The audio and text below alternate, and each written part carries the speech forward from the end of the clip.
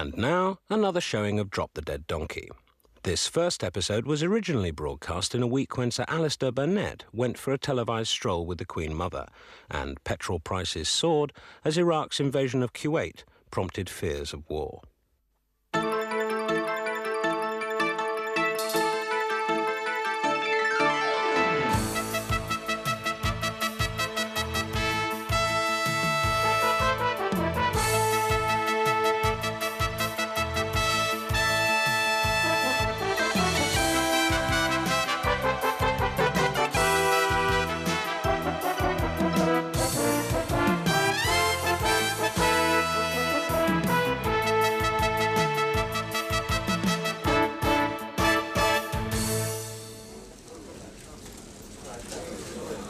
What's Hussein's latest justification for going in? Well, he's still saying he received an invitation. There's a little card. You are cordially invited to invade our country. Dress informal, 2:30 for 3 a.m. Please bring a bottle and tank. Can we be serious, please? We could be on the brink of a full-scale war, yeah? Marvellous, isn't it? What? Well, this sort of crisis is the ultimate challenge for any decent newsreader. You furrow the eyebrows slightly, you drop the voice an extra semitone, and you say, "Good evening. Tonight the world stands on the brink of war." And you scare the whole country shitless. Now that is real news reading, not poncing around behind the Queen Mother smelling of bloody rhododendron. Burbling about how all her trees are her personal friend. Did you see that programme? Just so unbelievably coy. I was just praying that one of the Queen Mum's corgis would start shagging Burnet's leg. Thank you, David. Now, are there any other stories? Yeah, I might have a story on some big new corn circles. Good. All right, now the Tory backbenchers have been on us again, so can we make sure we avoid even the slightest hint of irresponsibility? Now, for instance, this piece we're doing on the state of our drinking water. Let's not frighten people unnecessarily. No, that's right. Let's stress the positive side. Like how all the aluminium in the water is killing off the worms. I'm saying, Alexis, we have a responsibility. Yes? Speaking. No. No. No. No. No, I don't want a personal insurance plan, thank you. No. No, not even with additional cover against attack by chemical weapons. Where do you get this number? Well, where was I? Yes. Now, I want someone to put together a series of features on a single European market in 1992. No, come on. 1992 is a developing story. Trade barriers are coming down, common European currency. It's exciting, it's challenging. It's boring.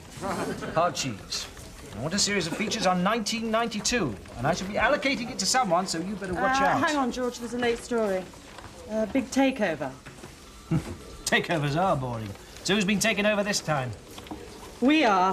What? Good God. It's described as a friendly takeover by Sir Royston Merchant. Royston Merchant? God, that ruthless bastard. I met him once at a charity dinner. He auctioned his chauffeur.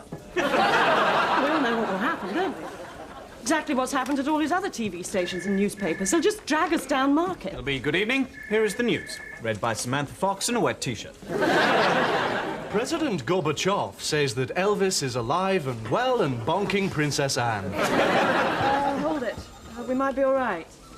There's a bid from a rival consortium. Now, they're saying that Merchant is an unfit person to control a news organisation. Surprise, surprise. Of course he is.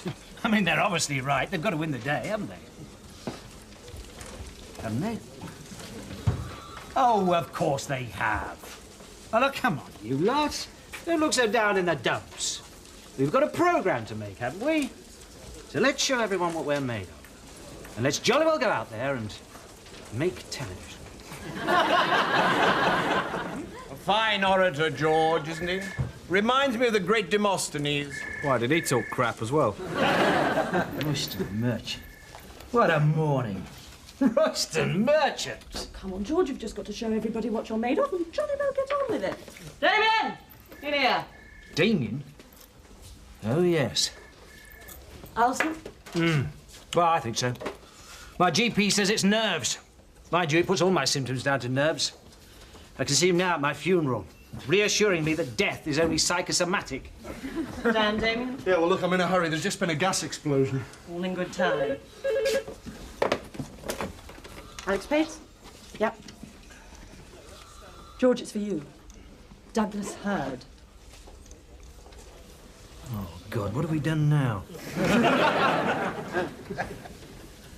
Hello, Mr. Hurd.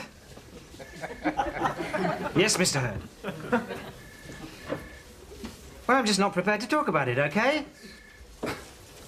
Yeah, well, I'm taking that attitude because I was under the impression you were Douglas Hurd, Her Majesty's Foreign Secretary, not Douglas Hurd, Insurance Advisor from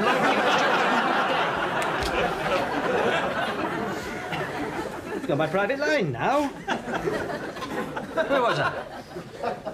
Oh, yes. Edited highlights. The best of Damien Day, starting with June 1986. And here, among the ruins of West Beirut, lies perhaps the most poignant testimony to the tragedy of the Lebanon, poking pathetically through the rubble, a child's teddy bear.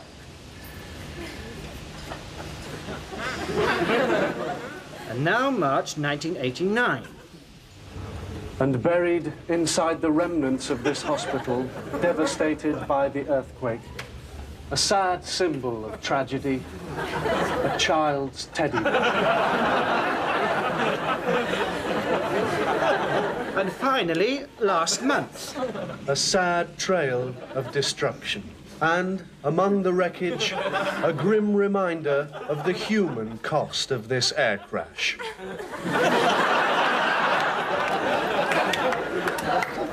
Hand it over. I don't know what you're talking about. Hand it over.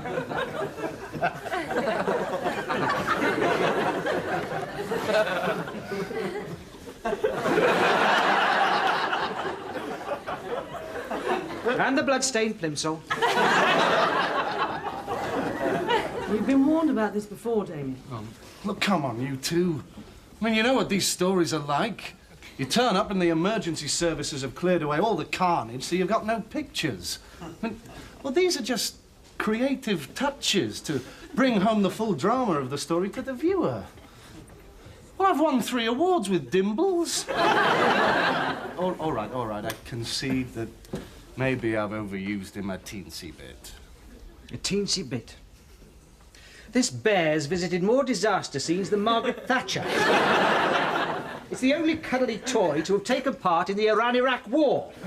Where, as I recall, you claimed it was a mascot abandoned by martyrs of Allah. Now, if there are any more of these creative touches, we're going to be out. Is that clear? Yes, George. Now, I mean it, Damien. Yes, George. Look, can I go now? Because I am supposed to be covering this gas explosion. George, President Bush has made a major speech. Oh, what's he said? Well, the gist of it is, go ahead, punk, make my day. Bye, everybody. Damien, I think you forgot something.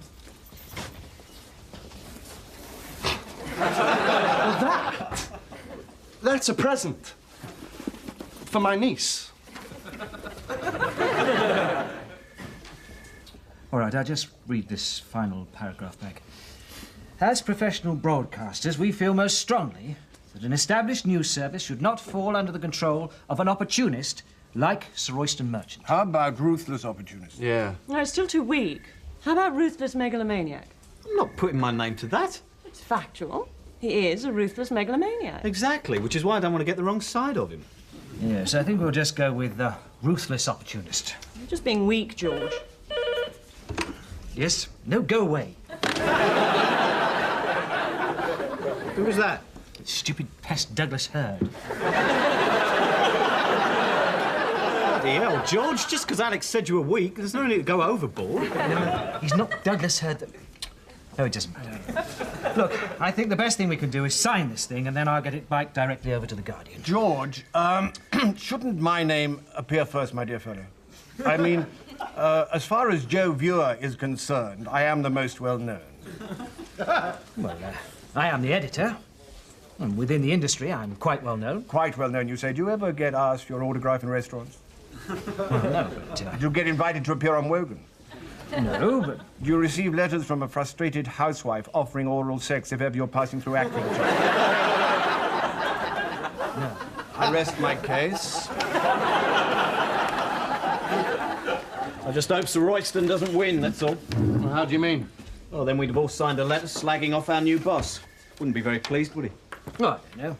I think he'd admire our integrity and our frankness and our perhaps ruthless opportunities a bit strong, actually. How about just entrepreneur? I don't believe this. What are you so scared of? We're just speaking our minds. Besides, there's absolutely no way that the shareholders will approve this bid. No, she's right, of course. There's no way the shareholders would approve Sir Royston's bid. And when your shareholders approved Sir Royston's bid, it was agreed by Sir Royston and your directors at a meeting late last night that I should interface with your team as, for want of a better label, chief executive. But please, please, don't think of me as that, because I'm a teamwork person. And initially, I just want to access into your operational landscape, to get the feel of your ballpark. It's basically, I'm very much on a learning curve here. He seems okay. Saying all the right sort of things. Not saying them in English, but I can't complain. I was expecting a devious bastard. He's a devious bastard. People who use the term learning curve are always devious bastards. The man's a moron. How will he cope? Our business demands commitment, professionalism, and total concentration. Hello, she's nice, must be new. And I feel sure we're all going to be one big, happy, collective organism. Hear, hear. And as for me, well, I can assure you, Gus Hedges is very much a light-touch, hands-off, arm's-length executive bloke. So you just carry on as normal. I want everyone to ignore me. Yes, well, thank you, Gus, for those words. All 3 million of them. I'm sure you've calmed any fears we might have had over this takeover. Oh, please, not takeover. Change of management emphasis. Yes, this change of management emphasis. Well, welcome aboard. Oh. Cheers. Cheers. Right, troops, back to work. Oh, George. I have something very important to tell you. Yes? I'm not here. Right. In other words, relax. Don't mind me, just carry on as normal. I'll watch and learn from you, okay? Well, you're the boss. Right. Thanks. Well, please, it needed saying. And I said the same thing to Sir Royston only this morning. Oh, right. Yes, he was terribly interested to know all about you. Was he? Oh, yes. And I told him I don't care what anyone says. George Dent is obviously the right man for this job. He runs a tight ship. He knows how to walk that tightrope between populism and irresponsibility. Oh, that's right. I'm very strict on irresponsibility. Damien. There's a farmer on the phone. He says, how big do you want the corn circle? Oh, great.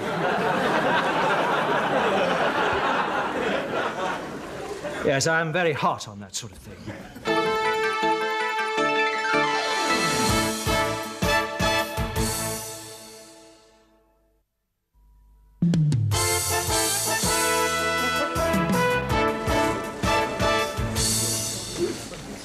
The man's a monster, and he's a complete megalomaniac. He's got all that money and power, and he's still not satisfied with what he's got. I think it would be better if somebody just shot him. So please, can we stop going on about Jeremy Beadle and get back to this meeting? Now, I know he was in the Express the weekend, but nobody's had a good TV interview with Ridley since he went. Any joy on that front? Well, I'll try him again, George, but I just keep getting his answer phone. It's a sad day, isn't it, when insulting Germans is considered a resigning offence? Yeah. Answer phone again. Guten Tag, Mr. Ridley! Alex, I just wanted to say, I'm not here. Well, maybe none of us is here, Gus. Maybe we're all just figments of some alien being's imagination. Nice use of humor. I like to see that in a teammate. Now, I know there's some nervousness here about Sir Royston, and I know he gets a bad write-up in the papers. Well, those he does know. Very good, yes. But I do want to reassure you, Alex, I'm not going to bring this operation down market. Good. George? George. Which graphic do you want to accompany the violence against the elderly story? We've got the silhouette of the granny being cudgelled, or the collage of Kosh, mask and machete? Oh, these are nervous. This is exactly what I'm talking about. Cheap and sensationalist. Which reminds me, where's Damien? Have you seen him? No, I've been with Gus. What do you make of Gus, Alex? He's like a eunuch's memories. Hey? Full of bollocks. He's been rather supportive of me, actually. Says I run a tight ship. Told you, full of bollocks. Quid, Henry. What? Nessun Dorma box. How would you make this week? 48 quid. Nearly enough for a gallon of petrol. Tonight, when we were asleep, the river rose up. And when we got up, it was flowing through the middle of the village. Ah, there you go. Now, about these corn Oh, sorry. I lost all my family. What's this? That's some of my stuff on the floods in India. Was washed away. I survived because I hung on to the branches of a tree, but they have all died. Meri beti, meri maa, sab gaye. Poor woman. This is very moving, isn't it? Yes. Now, Though she was better in one of the later takes, actually. Later takes? Yeah, it was, now we have nothing. it was take 9, I think it was. The crying was better. How many takes did you record? 17. You interviewed a woman whose family had just died, and you did 17 consecutive takes? Oh, look, of course I didn't. What do you take me for? I gave her a break in the middle so she could take a breather. Now, the best take's coming up. I got her to say that she was devastated, rather than just stunned. Right, that does it. This has definitely never, ever been broadcast. It was clearly obtained in the most reprehensible manner. And I'm issuing you a final warning. Is that clear? Yes, George. Now, this final warning, do you want me to disregard the 4 previous final warnings I've had this month? What are you suggesting? Well, nothing. Are you implying that I have problems in making decisions? Well, are you? You're fired. What? Well, you heard me. You're fired. Dismissed. You don't mean it. Well, George, I've only been here 1 day and you've already sacked your best-known reporter. What a little ball of fire you are. You're positive it's right to sack Damien? Well, you did say you admired my stand on responsibility. Oh, absolutely. It's just that research shows that Damien's reports have a high response factor. I mean, televisually speaking, he's extremely viewer-friendly, George. He's an animal. He'd napalm his own granny if he thought he'd get good pictures. He's got to go. Whatever you say, Coach. Damien goes. Even if he is Sir Royston's favourite. How do you know he's Sir Royston's favourite? Oh, Sir Royston mentioned it in passing the other day when he rang me about that letter in The Guardian. Ah, how did he take that, the letter? Well, Sir Royston's not brilliant at accepting criticism. You know, I saw him headbutt a speak-your-weight machine once. But I explained to him that the letter showed that you were a man of fierce, fearless integrity. Of course, he didn't see it quite like that, but never mind. He'll calm down. Eventually.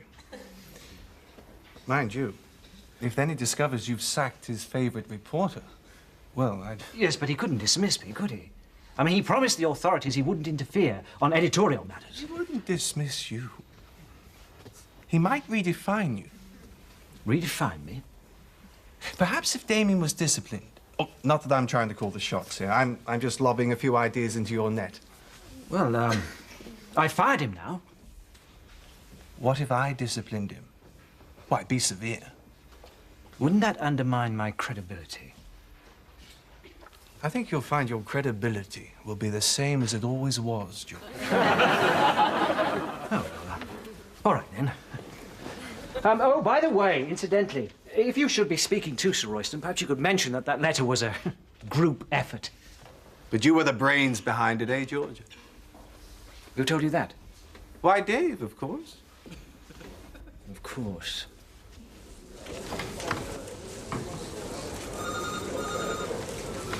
Do you know what gets me about this crisis?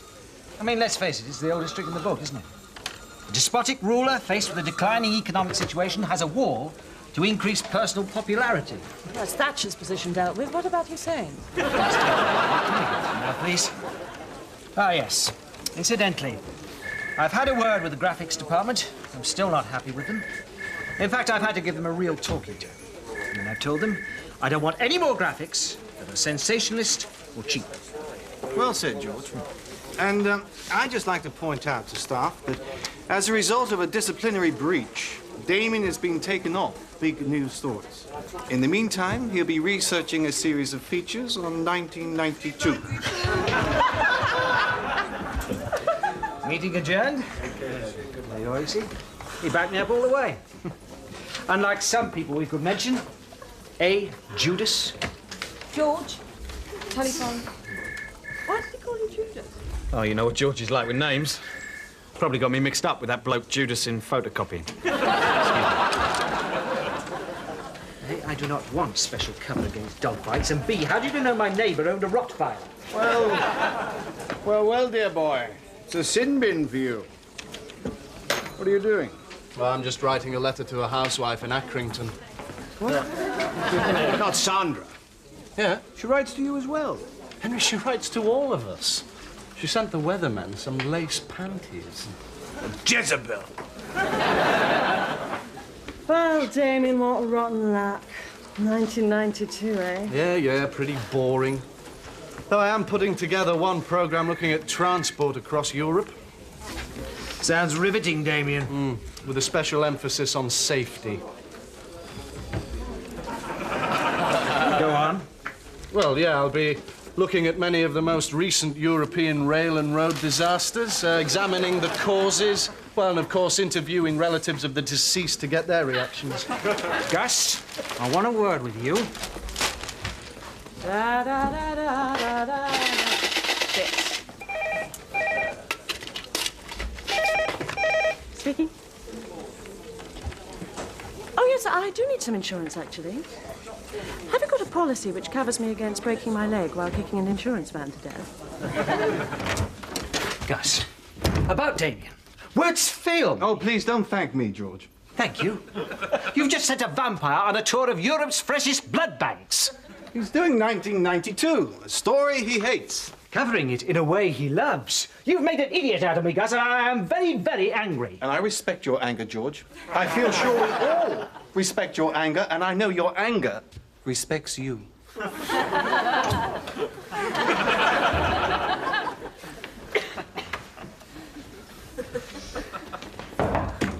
George, revised graphics for the crime against the elderly story. I want to work with you later, Mr. It was all George's idea. Yeah, all right. No, I'm serious, Dave. I'm fed up with people not taking me seriously. And sometimes I think that everyone's just taking the mickey.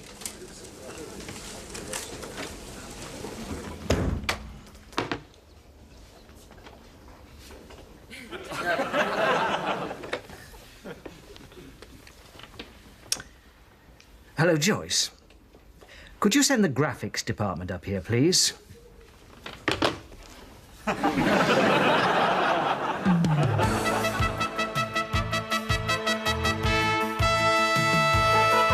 George? Yeah? British Telecom have just announced a profit of £741 million. What? For the last 3 months. What? Get BT on the phone for a quote. How did they make 741 million? I don't know.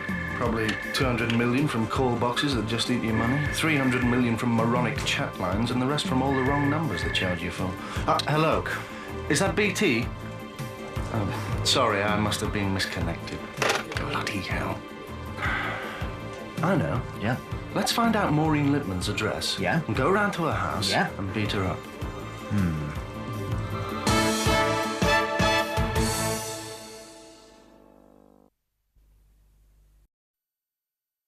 And now, another showing of Drop the Dead Donkey. This episode was originally broadcast in a hot week in August when the inquiry into the Guildford 4 convictions gathered pace and Iraq's continued occupation of Kuwait put Britain on a war footing.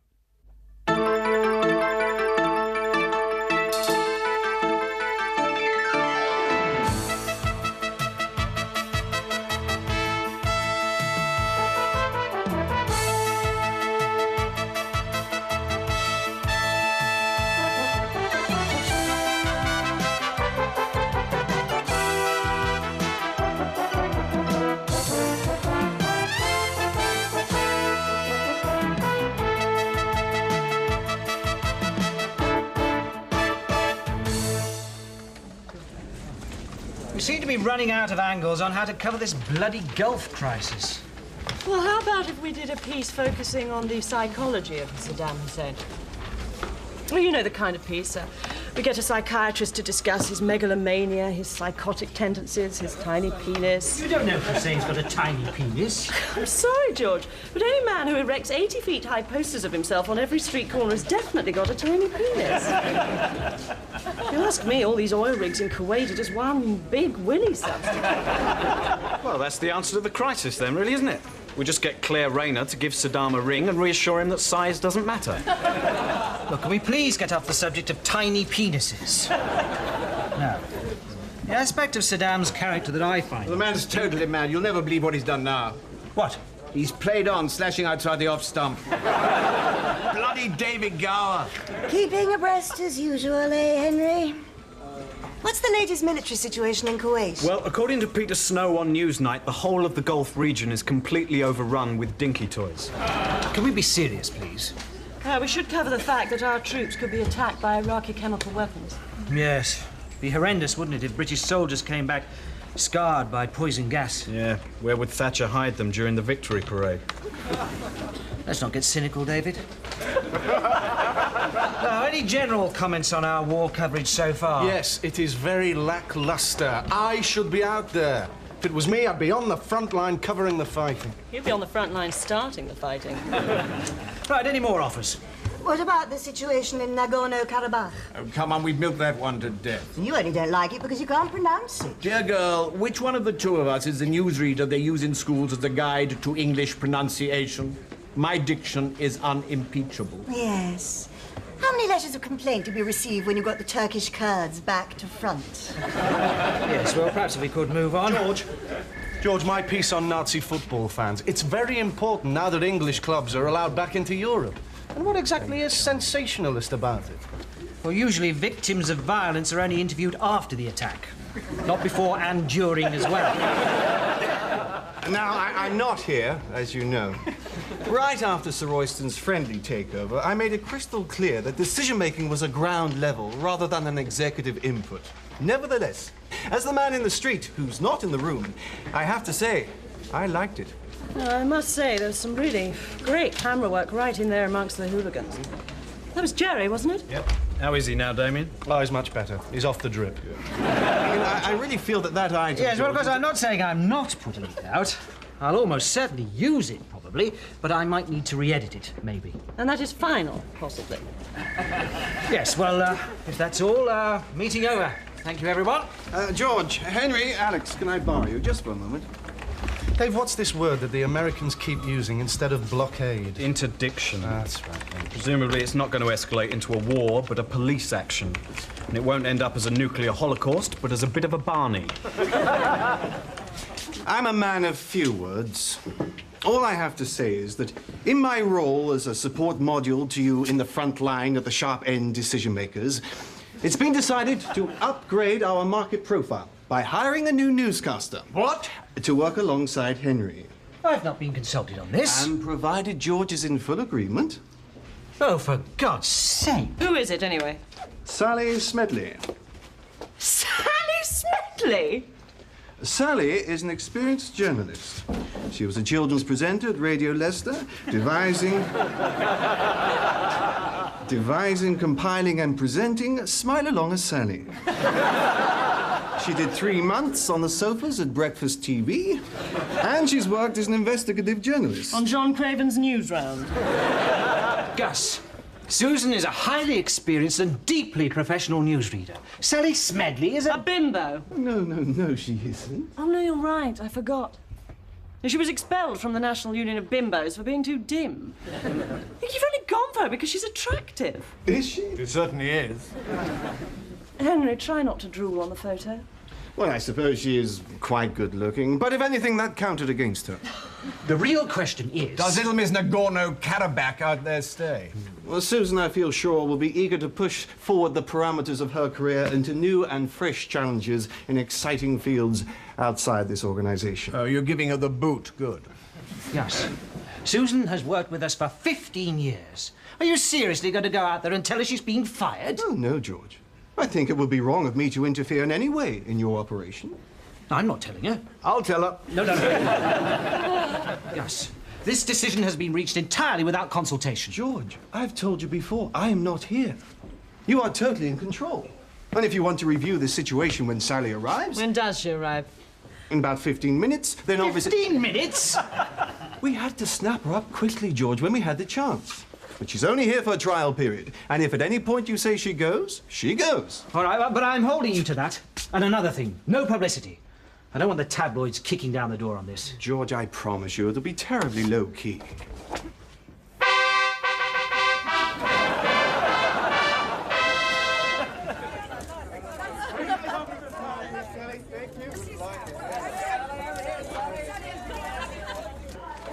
Very low-key. I'm surprised Gus didn't hire the Red Arrows. Oh, they're fully booked, apparently.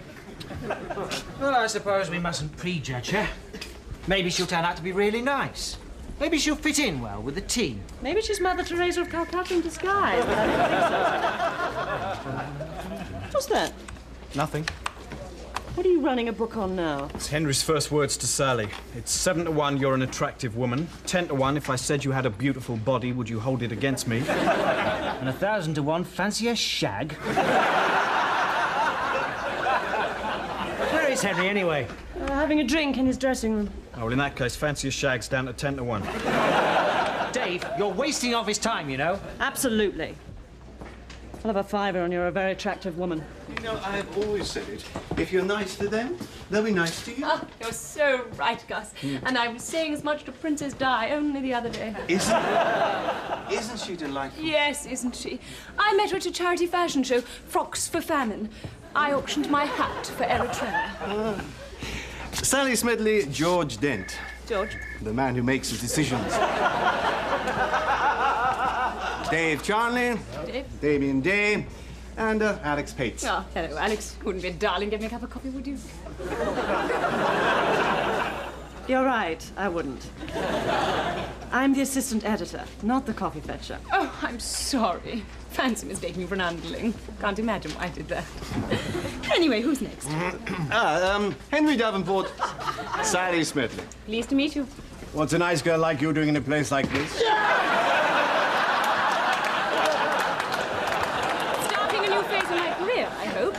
I'm an experienced I'll journalist. follow up to and that bomb in Nagorno-Karabakh. Ah, the Russian place. What did I tell you? The next Peter Sissons.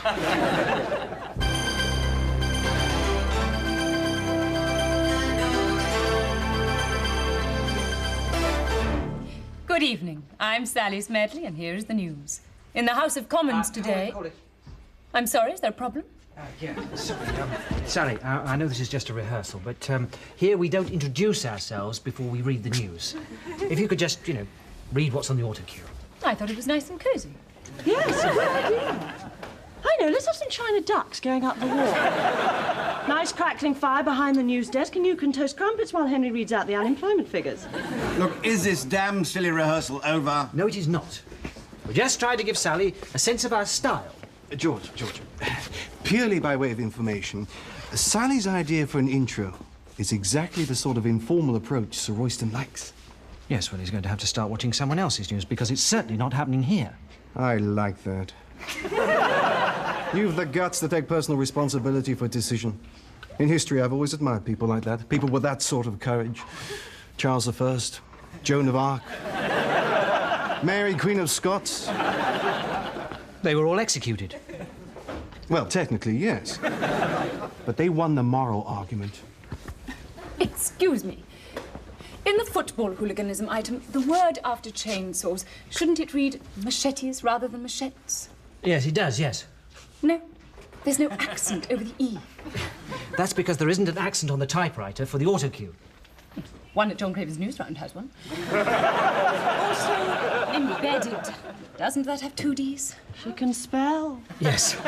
Because otherwise I could read it out embedded in his skull. Wouldn't be very good, would it? Sound very silly. Yeah, Sally, thank you very much.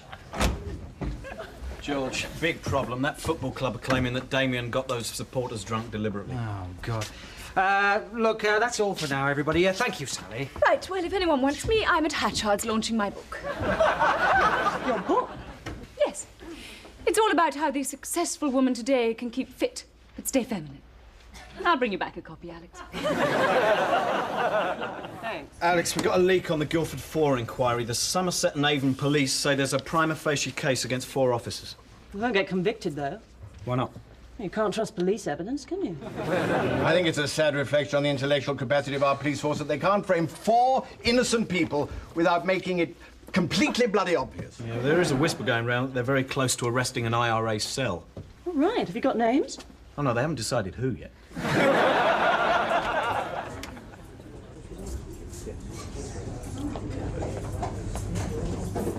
And so I said to Heseltine, I said, Mike, I said, just answer the bloody question. Is that the vintage champagne? Si. Excellent. You push off, I'll pour it. I thought we'd celebrate your first appearance. Well, it's hardly my first appearance. I'm an Experienced journalist, yes. You did jolly well today.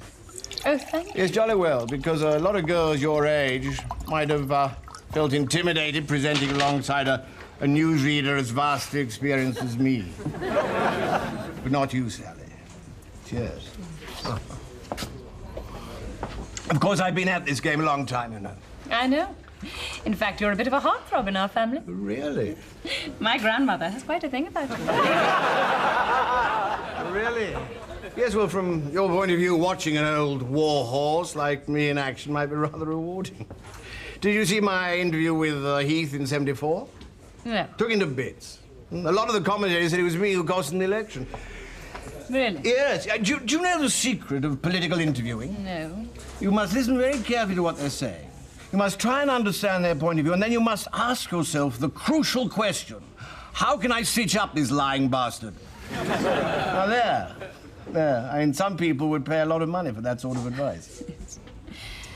Actually, do you mind if I give you a bit of advice, Henry? Sorry?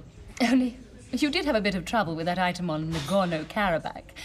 You see, you'd enunciate so much more clearly if you opened your mouth that bit wider. What? Yes, that's better. And if you put the tip of your tongue up to the top of your mouth, you'd say the t sound so much more clearly. Quite frankly, my dear, I'd rather put the tip of my tongue into someone else's mouth. Sounds very unhygienic. Excuse me, I hope I'm not disturbing you. Yes, you are! I just wanted to say, can I have an autograph? Oh, all right, very well. I'm a big fan of yours, Miss Smedley. Who should I make it to? Greaseball? Tony, with an I. To Tony. There you are. Thank you, Miss Smedley. Nice of you to ask me. God, how I hate these grubby little admirers. So now, where were we? Pronunciation. Oh, it's experience. You know, Sally, I think the combination of a lovely little filly like yourself next to a seasoned anchorman like me could give our newscasts a certain vibrant sexual chemistry. In fact, I think you could benefit from my experience in lots of ways. Well, Henry, no one can say you're not experienced. In fact, the word I'd use is old. Old and raddled. Old, raddled, pushy, arrogant, and quite frankly, so physically repugnant, I'd rather go to bed with a one-eyed syphilitic warthog. God, I do love it when women play hard to get.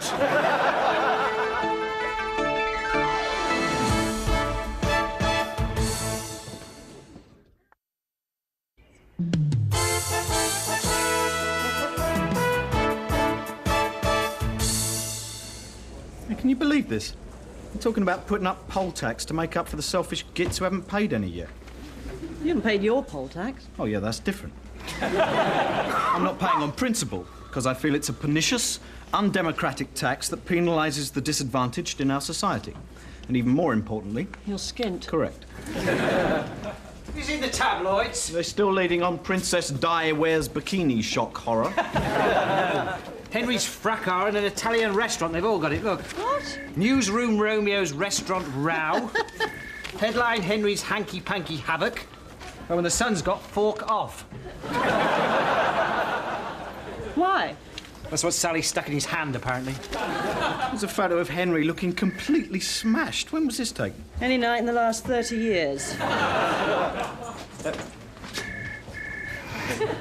Yes, can I help you? Nice meal? Do you know I offered to take that woman to bed and she turned me down? Incredible, isn't it? You wouldn't take her for a lesbian, would you? Poor girl, probably a hormone deficiency or something. Just because a woman refuses sex with you, it doesn't automatically mean there's something wrong with her hormones. It does in my book. What book's that? Sexual harassment for beginners?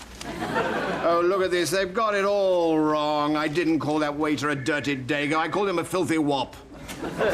I pride myself on accurate bigotry. Henry! Ah, Damien, I want a word with you. Yeah, in now. a sec, George. Well, you sleep with her then? No!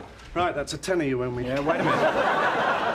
I've got to get 20 off Henry first. Damien, I said now. Yeah, as soon as I get a coffee. Well, I see we've made the headlines this morning. Yes, it's a terrible mess. Eh? Oh, yes, just terrible. Very, very sad. Are we in any of the other papers? We're in all of them. Oh, dear. Good morning, everyone. Lots more news in Iraq, I see. Well spotted. I think we should just drop some nuclear weapons on them. I mean, we've got the H-bomb, they haven't. Thank you, Perez de Cuellar. Damien, in here, now. Listen, George, I did not buy those thugs as much as a half a lager. I got accounts to send up your expenses. Did you? Yes. They include a receipt for 172 cans of Kestrel, 3 flagons of cider, and 8 bottles of whiskey. Yeah, well, it was during that hot spell that we had. Oh, look, all right, George, it loosened their tongues. Loosen their fists if Jerry's anything to go by. 172 cans of Kestrel? How many of them were there? 8 or 9. Now, look, Damien. George, these people are Nazis. Now, any tactic is valid if it exposes them for what they are. That is my job. Your job is to report the news. It's just like that time during the World Cup when you got all those football fans drunk so they'd abuse Colin Moynihan. George, you do not need to get people drunk to make them abuse Colin Moynihan. Oh, my God! Oh, God, what's happening now? Sally has just discovered that Henry's fed all her copies of Slim Along a Sally through the paper shredder. You wait, George. From now on, it's going to be World War III out there. Oh, I'm sure it'll all blow over. Just give them a couple of days. They'll be feeling much more relaxed. On a day when the crisis intensified in the Gulf and Iraq... There you are, you see? They're looking much more relaxed. ...on the border with Iran, that is the news. We'll be back at 6. Well, tight ass, you were total crap, as always. And so you brain-dead geriatric dinosaur. That car's got to go! She is useless. Yesterday, we were discussing the cabinet, and I asked her what she thought of Portillo. She said she'd been there on her holidays, but she preferred Amalfi. She's a monster. I mean, she's been here 3 days, and already she's called Martin in Sound a tone-deaf retard, and she wants Gillian in makeup fired because she says she's too ugly. Yes, look, I do understand a lot of your complaints. However, Gus has just given me a set of overnight figures which would seem to suggest she's increasing our ratings considerably. Oh, right, which is obviously the prime consideration. I know, let's get Mel Gibson to read the news in a black leather jockstrap while Patsy Kensit simulates sex with our new weatherman, Arnold Schwarzenegger. Look, George, it's no use trying to pretend this isn't happening. Now, Gus said she was here for a trial period and the final decision was yours. It's time you made it. George, Alex is absolutely right.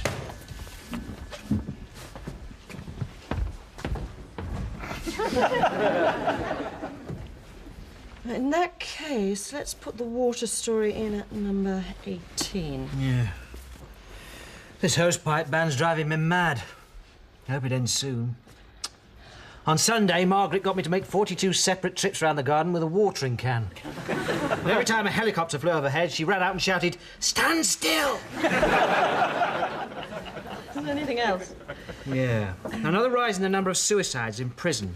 Well, that's one way to reduce overcrowding, I suppose. Number 32. George! Skipper! You wanted a word? Oh, yes, Gus. Look, he wanted to tell you that Yes, he's is made it the okay? decision. I'll handle this. Thank you, Alex.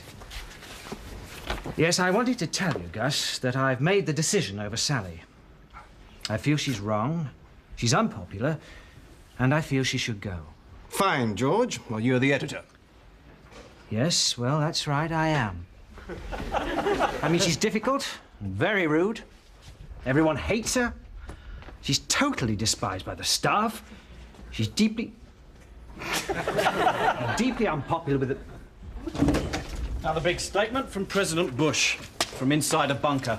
A bunker? Yeah, just off the 13th green. When the going gets tough, the tough go golfing. Hey, great news about the bonus. Thanks. Want a cup of coffee, Sally? No, don't worry, I'll... What bonus? But didn't I tell you? Everyone's getting quite a substantial bonus. What for? For the ratings going up. I've memoed all the staff saying with Sally's arrival putting up the viewing figures, I felt everyone should benefit. It's nice to see so many happy faces, isn't it? Now, you were saying about firing her. Yes. Your decision, as I say. Still, I know you're a man who can face unpopularity. Oh, look. Someone's bought her some flowers. He has made his decision. How about extending her trial period? For how long? About 3 years. Certainly not. Okay, George. But when she goes, bang go the ratings and bang go the bonuses. But don't worry, I'm sure the staff won't hold you personally responsible. Look, George has told you, Gus. Yes, that he... Gus, that's right. I'm not taking Sally on for 3 years. 2 years. All right, fair enough. You're a great decision maker, George. Oh, George. 2 years of hell.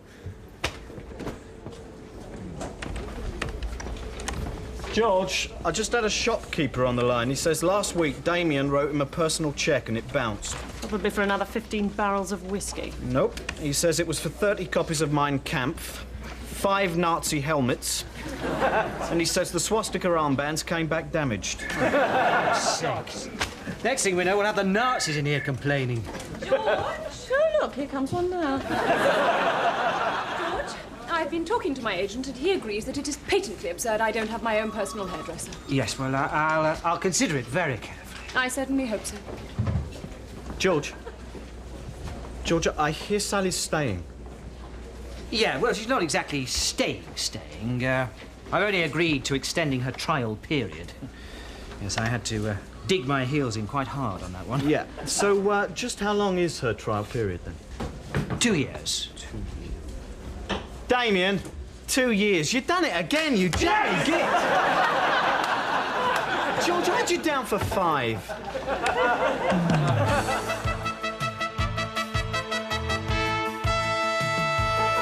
Alex, I'm not totally happy with our wording on the Lord Denning item. We're just reporting the facts, Gus. But he comes across as senile and totally bonkers. We're just reporting the facts, Gus. Look, Denning says it was just a bit of fun. And besides, he's making a perfectly valid point about capital punishment. I mean, all he's saying is, if the Guildford Four had just been hanged, then everyone would have been satisfied. I think the Guildford Four would have been very satisfied. They'd have ended up as the Guildford Naught. Look, Lord Denning is an institution. Should be in an institution. So I don't think we should be too provocative. I'm sure there are other equally important stories we could lead on. Oh, of course, yes. I know. How about Prince Charles hugs woman in Mallorca? Oh, no. That's more of a third item.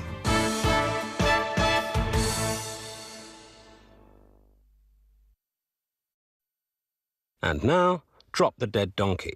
This episode was first shown in a week when investigations into possible police corruption gathered momentum and the Western powers mobilized against Saddam Hussein.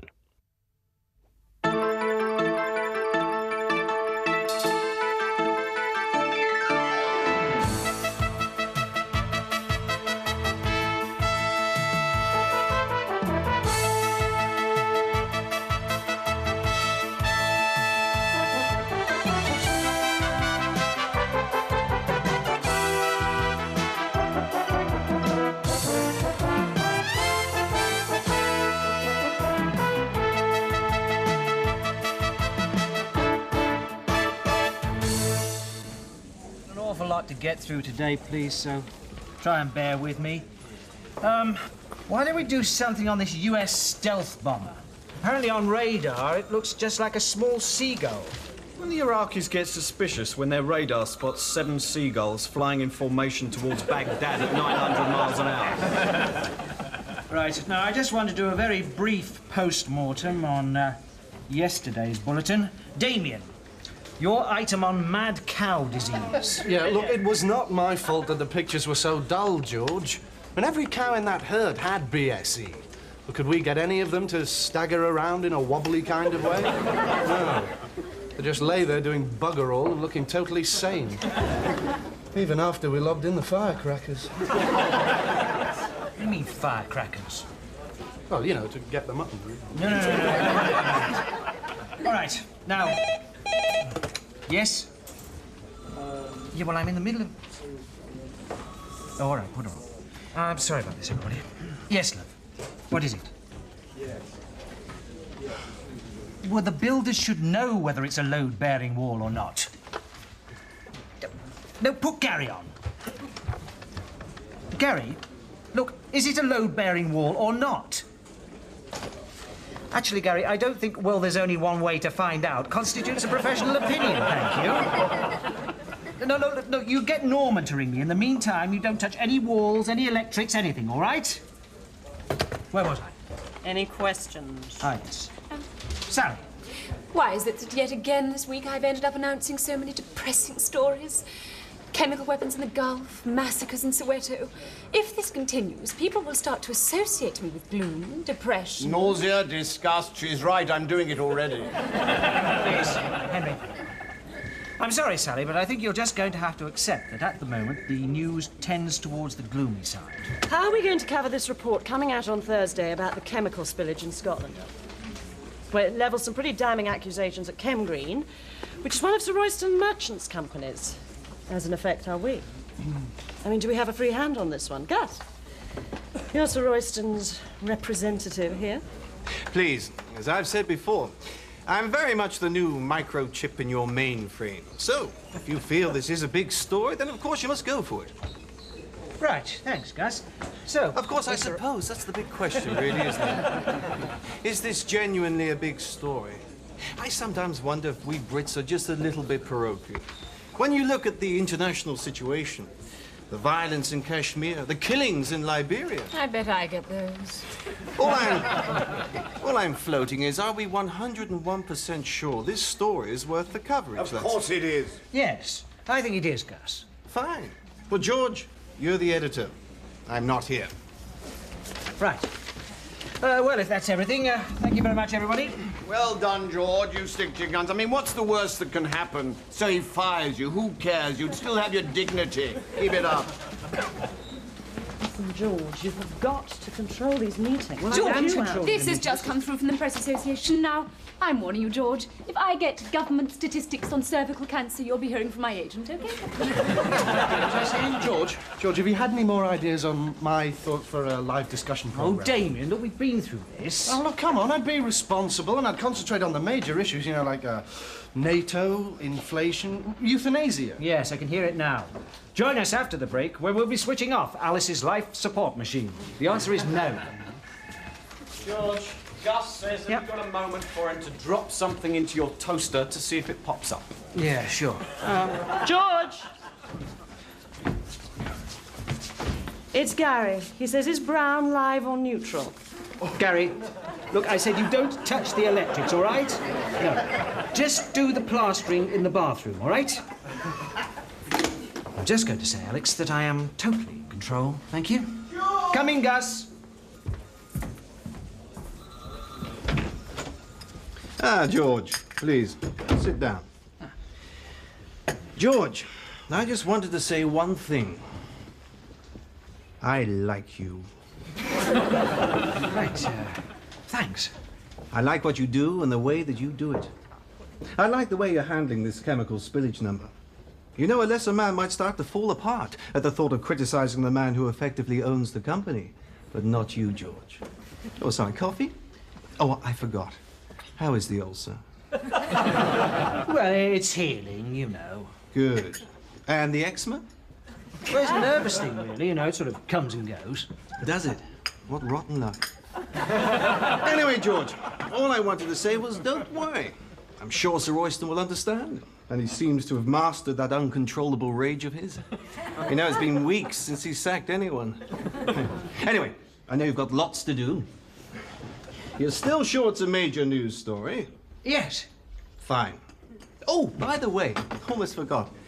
Those management consultants, Princely, Smethurst and Smith, we roped in to assess our operations here, have delivered their report. Have a skim, will you? Plug it into your mindset. Right. See you. See you, George. Oh, Dave, you haven't seen Damien, have you? No, why? Oh, he promised me some copies of his prostitution in Bangkok report. What's this? What are you doing? As company dog's body, I've been given the riveting job of updating the obituaries so they're ready for when the relevant celeb pegs out. Oh. This is Edwina Curry's. Rather enjoying this one. Edwina Curry's no age at all. Why would she die? The publicity? It's been very quiet for her recently. Anyway, I hope she snuffs it soon. That's a terrible thing to say. I mean, you may disapprove of her politics, but... No, it's not politics. I've drawn her in the sweepstake. We're running a sweepstake on which of the obituaries gets broadcast next, and I've got Edwina Curry. The rules state that any cause of death is permissible, except assassinations, which don't count. Does George Dent know you're running this macabre lottery? Of course not. I can't believe it. Running a sweepstake on when people will die, it's grotesque, it's obscene. £500 in the pot. I'm in. How much is the stake? 30 quid. Yeah. All right. Now you shut your eyes and you pick out her name. Who have you got? Kylie Minogue. I don't believe it. What's she doing in there? She's only about 12, isn't she? Kylie Minogue, I stand no chance. Oh, well, you never know. I suppose something might happen. Hey, I told you, assassinations don't count. Don't even think about it. Henry Davenport, Kylie Minogue. Why couldn't I pick one of these old relics? Look, I mean, Lord Chalfont, Barbara Cartland, Lord Carrington, Roald Dahl, Henry Davenport, Lord Denning, Dame Elizabeth... Sorry about that, Henry. Didn't realise that one was there. Shouldn't be there, really. Should be, well, somewhere where you wouldn't have seen it. Sorry. We made it a few years back when you had that heart attack. So you think I got one foot in the grave, that I'm knocking at death's door? No, not at all. I'd have you know that there's an office full of women out there, and last year I've shafted 5 of them. Keep your voice down. Look, these obituaries, they're nothing to do with age. They're eulogies. They're tributes. They show how much someone has achieved. Then what's Kylie Minogue doing there? Eddie the Eagle Edwards? Nicholas Parsons? Look. These are 2 minutes long. Eddie Edwards is 20 seconds long, to be precise. Whereas yours, Henry, yours is 1 hour long. You see, it's a special programme devoted entirely to your memory on account of your stature. My stature? Your stature, yes. I mean, look, you don't see an obituary up here for Sally Smedley, do you? No. Exactly. Because she is a brainless, ex-breakfast TV bimbo who has achieved bugger all. But you, Henry, you are a national broadcasting institution. You're right, of course. Play it, will you? What? Play my obituary. Oh, well, I don't think I can, Henry. I mean, the people who contributed to this did so on the assumption that you'd never see it on account of your being dead. Look, Dave, I won't get upset. I just think it would be a very interesting metaphysical experience to see one's own obituary, that's all. You want to know what people say about you? I don't. Yes, you do. I do not. I couldn't care less. Oh, good. Why, what do they say about me? Well, nothing uncomplimentary. Why can't I see it? Because... Dave, why can't I see it? I'm sorry, Henry, but to show you this would be unhealthy and unethical. All I will tell you is that the programme Henry Davenport Remembered is a moving televisual tribute to a respected broadcaster, beautifully structured and lovingly filmed. Really? Really. And the car chase in the middle is brilliant.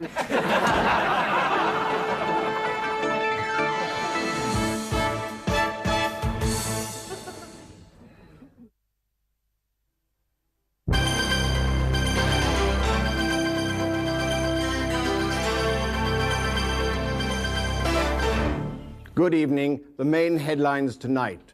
President Bush has said he will not negotiate over the hostages. Saddam Hussein has warned of a bloodbath if Iraq is attacked. And George Dent has been sacked. His replacement as editor at Globelink News will be Sir Royston Merchant's pet gerbil Disraeli, who has promised not to run the Kem Green story. But first, home news from Sally. A house in Ealing collapsed today after workmen had removed every single load-bearing wall. One of the workmen, called Gary, was revealed to be an escaped psychopath who goes around deliberately destroying people's homes. George. George. Haven't you got a home to go to? I doubt it. What time is it? midnight. Oh. I fell asleep reading this. What is it? Oh, it's that report from Gussie's management consultants. Poncy, Smartass and Smug, whatever the bloody names are. Apparently, I'm deeply disorganised. Can you believe that? Deeply disorganised. I'm going to underline that bit.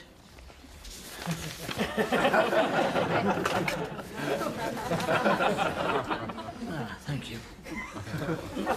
He's clearly someone who is prone to bouts of stress. Oh, you are. Obviously, this report is... Forget this report. Relax. Why don't you take some days off? And who the hell had run this place? Oh, well, thanks a bunch. I mean, it's nice to know I have your complete confidence. Oh, Alex. Don't think I don't appreciate your support, because I do. I mean, the marvellous thing about you, Alex, is that at the end of the day, I know I can always rely on you to back me up. And I really appreciate that.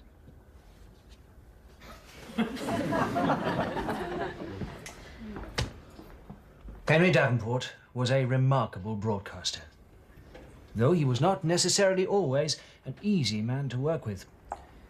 In fact, his office nickname was Grumpy. You know, sometimes he'd just explode, like a bomb. But we all loved him. 5 minutes till we're on air. Stand by BT2, BT1. Right, so then we'll do the West Midlands Serious Crime Squad investigation. How several important documents have gone missing. Probably claim the Birmingham Six stole them while they were beating themselves up. OK, you two, at the end we'll put BSE in. Damien's got some better pictures, cows stumbling around, foaming at the mouth, etc. But we're still 30 seconds over, so let's lose Princess Margaret's birthday party, OK? Oh, I thought that was nice. Did you get that change, Henry? Who knows? Maybe, maybe not. Cooperate, will you, Henry? Oh, you know me, dear boy. I'm not necessarily an easy man to work with. Henry? Henry? Yes, Henry, that is your name, isn't it? Oh, is it? I thought it was Grumpy. I thought I'd begin this evening's news. Good evening, this is the news read by Grumpy. And Dopey. I heard that. Yes, but did you understand it, Dopey? Pack it in, Henry. Careful, George, because sometimes I can explode. Like a bomb! But it doesn't matter, because you all love me. All right. Who showed Henry his obituary? The so-called obituary contains 12 factual errors. How did he get to see it? I don't know. I locked it away. I said I want the obituary re-edited. I resent its carping tone. Perhaps we could deal with this later. Yes, here. We haven't time to discuss some vain old poser's obituary. They haven't made one for you. What do you mean? It wasn't worth it, apparently, because you're a brainless ex-breakfast TV bimbo that's achieved bugger all. Isn't that right, Dave? Cheers, Henry. Eddie the Eagle Edwards has got one. And Annika Rice. But you haven't. Is this true? Look, we can talk about this later. Now, can we please get on? Yes? Yes, Gary. What do you mean, where do I keep the fire extinguishers? No, never mind being prepared. Look, I said don't touch the wiring. Just concentrate on the plastering in the bathroom, all right? Sorry about that. Now, glancing forward to tomorrow's running order, I see that the report on the chemical spillage is being published, so I think that should go in at item 26. Item 26. So where would that go out in the final news bulletin? What about the fifth item? Unless it gets forced lower by bigger stories. We leave gaps in case that happens. Even the hugest story would only go in at number 5. So the Chem Green story's at 26. At 30, 26, we'll have... you know, that does seem very high profile. And I wonder if it's more constructive to address these very valid green issues from a more global perspective. Well, I hear what you're saying, Gus, but I really don't think we can neglect this story. Well, of course we can't. It's important, significant, and we have got some great footage, you know, of dead fish floating down the Yeah, Damien. I think we ought to run this story, Gus, and you did promise no interference. Absolutely. Point taken. I'm not here. Do I really not have my own obituary in the tape? I'm a national celebrity. I mean, what if something happened to me? I could step under a bus tomorrow. Would you? We'd be so grateful. I want an obituary, George. And I want my obituary re-edited. I do not want to hear the word obituary again today. Now, whilst we're on the subject of obituaries, it has come to my attention that Jeremy Beadle's tape is wearing extremely thin because people keep playing it for fun. So pack it in. Right, now this meeting is over. Alex, you couldn't step into my den for a quick headbang, could you? Yeah, in a minute, Gus. George, I've got another government statement here saying that fears about declining educational standards are exaggerated. Spelt with 3 G's. Hey, you know that latest mad cow footage of Damien's? Yep. The farmer's on the phone. He says he's just found out his cattle feed is full of fairy liquid. Do you want it? Hello there. Alex, I like you. Really? And you know what I like most about you? Surprise me. Your loyalty. You're happy in that role of solid support module. And that's what I told those management consultants. I'm sorry? Well, their report recommends that you take over George's job. And that George be moved into a less demanding role, something more eczema-friendly. But I told him, you can forget that game plan. Alex Pate's mental parameters extend no further than merely backing up George.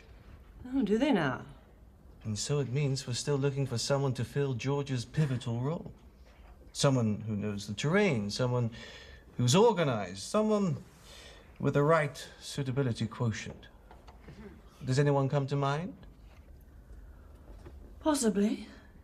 Could you possibly elaborate on possibly?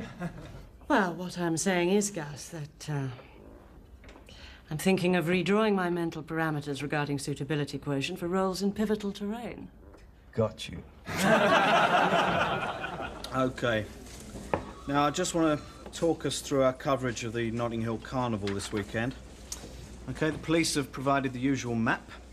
Now, at point A, they'll provide some jovial constables who'll be dancing with large, cuddly West Indian women. Okay. At point B, there'll be some more jovial constables who'll be letting young rastas try on their helmets. And at point C, there's going to be some constables from the ethnic minorities. Now, get there early because they're going to be moving them around so it looks like there's more of them. OK, now, the riot. The riot we expect to take place at the usual place around about 8 o'clock on Monday, OK? We've got the usual flat with a good view of the crossroads. You pick up the key from Mrs. Sullivan, number 85, as per last year, OK? OK, thanks. Damien, what on earth have you got there? Oh, this is next door's cat. Yeah, I'm just looking after it for them. You want to be careful. Cats can get BSE, you know. I know. Thing is, Gus, it's a point of principle. And I said in front of everyone that Henry couldn't re-edit his obituary. Now, I can't go back on that. Absolutely. It would be wrong for you to change your decision. That's why I changed it. What? I felt we had a serious dialogue shortfall on our hands, so I resolved the situation to ease your enormous workload. Well, how is the eczema, by the way? It's fine. Everything's fine. My workload's fine. I'm fine. Fine. But you see, you've still overturned my... The point is, Gus, I thought that you said that I was in charge. George, believe me, you're as in charge as you ever were.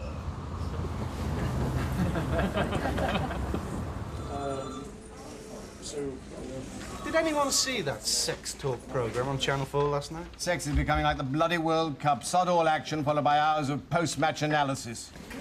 Everyone banging on about the female orgasm. Before feminists were invented, women used to lie back and be grateful. I'm telling you, whenever a woman comes back to my place, the earth moves. What I've heard, you'd be extremely lucky if any part of your anatomy moved. All right. Now, I want to do a follow-up on BSE, but no pictures this time, thank you, Damien. No foaming cows. No cats that have been dosed up with Benylin. So BSE's at 31. The Chem Green spillage story stays at 26. Yes, George, I was wondering about the Chem Green thing. Is this story really worth carrying? You've changed your tune. One should keep an open mind. Yes. How is the obituary coming along, Henry? It's editing together nicely, thank you. So is mine. It seemed only fair to be even-handed. I think that perhaps Henry does have a point about this Chem Green story. Hang on. How have you been nobbled? No, don't tell me. The live discussion programme. It's only a tryout, George, to see if Damien's baby has legs.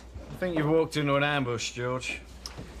Does anyone else feel the Chem Green story's not worth running? Well, I've got my doubts about it. Well, stop me, there's a surprise. We are running this story because it is significant, isn't that right, Alex? Well, Well, what? well, there are a lot of stories surfacing just now which might squeeze it out. Right. Well, in the light of all your misgivings about it, I have decided that the Chem Green story stays. Because someone has to ensure that we select the news on the basis of the public's right to know, rather than our own self-interest. And if running this story and showing integrity and independence means that I get the sack from Sir Royston Merchant, then so be it.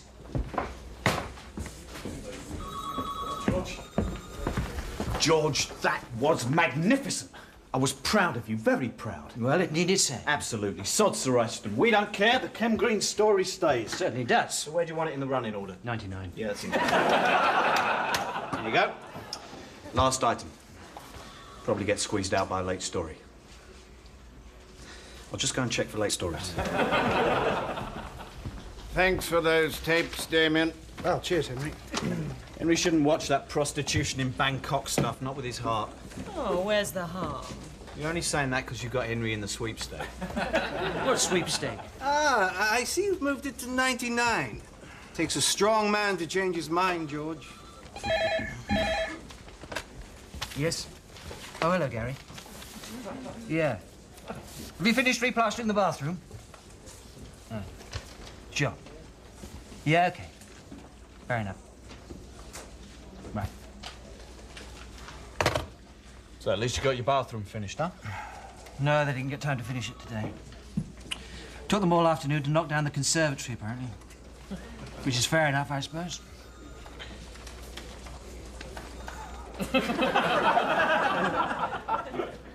I didn't ask them to knock down the conservatory.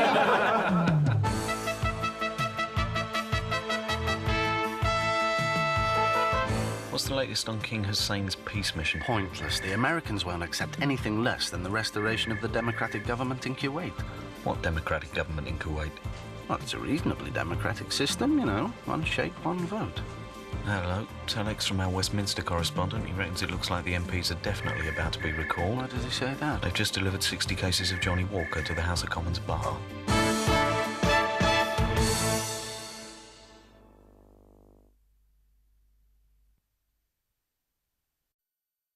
And now, Drop the Dead Donkey.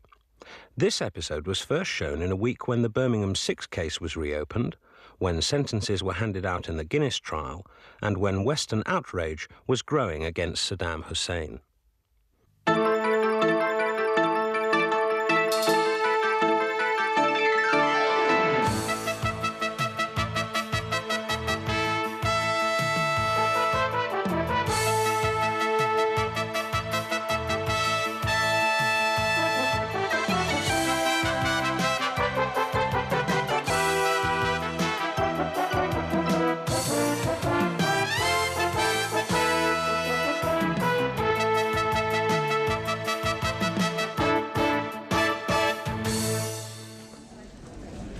Right, now, quiet now. This is very, very important.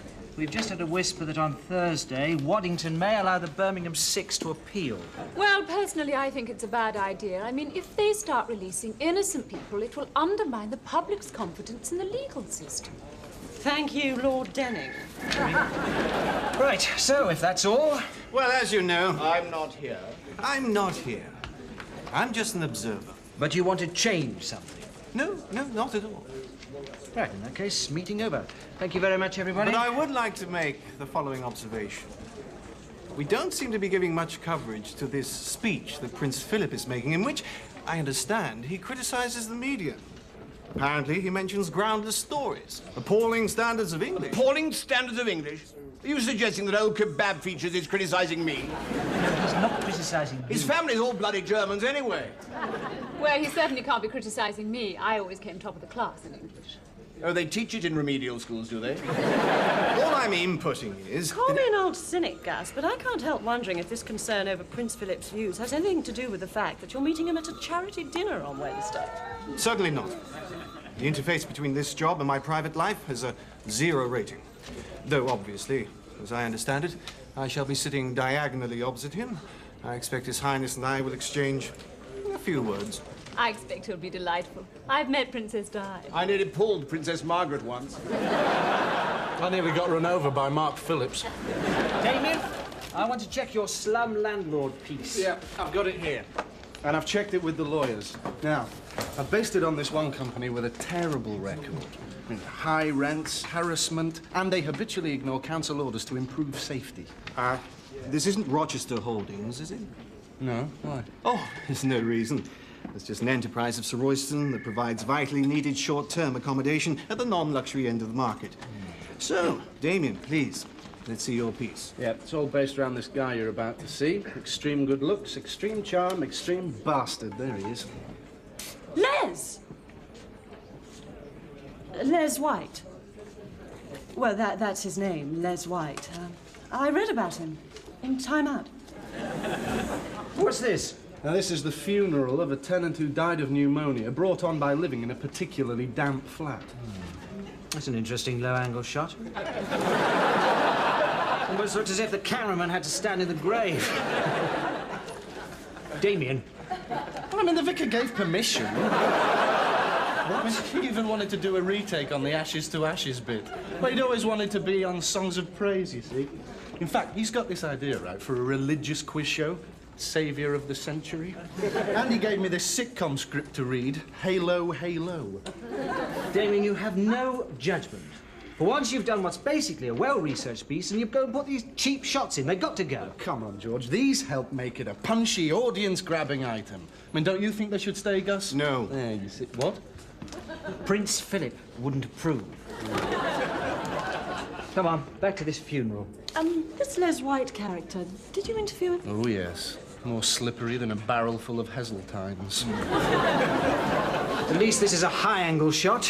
Yeah, I mean, the low-angle stuff was great, but, well, I decided to call it a day. The relatives? No, unfortunately, Jerry put his foot through the coffin lid. God! You know, Damien, I'm surprised you didn't keep filming.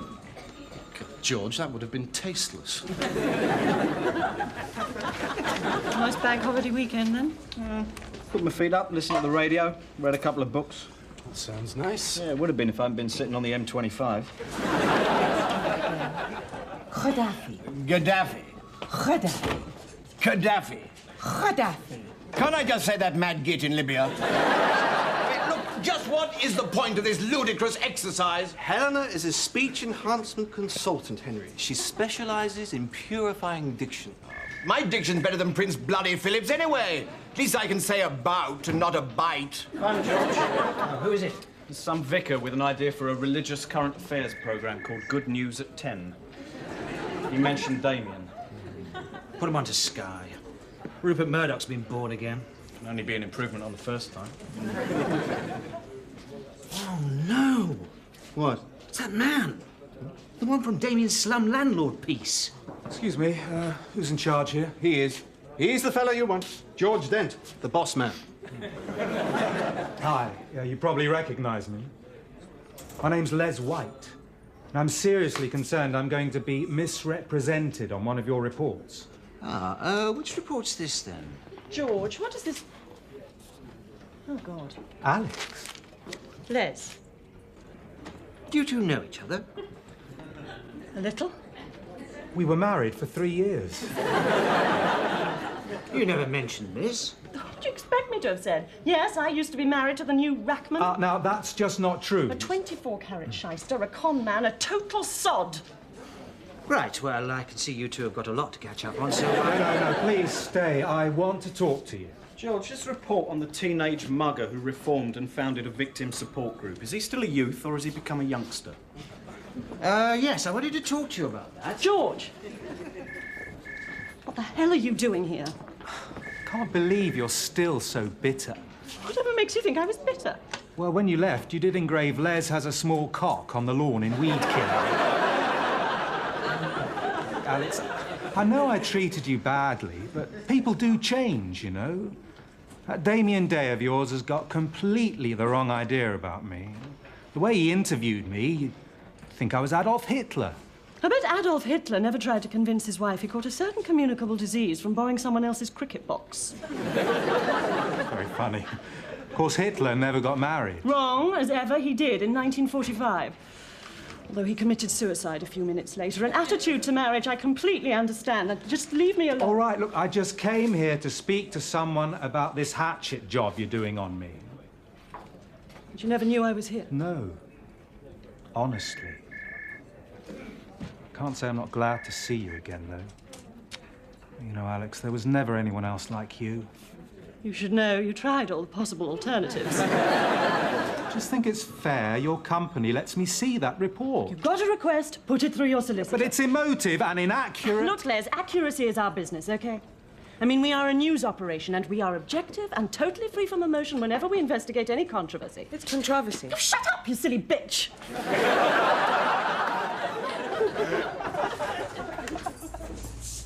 Thanks for having a drink with me. Leave the office till I agreed, would you? What would you like? A glass of house white, please. And mineral water for me. A mineral water? Oh, yes, I'm teetotal these days. Sorry about when we were together. No, I used to drink a bit. You used to drink a bit? You were a founder member of Alcoholics Conspicuous. Yes, well, I'm sober. I've changed a lot. In what other ways have you changed, then? Well, for a start, I've become a Christian. Okay. Who? A Christian? I don't believe it. I'm telling you, I'm a Christian. Oh, my God, you're not going to pull on a polo neck and start singing Kumbaya, are you? Les White, a Christian. How did it happen? Well, you know, when we split up, I went to pieces. I went on a massive bender. One morning I woke up, wet, shivering on the embankment, and I thought, this is it, the end. And then this mobile soup kitchen rolled up, run by a Catholic priest. We became friends, and inspired by him and the good book, I found Jesus. Well, I'll be buggered. You are a Christian. God-fearing, religious, slum landlord Christian. And listen, those flats may not be bijou luxury apartments, but I run them as a housing trust for people who've hit rock bottom like I nearly did. Look, I'm sorry. Alex, I just thought that you, of all people, might be prepared to give me a chance, even though I realise you no longer have any real feelings for me. But I do, that's the trouble. I mustn't let him see it. What I need is an expression of total disinterest. There. Oh, that looks like indigestion. OK, just keep calm, Alex. Remember what it's like sharing a bed with a vomit-stained adulterer who staggered in at 3 o'clock in the morning. What it's like sharing a bed. Sharing a... Get a grip, Alex. Get that disinterested look back. That's it. You all right? You look like you've got indigestion. I'm fine. Look, I've got to go. So don't expect me to help you over Damien's story. And don't bother me at the office. And don't ring me at home. And don't interfere in my life ever again. And don't look my number up in the phone book either.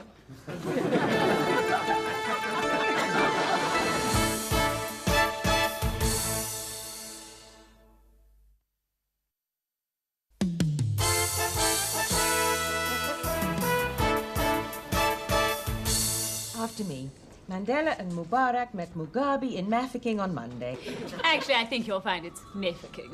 Please, I do know how to say Mafeking.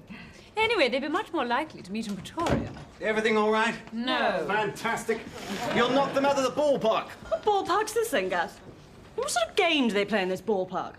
Well, it's a metaphorical ballpark. It's a park that's full of balls. Like everything you say, Gus. All right, Alex, take it easy. But he drives me mad, always banging on about standards and language. I've never heard him say anything I understand as English. Alex.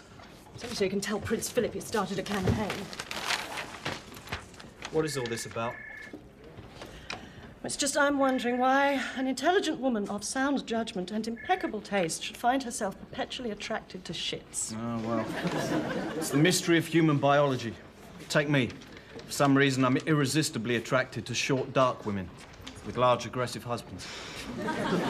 See this, Dave? Unconfirmed reports of a train crash in Malaysia. We've already got 180 dead in that mining disaster in Yugoslavia. There's not a lot of space. But it says here that in this train crash there could be 2 English dead. Oh, well, we better use it then. Let's not be cynical, Alex. Now, what should we call it? A disaster or a tragedy? Or maybe it's a catastrophe? Oh, no, for that we would need 500 dead Malayans, or 200 dead Yugoslavs, or 10 dead Englishmen. Or 1 dead royal corgi. Oh, dear. Has one of the royal corgis died? Or 2,000 dead newsreaders. Oh, no, that would be a celebration, wouldn't it? Time of the month? Have you been invited to appear on this telethon, Henry? I don't do telethons on principle. I don't agree with financing kidney units by filming gullible viewers riding backwards on unicycles with their underpants over their head. It's degrading and I don't approve. Oh, it's funny. I could have sworn I saw you on last year's telethon, reading the news in a bath full of custard while the crankies pelted you with jam donuts. That was you, wasn't it? Yes. I've been asked to do something much more dignified. I shall be reading some charity news sitting next to a handicapped child. Right. Where are you going? To ring the NSPCC. Alex, is something upsetting? Well, George, you're obviously a great student of the human psyche, you tell me. Well, I just thought that possibly... Yes? Well, you know, I just wondered if maybe your ex-husband turning up like that had knocked you a teeny bit off balance. George, that is incredibly stupid, even by your standards. Do you seriously think I would let a man like that affect me? No, I'm sorry, of course not. Although, purely objectively, I do think we should run a check on that story about him. Why? Or to check both sides of the story. It's called being professional. Yes, okay. So you're not going to be seeing him again, then? Why? Is it home by 10 and no snogging behind the bike sheds? Look, if you really want to know, yes, I am seeing him again. But you needn't worry. Because I will never, ever put myself in a position where my professionalism could possibly be compromised. That's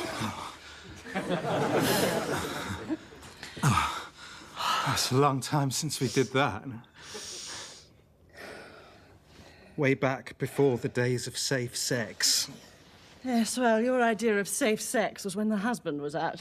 Anyway, I thought you Catholics weren't supposed to wear those things, or is that only on Fridays? Well, this priest told me that provided you buy the coloured ones, they classify as a fashion accessory and not a contraceptive.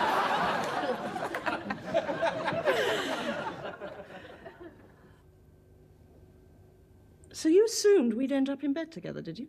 No, And why did you have a packet of condoms on you? I was just being responsible. Anyway, you've got a packet as well, so you must have assumed we'd end up in bed together. Not at all. But don't look so smug. They haven't got your name written on them. I'm carrying them around in my handbag for years, actually. You wouldn't be here if they weren't near their sell-by date.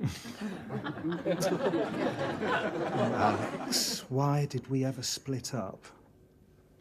I don't know. Yes, I do, because you're a complete sod. Yes, I was. Listen, God knows why I've done this, but I've asked George to double-check Damien's story about you. So you do believe me? I'm not saying I believe anyone. I mean, you've got a pretty poor track record. But then Damien's not always 100% truthful. In fact, he's not always 20% truthful. Yes, just imagine. Still, let's not worry about Damien. Let's concentrate on you and me. Are we talking sex here? Yes. Good. I got these in the garage. If I get through another 24, I get a free tumbler. OK, so who wants to enter the sweepstake? 5 a go, pick the day the war's going to start. George, you feel lucky? I'm not entering into something like that. Me neither. All the best dates have gone. What's the latest on the Gulf? Oh, just another statement from Thatcher saying Saddam is an odious tyrant who used chemical warfare against the Kurds, and she found that disgusting. Yeah, she was so appalled she nearly stopped selling weapons to him, apparently. Lots more troop movements, I see. Look, George, this war is coming any day now, and I want to go out there and cover it. No, I don't think that would be wise. Certainly wouldn't. He's got Friday in the sweepstake. Yes, that sounds lovely. Oh, I was just wondering, exactly how handicapped is this child? I mean, I take it his handicap won't be, how shall we say, off-putting. I wouldn't want one who dribbled or anything. Oh. Well, have you got any other handicapped children I could do? Morning, Gus. Oh, good morning, Alice. Oh, nice suit, Gus. Yes, from the Moss Bros Urban Pimp collection, isn't it?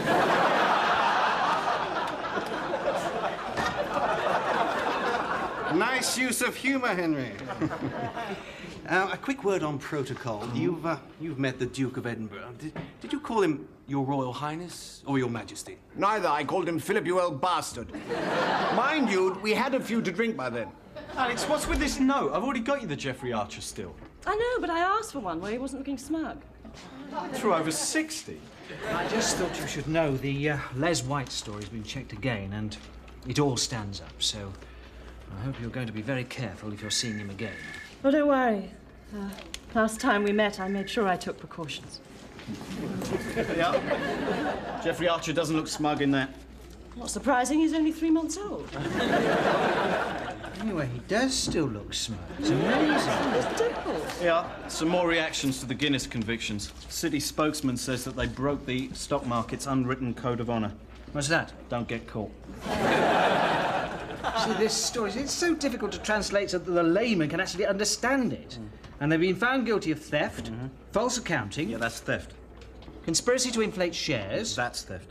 Defendants say they didn't realise they were acting illegally. That's bollocks. George, what is the meaning of this memo? Well, this is just a reminder, you see, Henry, that when you're introducing the test match report, you have to now refer to it as the Foster's Oval. I refuse.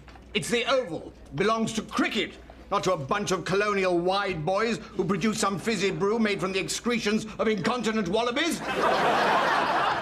What next, for God's sake, The FA Cup final played at Rumbelow Stadium between Tottenham Hot Point and Queen's Park Range Rovers. It's the Oval, and that's that. Thank God there's someone here who's prepared to preserve certain standards. No. I'm sorry. I definitely draw the line at amputees. And besides, I don't think it's fair on the child.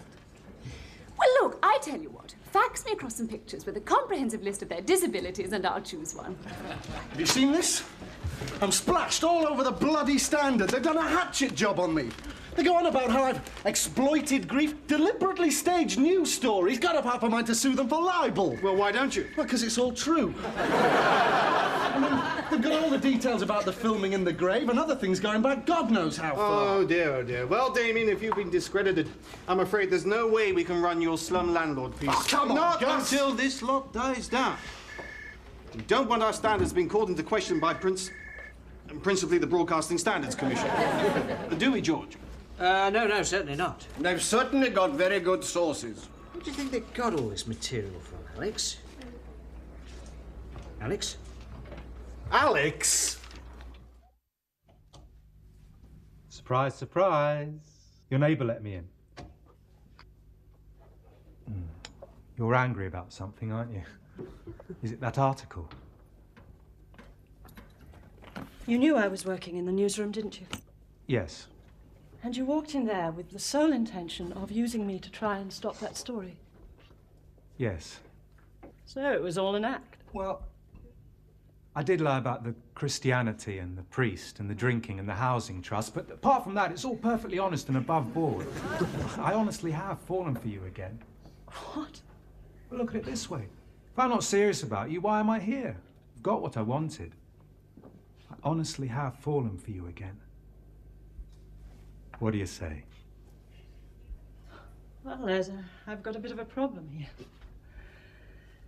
See, you are clearly a person without any moral dimension, and therefore, if I try to explain why I'm so upset, you won't be able to understand. So, under the circumstances, the only viable course open to me is...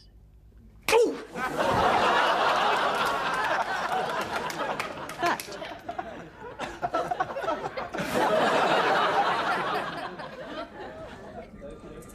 Right, the Guinness trial. I must say I found the whole Guinness affair utterly absorbing. Really? Full of fascinating insights. I mean, until I saw Mrs. Ronson wear it, I would never have matched lilac and green like that. For goodness sake. Still can't believe Ronson got off so lightly. Well, I think he's been punished enough. After all, he'll have to live with his shame. That's not a defence available to the common criminal, is it? I'm sorry I knocked off $5 million from that security van, Your Honour, but I will just have to live with the shame. Oh, Alex, now we can... How did you get that? Headbutting, Les. You headbutted Les? Well, first I headbutted him. Right, fine. Well, what would be great is we could get some sort of statement on the recalling of Parliament from the Prime Minister. Any ideas on that? Well, we could always try Alex's technique and send someone off to sleep with her. No news story is worth that scale of human sacrifice. George, yet again, you are letting this meeting get out of control. Yes, well, I bow to your judgment as a pillar of professionalism. Look, all right, I've apologized. Now, I'll resign if you want, but I am getting sick and tired of this constant sniping. Oh, yes, we better not behave badly, or she might sell the story to the newspapers. Or headbutt us. Don't tempt me. Hey, look, let's cut out all this abuse, huh? I mean, I know we all thought of Alex as being as tough as old boots, but I think we should realise, on the personal front, she is as vulnerable and damaged as anyone who's just made a real mess of a relationship. Yeah, thanks, Dave. On second thoughts, I'll stick with the abuse. Oh, Gus, how did the dinner with Prince Philip go? Did you talk to him? Yes, we had a short chat. Did His Royal Dullness go on at you about media standards? No. Sloppy language? No. What did he say to you, then? He said, why don't you people ever do anything about these appalling slum landlords? Yeah. OK. Yeah, right, OK. Thanks. Yeah. Sally, that was the telethon people. They say, forget the handicapped kid, they want you to do something else. Oh, right. Yeah, they want you to sit in a bath full of custard reading the news while the crankies pelt you with jam donuts.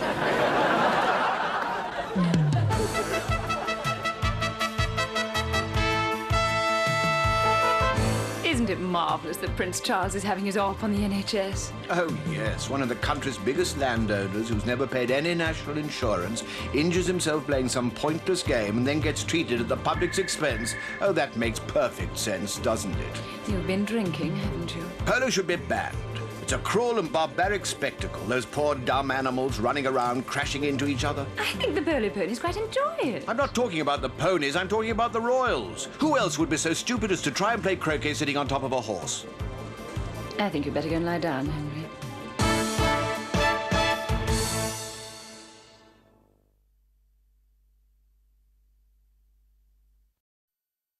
And now, Drop the Dead Donkey. This episode was first broadcast in a week when Parliament was recalled to debate the growing risk of war with Iraq.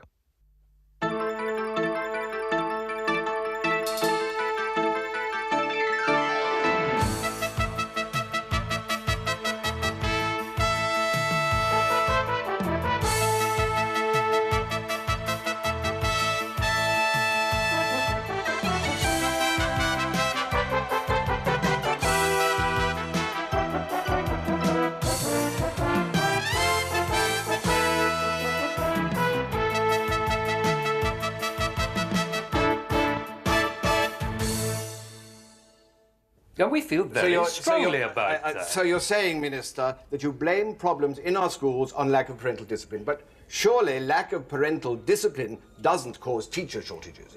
With respect, Henry, it's not as simple as that. The lack of parental discipline is just merely the tip of an iceberg. It's a very large one. Menacing, floating, most of it. Invisible. Quite, well, unpredictable, really. Sorry, bit of a frog in the throat. Could we go on that question again? Yes, we'll have to go again. Cart comes. You see, every time he balls up an answer, that happened.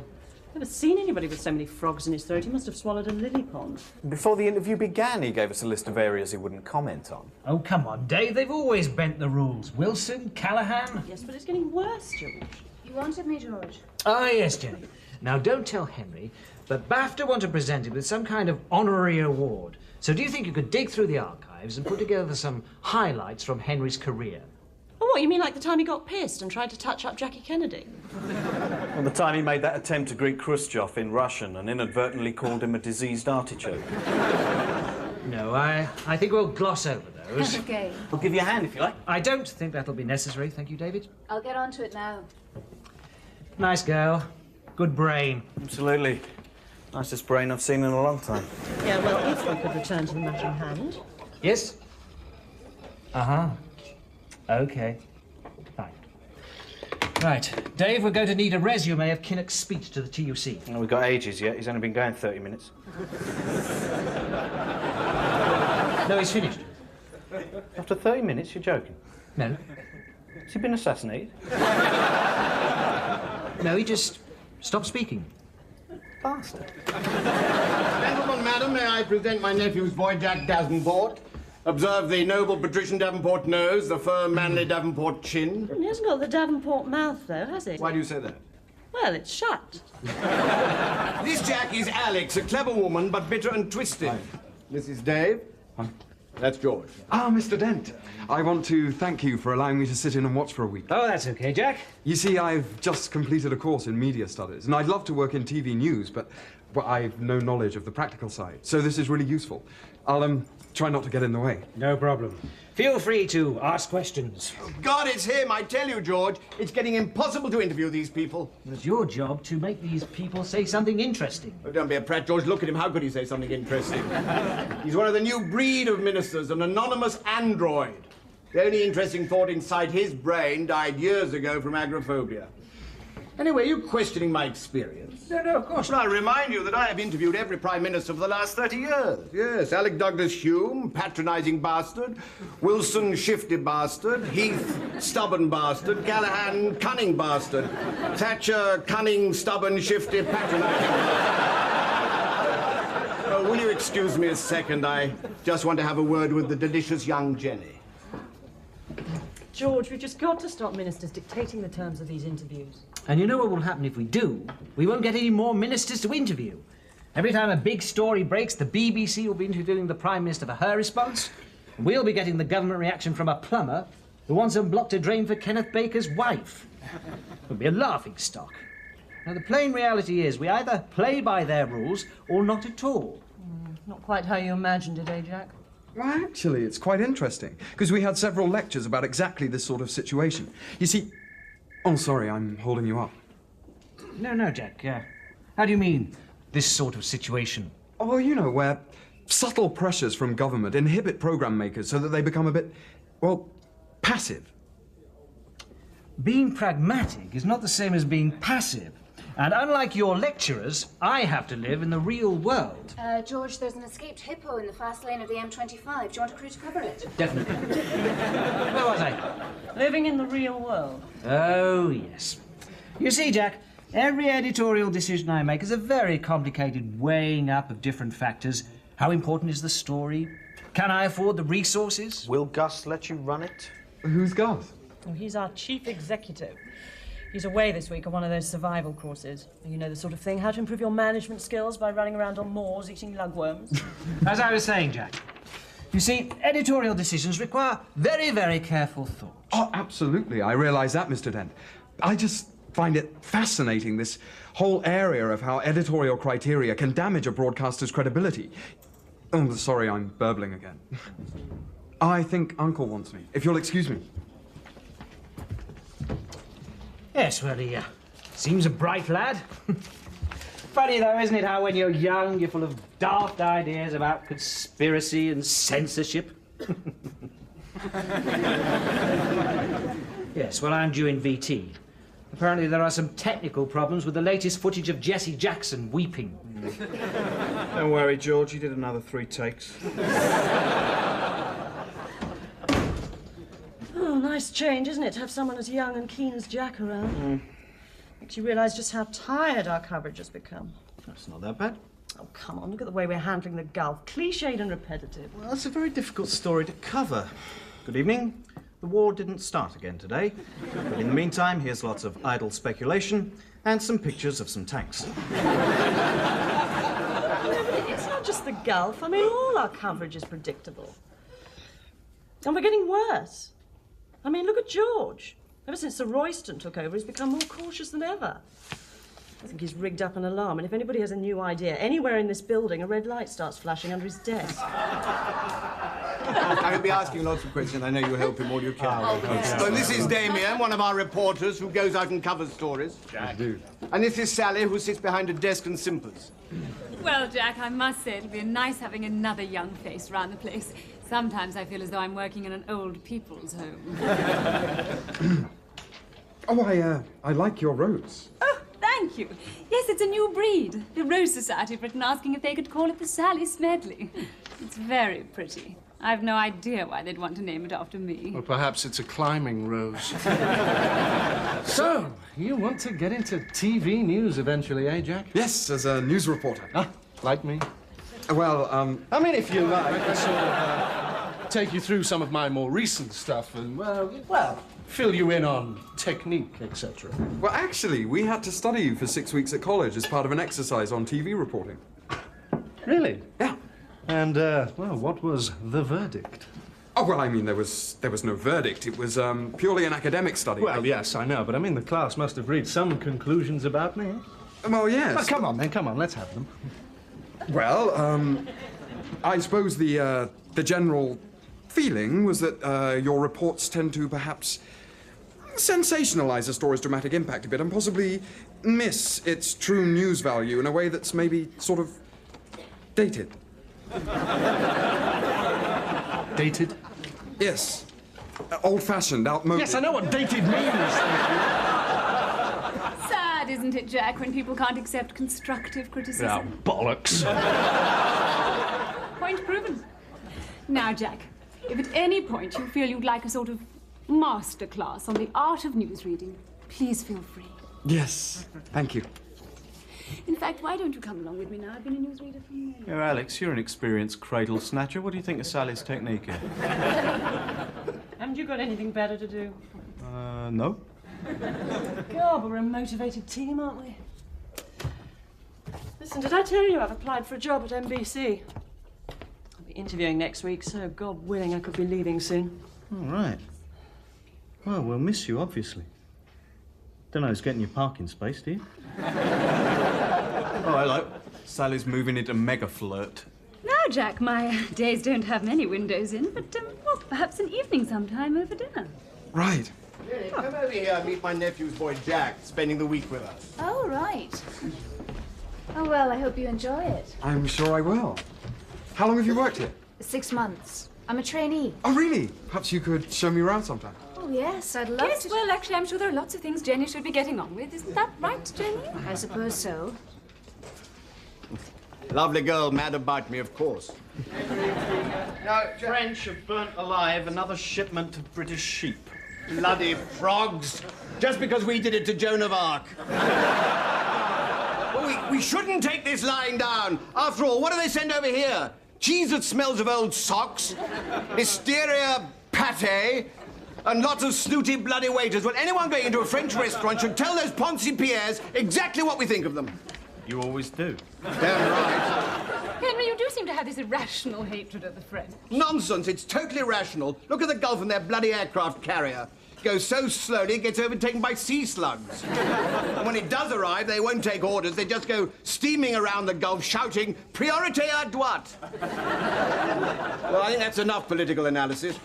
Now, Jack, on this VDU, you can see the copy I'm preparing for tonight's bulletin. Item 16.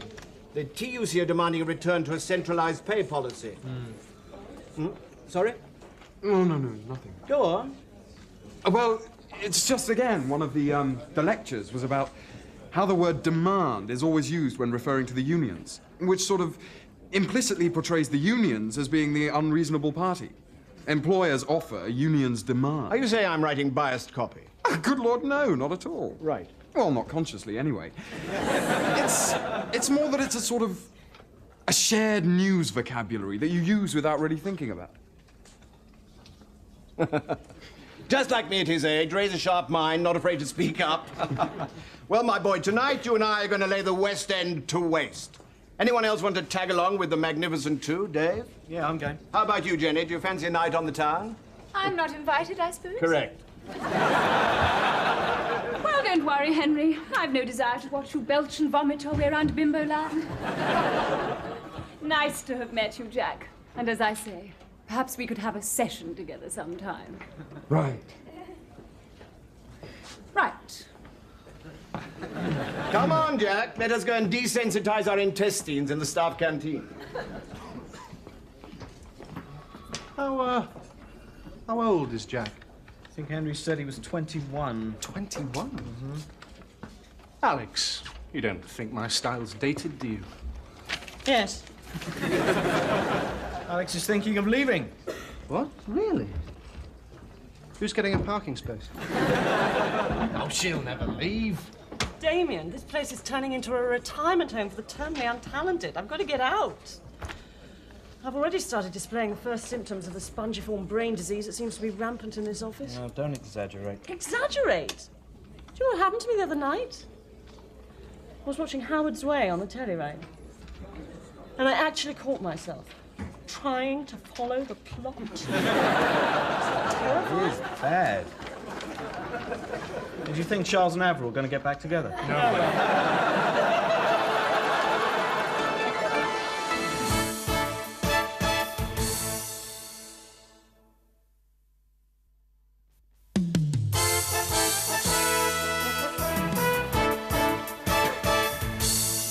Well, if you ask me, the US will definitely attack Iraq. Why? Well, because they need a new war to make films about, don't they? When they flogged Vietnam to death. I mean, a desert war's perfect. You know, lots of cheap location shots in Arizona. Well, and of course, then they'll get Meryl Streep to play Saddam Hussein's girlfriend, give her a chance to do her Iraqi accent. Yes. What's the government attitude to other foreigners held in Iraq? You know, all the Indians and Pakistanis. What Indians and Pakistanis?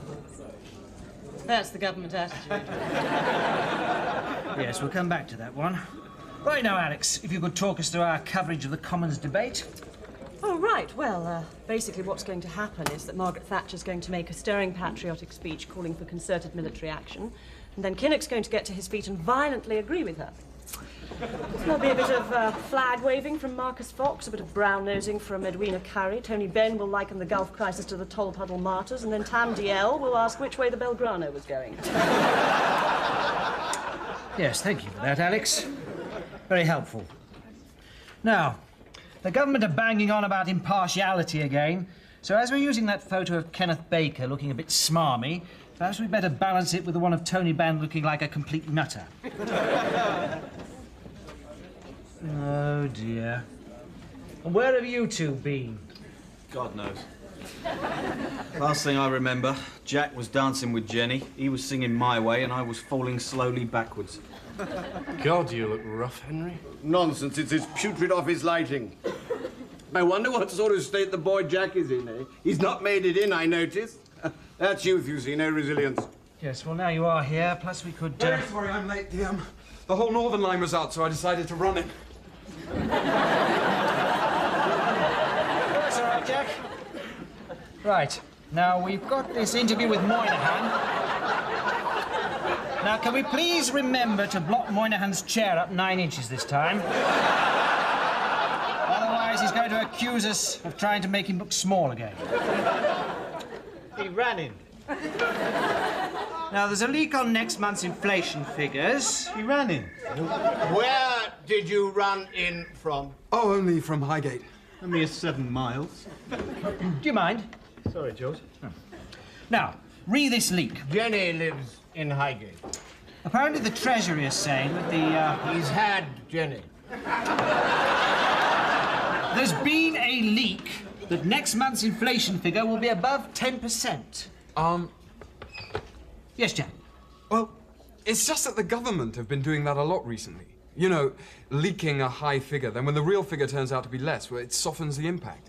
I just think it's an interesting area. Yes, fascinating, I'm sure.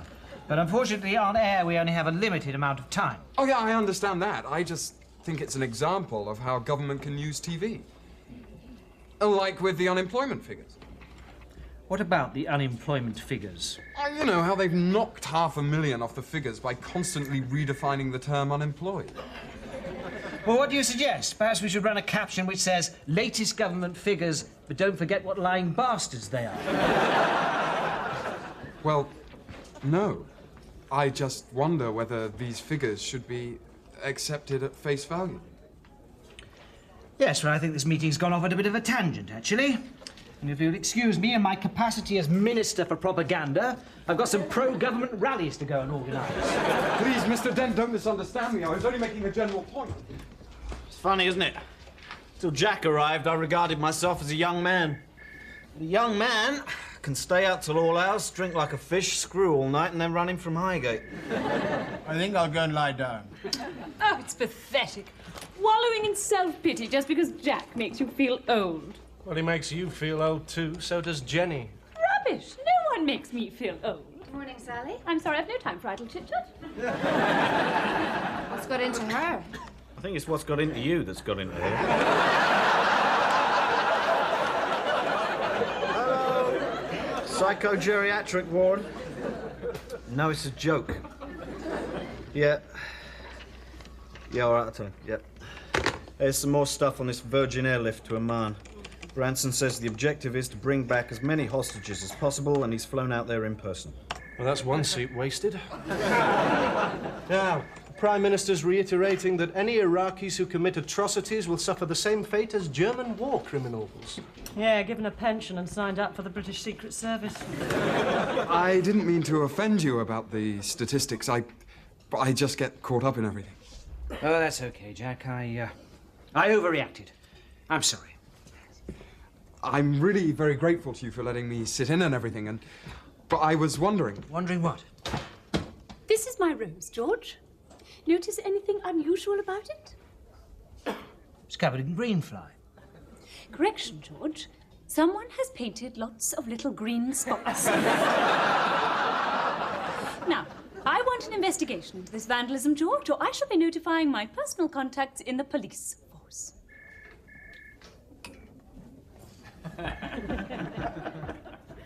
Sorry. You were saying? Well, it's just that Jenny mentioned there was a researcher's job going, and I was wondering if I could apply. No, that's fine, Jack.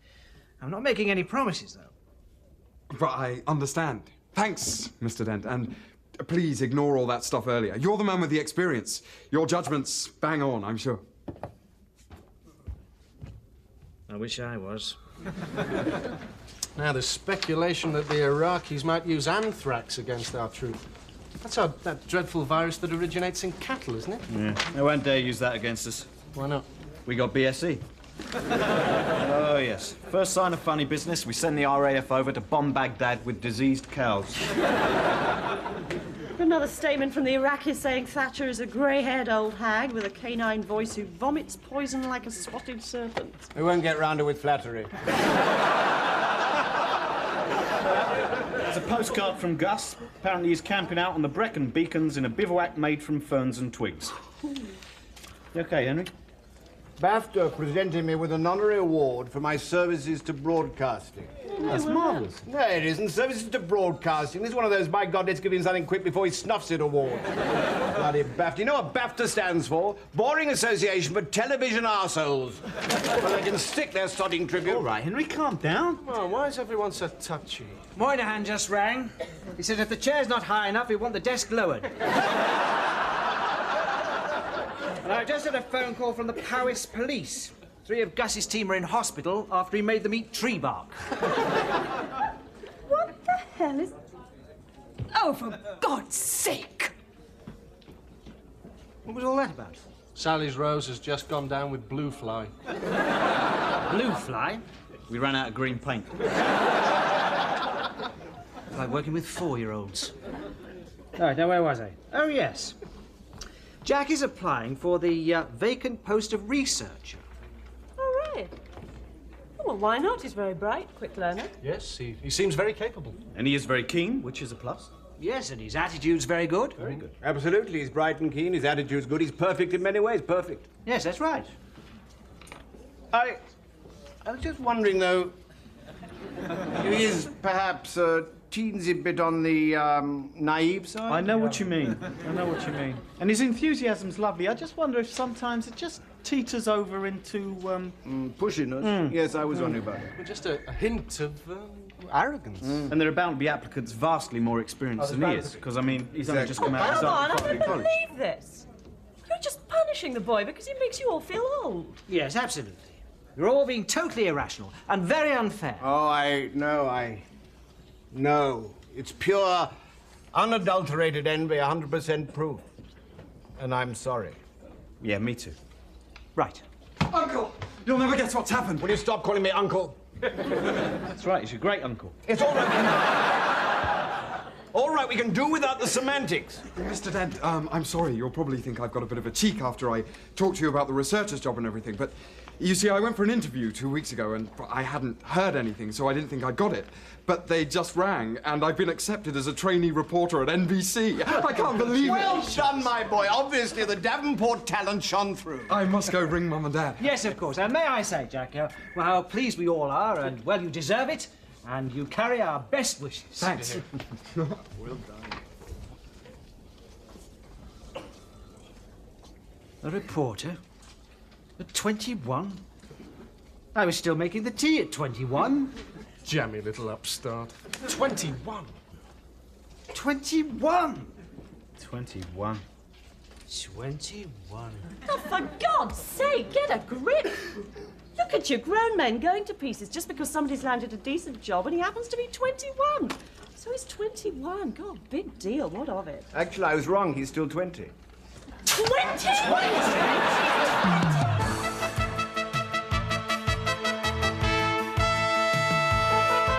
Well, the way I see it, we should blockade their ports, strangle their economy, and if necessary, just sink their ships. Then the bloody French would let our lamb through. John Gummer says he's very cross with the French farmers. Oh, no. Well, that'll have them quaking in their boots. Why does Gummer always remind me of the kid at school you used to beat up for no reason? What's the latest on the Iraqi blockade? Well, it's beginning to bite. They're suffering severe shortages. Apparently, in the whole of Iraq now, there is not a single US flag left for them to burn. Ah, no, I don't believe it. What? Petrol's going up another 7p. They're bloody robbers. All right, calm down. Give BP a ring and get a quote, but keep it nice and objective, OK? Don't worry, George. I will be detached and professional. Hello, could I speak to your chief extortionist, please?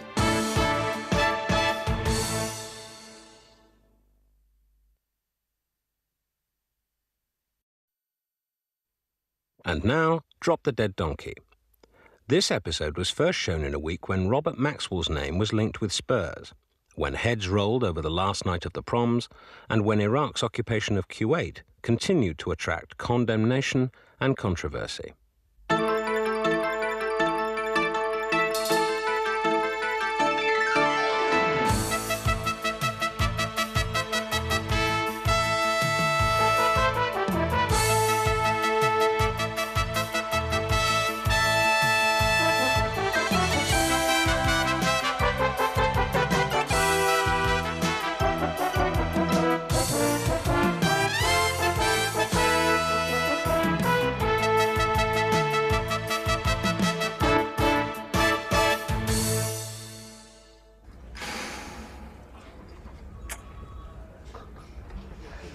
Well, George? Well, Well, I think it's a very important story and we should run it. Provided we get real proof. Secret memos, tape recordings of phone calls, photographs. How much more proof do you want? Look, George, this stuff tells us that MI6 have been supplying arms to South Africa in exchange for intelligence about British subversives. Our government may have been involved. No, I don't think so. The whole operation was far too efficient. Come on, George. I don't like anonymous leaks. They make me nervous. All this stuff just turns up on our doorstep. I mean, why can't the source identify himself? Oh, be sensible, George. If he identifies himself, he either gets 30 years in the slam or a new career as a strange bump in a motorway flyover. Why has he given us the leak when he could have gone to his superiors? Come on, talk about naive, George. That'd be like Salman Rushdie putting his number in the Tehran phone directory. Come on, George, let's go with it. Now, I'm just in a throwing balls in the air and seeing where they land mode here. But I can't help agreeing with George that it is perhaps unwise to go with such an unproven piece of sensationalism. This from the man who wanted to run the Cliff Richard only had it off once story. If we don't run it now, we'll get scooped. Are you having a meeting? See what an incredible investigative journalist she'd make. Sticks and stones may break my bones. Oh, that's a good idea. Anyone got any sticks and stones? I brought up your fan mail, Henry, for the week. Of course, the post room's still going through mine. Apparently, they've had to take on extra staff. Yeah, actually, Sally, we are a bit busy. It's a good thing Henry doesn't get as much or whip his fault. Yeah, Sally, I don't think we're all right. Oh, this is lovely. Dear Sally, I'm an old-age pensioner from Gloucester, and whenever you come on, the news just doesn't seem so bad. Yours, Tom Patterson, F Block, Broadmoor. Poor man, obviously deeply disturbed. Uh-huh. Oh, by the way, Alex, your Greek toy boy phoned. I couldn't quite hear what he was saying. I think he still had his dummy in his mouth. I just met the guy. He's not my... Yes, never mind Alex's toy boy. Let's get back to the matter in hand. Well, Coach, what's your decision? I don't know. I just don't know. Very difficult to know exactly how to play this story. You know what really puzzles me? What? Why men send her those letters. It's not as if she's sexy. In fact, I doubt if she has a sex life. I always think of her rather like one of those Barbie dolls. Take off her clothes, there's nothing there but pink plastic. Please. The word is she fancies William. Oh, the lighting engineer with the scorpion tattoo. They've been spotted snogging in his Corvette. Well, the one with the orange flames painted down the side. I don't know if I'm reading body language correctly here, but I think George is a teensy-weensy bit frustrated at these interruptions. Thank you, Alex. Perhaps we could get on with some of the other stories. Well, Parkinson seems to be in a lot of trouble again this week. He always cocks things up, doesn't he? Pity his IQ's not as high as his sperm count. Yeah, well, of course, Thatcher's really got it in for Parkinson. Why'd you say that? Oh, come on, George, you must have noticed the way she gives him all the impossible privatisations to handle. Nuclear power, now British Rail. I mean, what next? British dog turds, buy the prospectus now. Looks like Maxwell's going to buy Spurs. Yeah? Is that definite? Yeah. Unless they're losing at half-time, then he'll buy the other team. That's the thing about Maxwell, isn't it? He's only interested in winners. Have you seen the European? Right, now the Liberal Democrats are having yet another relaunch on Wednesday. No, they're not. They're changing their bloody name again, are they? They've had more aliases than Ronnie Biggs. Now, they're going to unveil some sort of corporate logo. Apparently it's going to be of a bird, but they won't tell us what sort. Well, they'll probably pick the osprey. Well, because it's so noble. No, because there's only 4 of them left in Britain. Right, so what does that leave us with? Anything? Yes, this MI6 arms deal story. Right. I've decided. I'm going to talk to the lawyer. God. Difficult. Very difficult. It's something of a legal minefield. At what point would we be breaking the law? Oh, you already are. All this material clearly emanates from a source who is breaking the Official Secrets Act. So technically speaking, just by possessing it, we could all go to prison. All of us? Well, in theory. Though in practice, it would probably be just you. Right, so it's clear we can't use this story. On the other hand, would they prosecute? If the story's true, probably not. Ah, so... Although they might. What would be your advice? Well, bearing in mind that we're dealing with a new law with few precedents, either legally or regarding the degree to which the government is prepared to resort to it, and that the situation is obviously complicated by the inevitable impossibility of ascertaining facts with absolute certainty, I suppose I'd have to say... Yes? ...that it's really up to you. Thanks. You moron! Oh, no. What now? You have spilled coffee on my Chanel! All right, sorry. Oh, where did they get people like you? Winter pillow? Okay. Do you know who you're dealing with? I am not no one. I am someone who gets fan mail, opens supermarkets, and was voted Leicester's second favourite local media personality in 1987. I've got a headache. I'm going to my dressing room. All I wanted to do was test these new extra-sensitive radio mics. Oh, maybe it's the time of the month. I've never known a period last 3 years. I used to know her at Breakfast TV. I can tell you they had a few nicknames for her there. Yeah?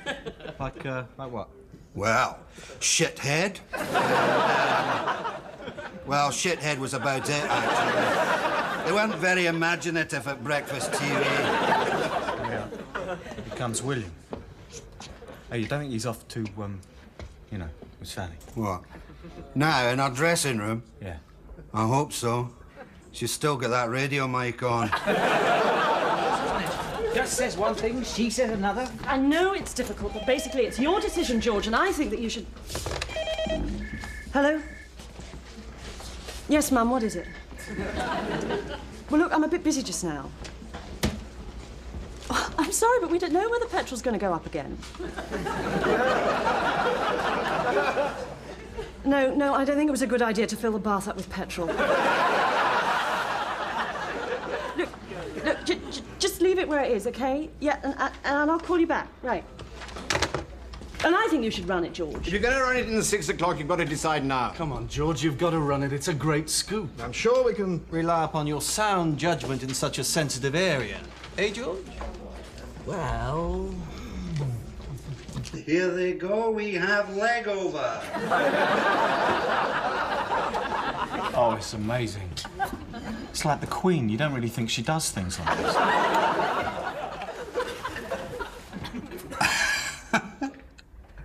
You know, we really shouldn't be recording this, should we? No, I suppose not. Oh, sod it is, Sally. I'll put it in talk back. That doesn't sound like Sally. No, there, not here, you idiot. That sounds like Sally. Oh, yes. Yes? Yes. Yes, what? Yes. Oh, my Viking. Oh, my big nose warrior. Difficult. Oh, for God's sake. Yes, well, obviously I don't have an opinion. I'm a support module. But it would be very easy to find ourselves standing on buttered ball bearings over this piece.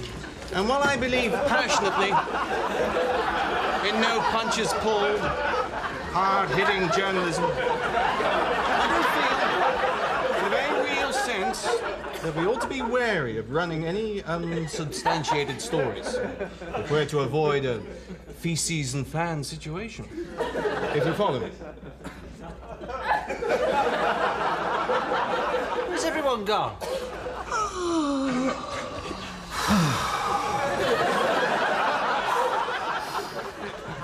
How was that for you? I don't know, but I think I need a cigarette. George! What's going on in here? There's a very interesting live reports just come. There's a story breaking in Afghanistan. Yeah, Afghanistan. Yeah. Oh, right. How big is it? It's pretty big, by the sound of it. Alex.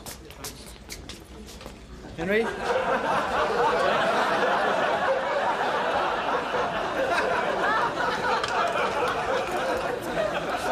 Right, now, can we make a start, please?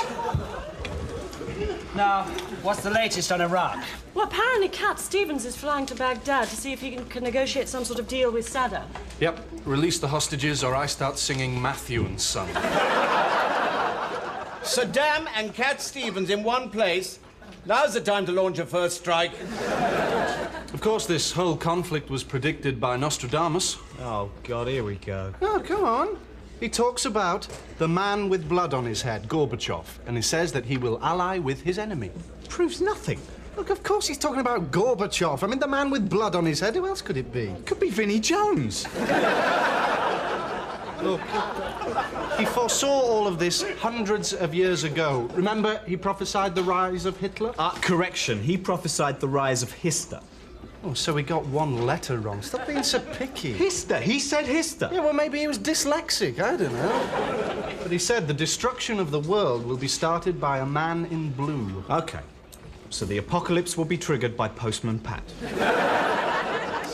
Look, will you two please shut up? George, we need a decision on that leaked material we've got if we're going to put it in at the 6. Yeah, although there have been other stories breaking today. Like that ferry accident. What ferry? You know, the Viking Line one. Yeah, that's right. Apparently, a Viking ferry rammed a Sally line.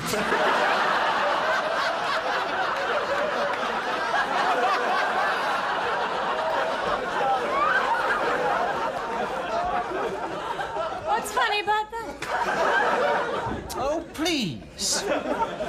Now read this leak. Yeah, come on, George. We've got to run this story. Look, there have been illegal arms sales. Now, either the government knew about it or they should have known about it. I don't know why everyone gets at the government all the time. They do their best. Thank you for that heavyweight intellectual contribution. Oh, God, Peter Sissons is so right. Look, whether or not to run this story... is your decision, George. And to go with it would be a brave decision. Especially as it's an item which shows the government in a bad light. At a time when national unity is so vital. And at a time when the conduct of broadcasters is being so closely scrutinized. Yes, very brave of you, George. Very brave indeed. Yes. Thank you for that support, Gus. I've decided what to do about this story, and I'm not going to run it. Oh, come on, no, George. I'm simply not convinced it's true. In fact, I'm increasingly convinced it's all some sort of hoax. You know, disinformation. And this notion that the Cabinet are waiting, quivering for our decision strikes me as frankly ludicrous. I'm sure the powers that be don't know about this story and don't care. No, I won't be interrupted for once. We are not going to become the receptacle for rumours that no one else is interested in. Excuse me. Will you let me finish? Detective Chief Inspector Frost, sir.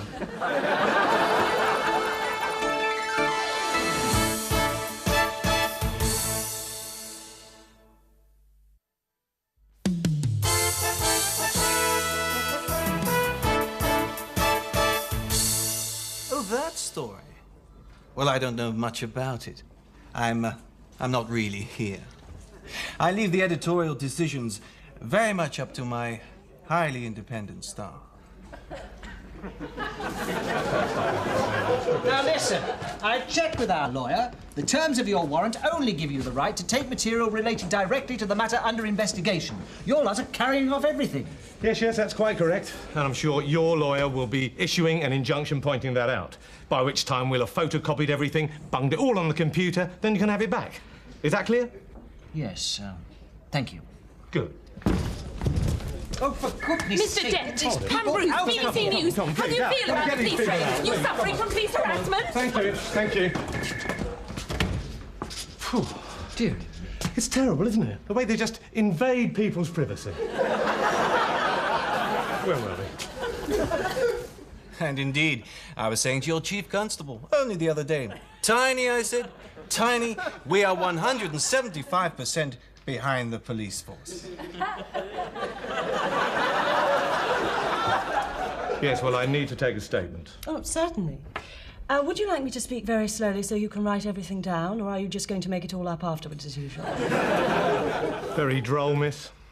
We policemen aren't very good at making stories up. We leave it to the professionals, like you. Now, about this material. Let me get one thing straight, Inspector. I have absolutely no intention of revealing my sources. I am a serious and professional... Excuse me. Alex Pates? Look, I'm a bit busy, Mum. Yeah, I'm talking to a policeman. No, I haven't done that again. Look, we don't know if there's going to be a war with Iraq. No, I don't think that will work, Mum. Well, because that gas mask's over 50 years old. Look, did you get the petrol out of the bath? OK, what did you do with it? The pond? Yeah, well, obviously it killed all the goldfish. Look, I'm going to have to call you back, Mummy. Yeah, OK. My mum. Sorry, what was I? Serious and professional? Ah, yes. That's what I was saying to the Home Secretary. David, I said, David, if our boys in blue want CS gas, they should jolly well have it. Because, to be completely on the level with you, I really do feel that. Mr. Hedges, I'm not a Freemason. But you're a chief inspector. It is possible. Fine. If you just sign this, Mr. Dent, that'll be all. Thank you. So, you don't want to interview anyone else here, then? No, thank you. I don't think we could take any more. It's a huge mistake, I'm telling you. We shouldn't let the Germans reunite like this. Oh, come on, Henry. Times have changed. It's not as if they're going to march in and invade Poland. No, they'll probably just leave their towel over it. What's all this? Oh, yeah. Do you like it? It's for my piece on the last night of the proms. Just add this in. Thatcher has repeated that she may stay on for another 5 years as party leader. But she did add that she's not immortal. Oh, major shift from her there.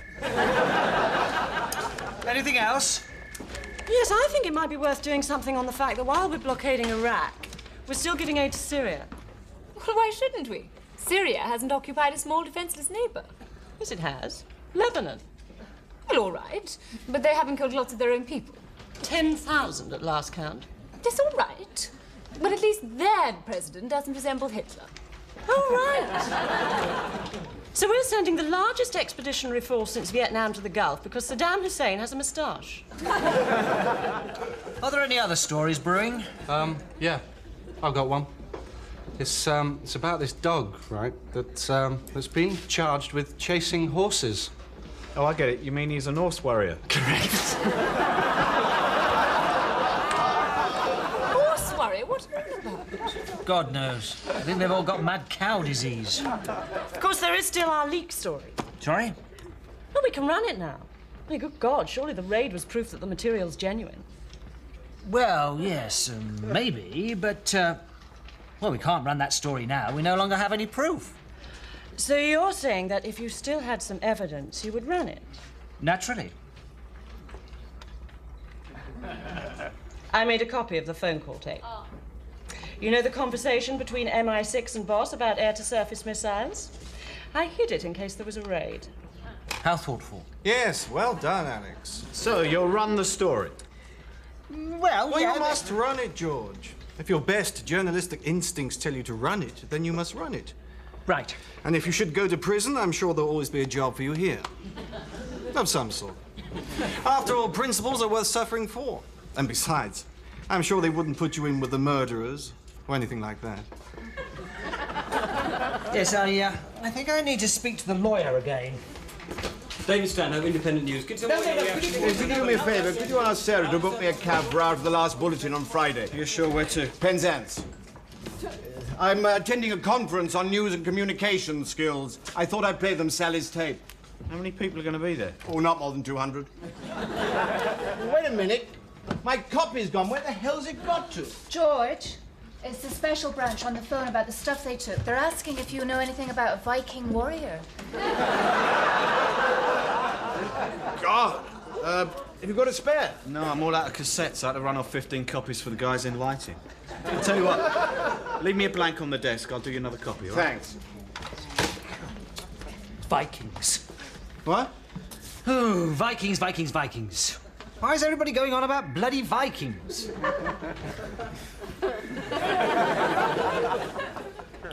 George, my big worry is for the safety of that cassette. I just hope Alex is keeping it somewhere secure. Well, it's probably in her desk. No. No, I doubt it. Anyway, let's go and see this lawyer. Very difficult. Very difficult indeed. You see, the thing is, Gus, I want to be reasonably sure that if we do...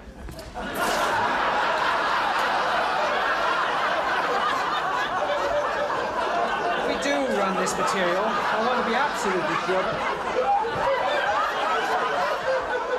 Will you two please take those silly hats off and come in here? Right, now... Alex, if you could get the cassette. Right, wait a minute. Now, Phoebe. Sally, we're having a meeting, actually. I know that, actually. And I'm fed up being excluded from editorial discussions, actually. You always treat me as though I'm out of my depth. My dear, you'll be out of your depth in a puddle. Now, Phoebe, we have here a copy of a tape that was part of the material Special Branch seized. This time, I need definite legal guidance. If we broadcast this, what's the probability that we will be prosecuted? I don't need to stress that our reputation as a serious news-gathering unit hangs upon the content of this tape.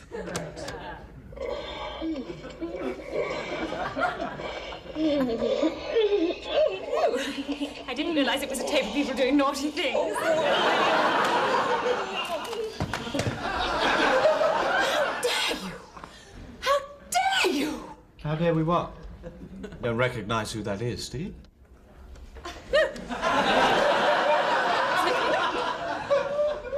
I've got a headache. I'm going to my dressing room. William, trousers off. She's got a headache. That's Sally, isn't it? Yeah. It's the wrong tape. I don't understand. I marked it. I hid it in Dave's desk. Ah. You didn't write what was on it, did you? What was I supposed to put? Vital top-secret tape that may bring down the government? What did you do to it? Do you know, I'm sure that's Sally. I thought it was your tape. I never dropped off the blank.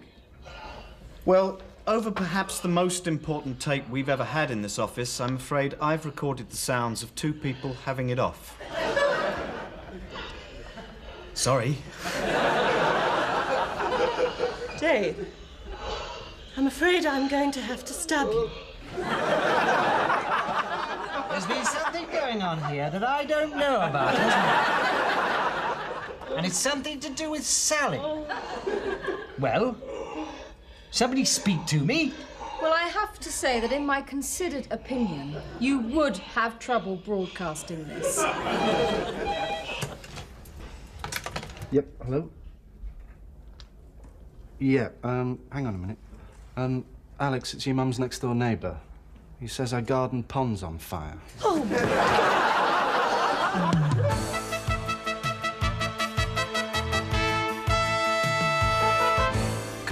Financial problems for NHS hospitals. Yes, very worrying. Certainly is. I'm booked in to have my ulcer seen to next month. That's if the hospital hasn't gone bankrupt by then. Don't worry, George. These hospitals are revamping their finances. They're going to start charging patients who want those special little extras. Oh, what, like doctors, pillows, anaesthetic? George, the NHS has to start running along proper commercial lines. I can see it now. You have a kidney transplant, and then if you get behind with the payments, they put your old kidneys back. Don't you worry, George. I'm sure by the time you go in for your operation, the NHS will be a slick, profitable, highly efficient machine. I think I'll go private.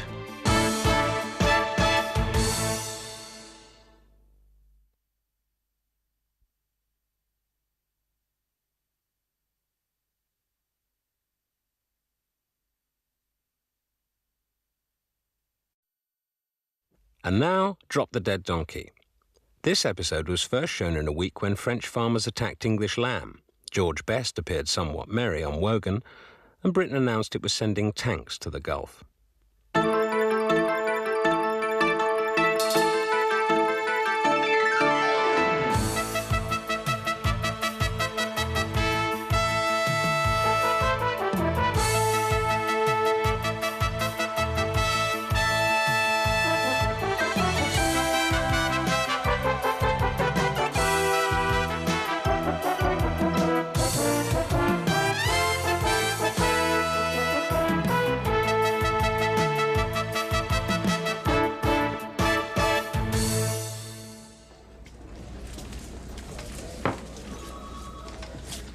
Oh, George, you look awful.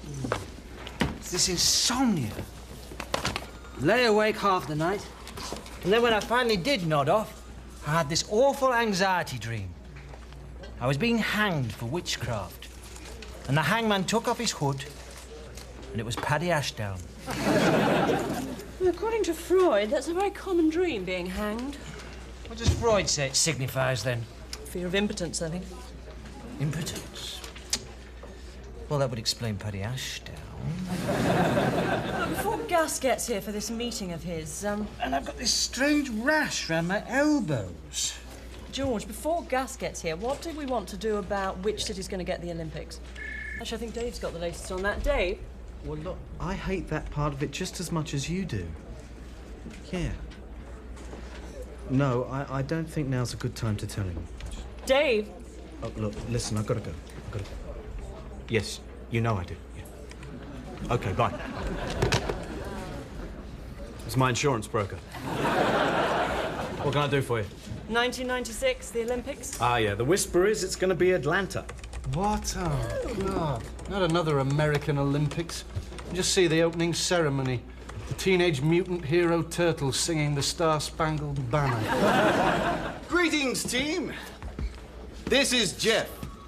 Jeff is from People Count Limited, the world's leading consultancy on workplace stress. Now, I'm sure we'd all like to welcome him.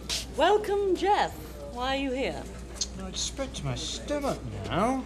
He's here because the weekend course that I attended, How Sick Are Your Staff?, showed me that our working methods are inflexible, unresponsive, and worst of all, they promote stress. Jeff, what are the early signs of stress that we should look out for? Well, Gus, basically various key indicators like insomnia, anxiety dreams, short attention span, a morbid obsession with trivial symptoms, sudden changes of mood, temper tantrums, stabbing people, sarcasm, irrational aggression. These are all possible indicators of a build-up of stress. Now, together with Jeff, we'll be embarking on a program to help you all identify and deal with stress. And to this end, we've decided to turn the conference room into an anti-stress room. That's right. And in the room, you'll find this dummy, which you can pummel to relieve the anxieties imprisoned within your psyche. God, I hate all this American bollocks. I think you're being a smidgen insular, Alex. This strategy has worked very well in Britain. For example, for stressed computer programmers in Milton Keynes. Of course they're stressed. They live in Milton Keynes. Now, I'm sure we will all respond to this challenge with a sense of purpose and direction. I got drunk in Milton Keynes once. I ended up in bed with a female ventriloquist. Yes, well... It's very strange when the wardrobe asks, how was it for you? Yes, well, I sense we may be straying down Tangent Boulevard here. So I suggest that we end this meeting now, if that's okay with everyone. George, could we have a quick head-to-head? Yeah, sure. George.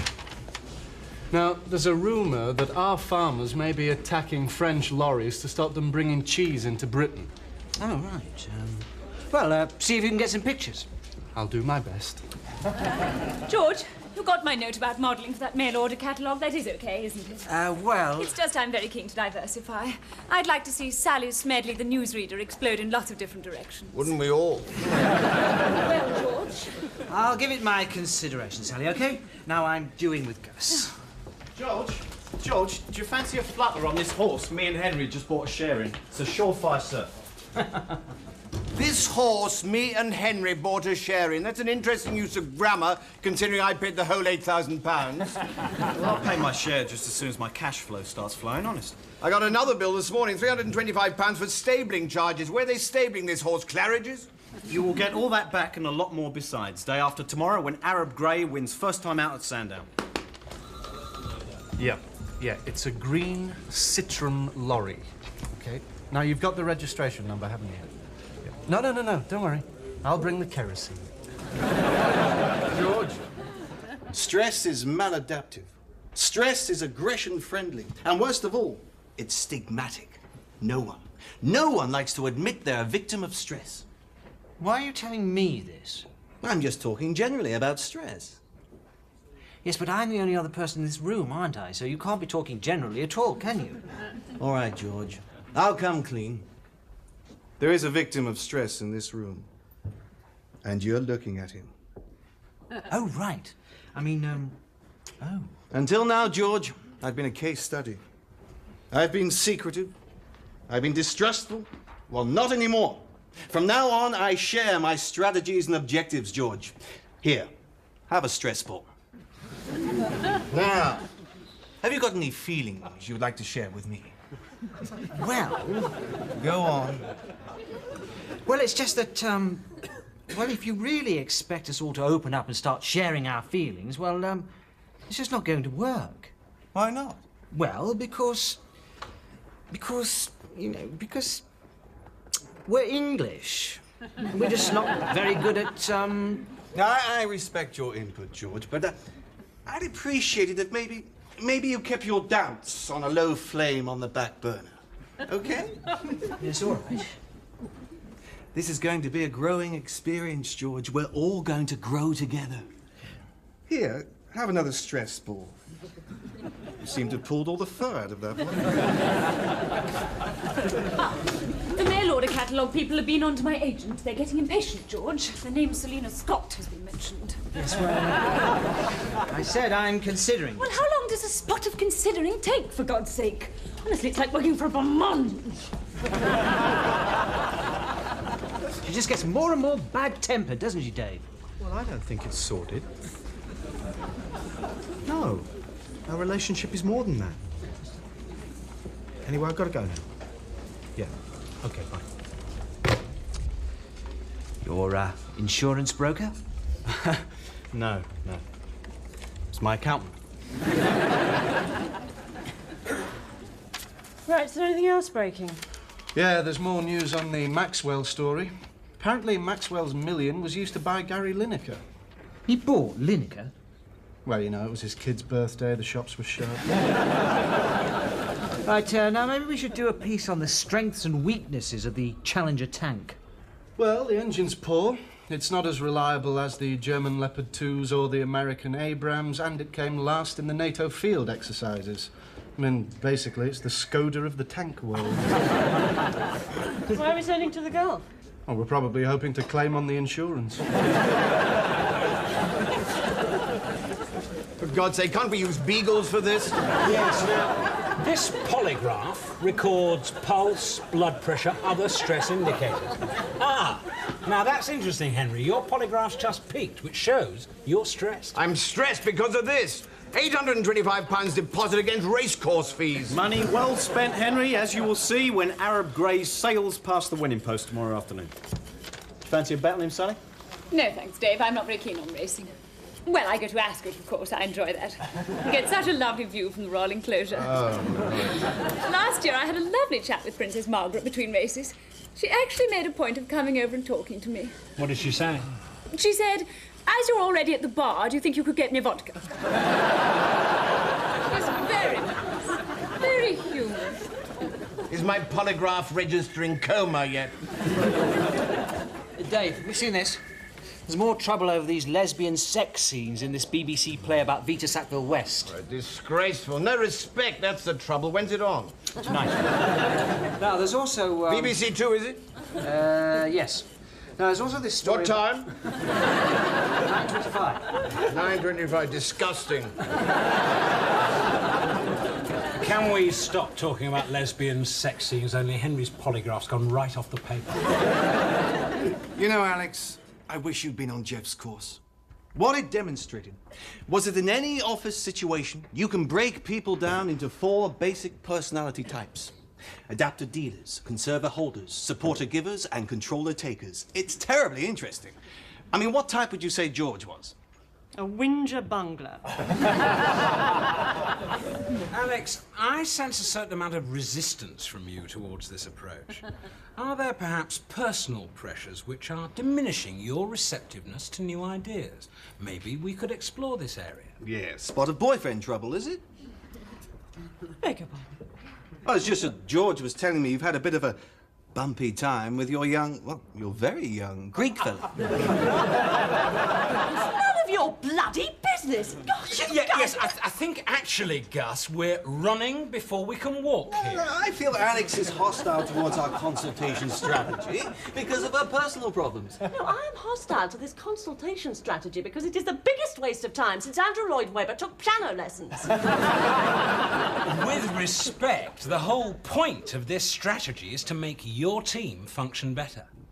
Well, if you really want it to function better, then I suggest that instead of wasting all this pseudo-psychiatric mumbo-jumbo on a totally sane, unstressed person like me, you should really be directing it at a genuine stress-riddled basket case like George. Perhaps you could enlarge on basket case. George is a waste of 2 filing cabinets worth of valuable office space.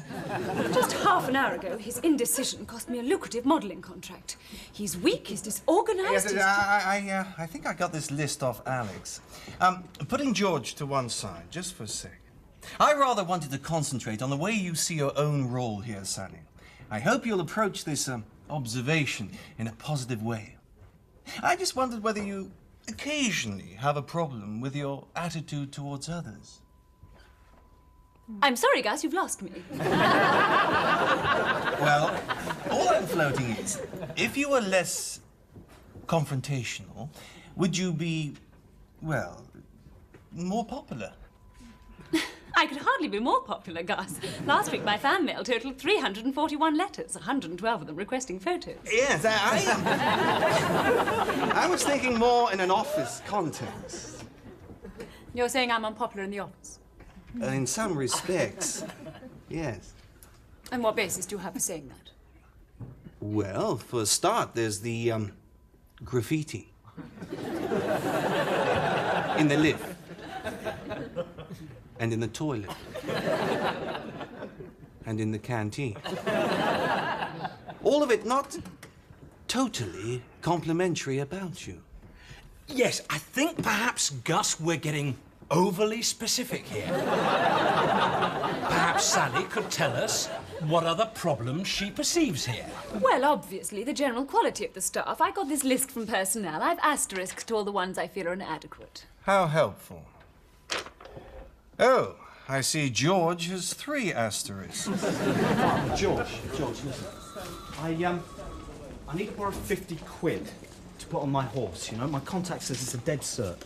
Dave, once before you told me about a horse that was a surefire cert. Remember? Oh, yeah. Well, that was just bad luck. I mean, it's very rare for a racehorse to develop agoraphobia like that. Hi, everything okay? Why? See, the thing is, this horse is the brother of Desert Orchid's cousin's sister, and I am telling you, it is an absolute... That dummy's wearing a tie.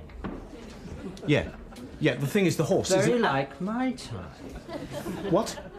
That tie. It's just like my tie. Look. See?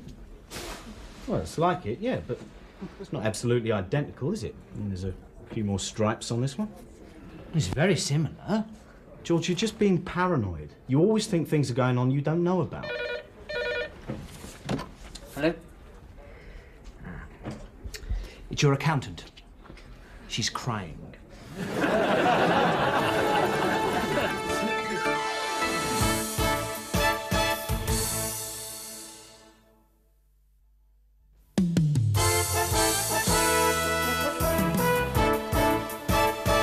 Gus and Jeff want you, Damien. By the way, your footage of the angry English farmers attacking that lorry. That was terrific, wasn't it? Where that lorry driver was screaming and waving his arms about the way the French do. He was Belgian. Sorry? He was Belgian. The driver was Belgian. The cheese was Belgian, and the ambassador who just rang me was Belgian. He's saying you put the farmers up to it. Oh, come on, George, as if We I'm will doing discuss this later. Now get in there with Gus. Perhaps we should do something more on this spat between Tebbit and Lord Young about Young's autobiography. You know, maybe interview each of them in turn. I don't know. Tebbett's very difficult to interview. He always adopts the same position, that basically he's the man in the pub. Yeah, the unpleasant git at the bar with a big space around him. Well, it's easy to be critical, but nobody's perfect. You obviously haven't read Lord Young's autobiography. What part of your job strikes you as the most stress-creating bit? That's easy. Dealing with George. Why do you say that? Oh, because he's always imposing silly restrictions, you know.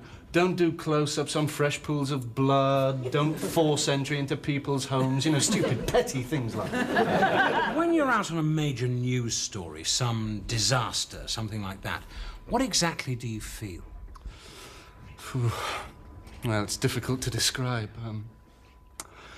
I get this feeling of ecstasy. It's so fulfilling and satisfying.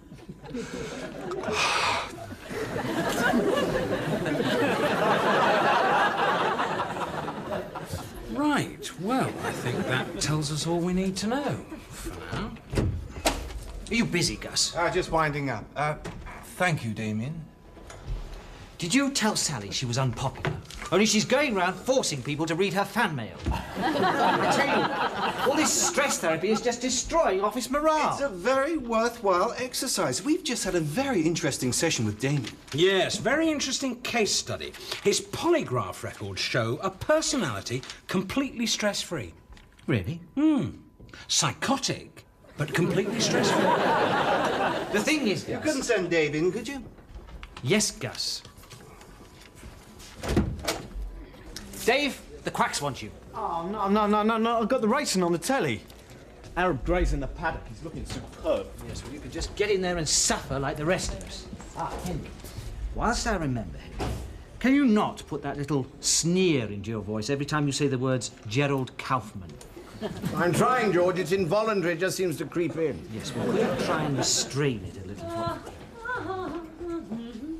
Everything all right, Sally? Fine. No, she seems to have relaxed a bit. I had the same thing a few years back with Leon Britton. Whenever I said his name, for some reason, I'd always find myself... Wearing my cardigan now. What? The dummy's got my cardigan on. You know, the blue one I sometimes wear to work. Well, it's, yes, it's similar, I suppose. It's very similar. Extremely similar. Well, it's nearly time for the off. I must watch my newly acquired thoroughbred annihilate the field in the 3:30. Yes, right. Hi, George. Hi, Damien.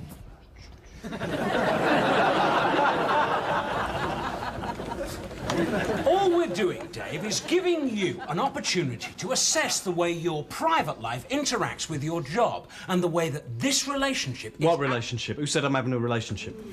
The relationship between your personal life and work life. Oh, right. Oh, I'm sorry. You're going to have to excuse me, gentlemen, because Henry's just reminded me I've got to finish a special feature on race. You know, racial tension in the 90s, more blacks in the police force, that sort of thing. Followed by Sweet Sue. And trailing in last place, 20, maybe 25 lengths behind Arab Gray. And that's a magnificent animal, is it? Well, maybe it didn't like the going. It's only a 2-year-old. Probably prefer a right-handed course. It's a pretty colour, isn't it? Dave, are you in favour of adoption? Eh? Because it'll be the only way you can have children. I'm about to nail you to the wall by your genitalia. Hey, come on, lighten up, Henry. I lost 50 quid as well, you know. Well, technically it was Damien's 50 quid, but I still lost... 50 pounds? You persuaded me to sink £8,000 in that anemic nag. I bought it sight unseen on your recommendation. This what comes from listening to morons with all the brain power of an educationally subnormal amoeba. Hey, listen, nobody calls me an amoeba. You two shut up. Grow up, for God's sake. Now, come on. Gus wants us for the group assessment session. He called me an amoeba. I don't care. Right, well, since you all work so closely together, I thought it might be rewarding for us to have this group session. Yes, to analyse how we all interact within the unit and appraise our working relationships together. Right. Anyone want to kick off? Yes, George. I'd like it placed on record that I think this anti-stress program is placing us all under intolerable stress. With respect, George, I think perhaps that comment tells us more about you than the program. Now, maybe if we get pairs to examine their working relationships. Sally and George. No, maybe that's not a good one to kick off with. Sally and Henry? No. Dave and Henry, you start. I don't think that's a good one to kick off with either. Henry, you begin. How do you perceive David? I really don't think this is a good idea, Gus. My perception of Dave is that he's a walking disaster area. He's feckless, unreliable, he doesn't concentrate, his attitude's appalling. And if he put a tenth of the energy into his work that he puts into stupid bets, conning his friends, and shagging the wife of someone that accounts, then we'd all be a bloody sight better off.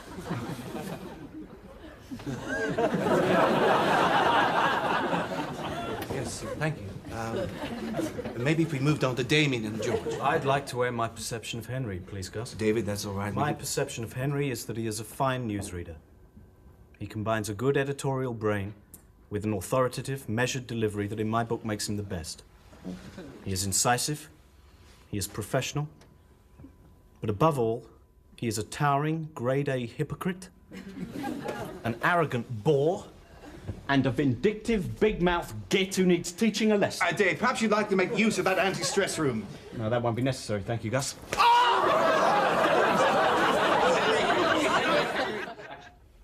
Well, that was some left hook Henry threw at Dave. Shame your face got in the way, Gus. I'll teach you to try and mediate. Hooligans. Absolute hooligans. Absolutely. It was a good rumble, though, wasn't it? Henry fought a really clever fight. You know, I've never seen a stapler used as a tactical weapon before. I just can't believe it. I've actually been struck by one of my own employees. It's unimaginable. Oh, I don't know. I imagine it quite a lot. I think my nose is broken. Yes, of course, this means we'll have to extend the programme. What?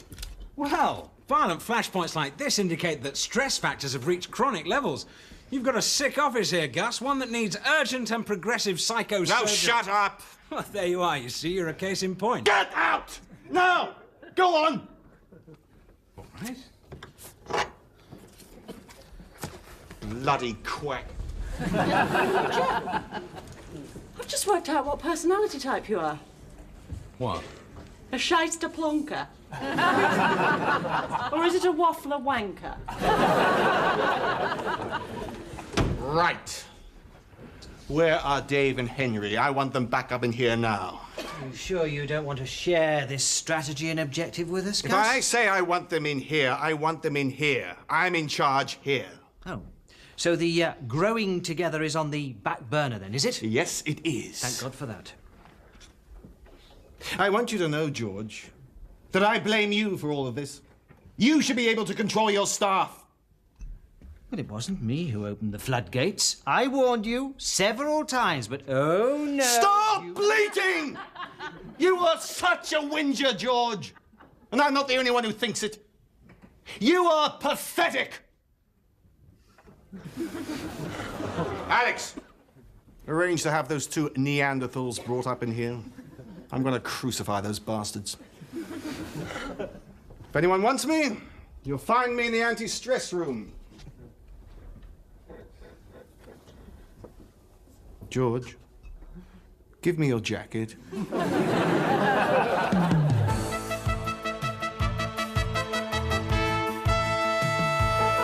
Wasn't George Best a disgrace on Wogan? They had to carry him out of the studio. Probably had to carry him into the studio by the look of him. I don't know why they invited a vulgar non-entity like Best onto their show. You've never been on Wogan, have you, Sally? No. Or Aspel. Or Honeyford. I don't believe in appearing on chat shows, Alex. It diminishes my credibility as a serious anchorwoman. Right, well, I'll tell the Beeb you don't want to do Wogan next Wednesday then, only they rang early. What? But have you got the number? Fooled you. I think it's sad, Alex, when a middle-aged woman has to resort to schoolgirl humour.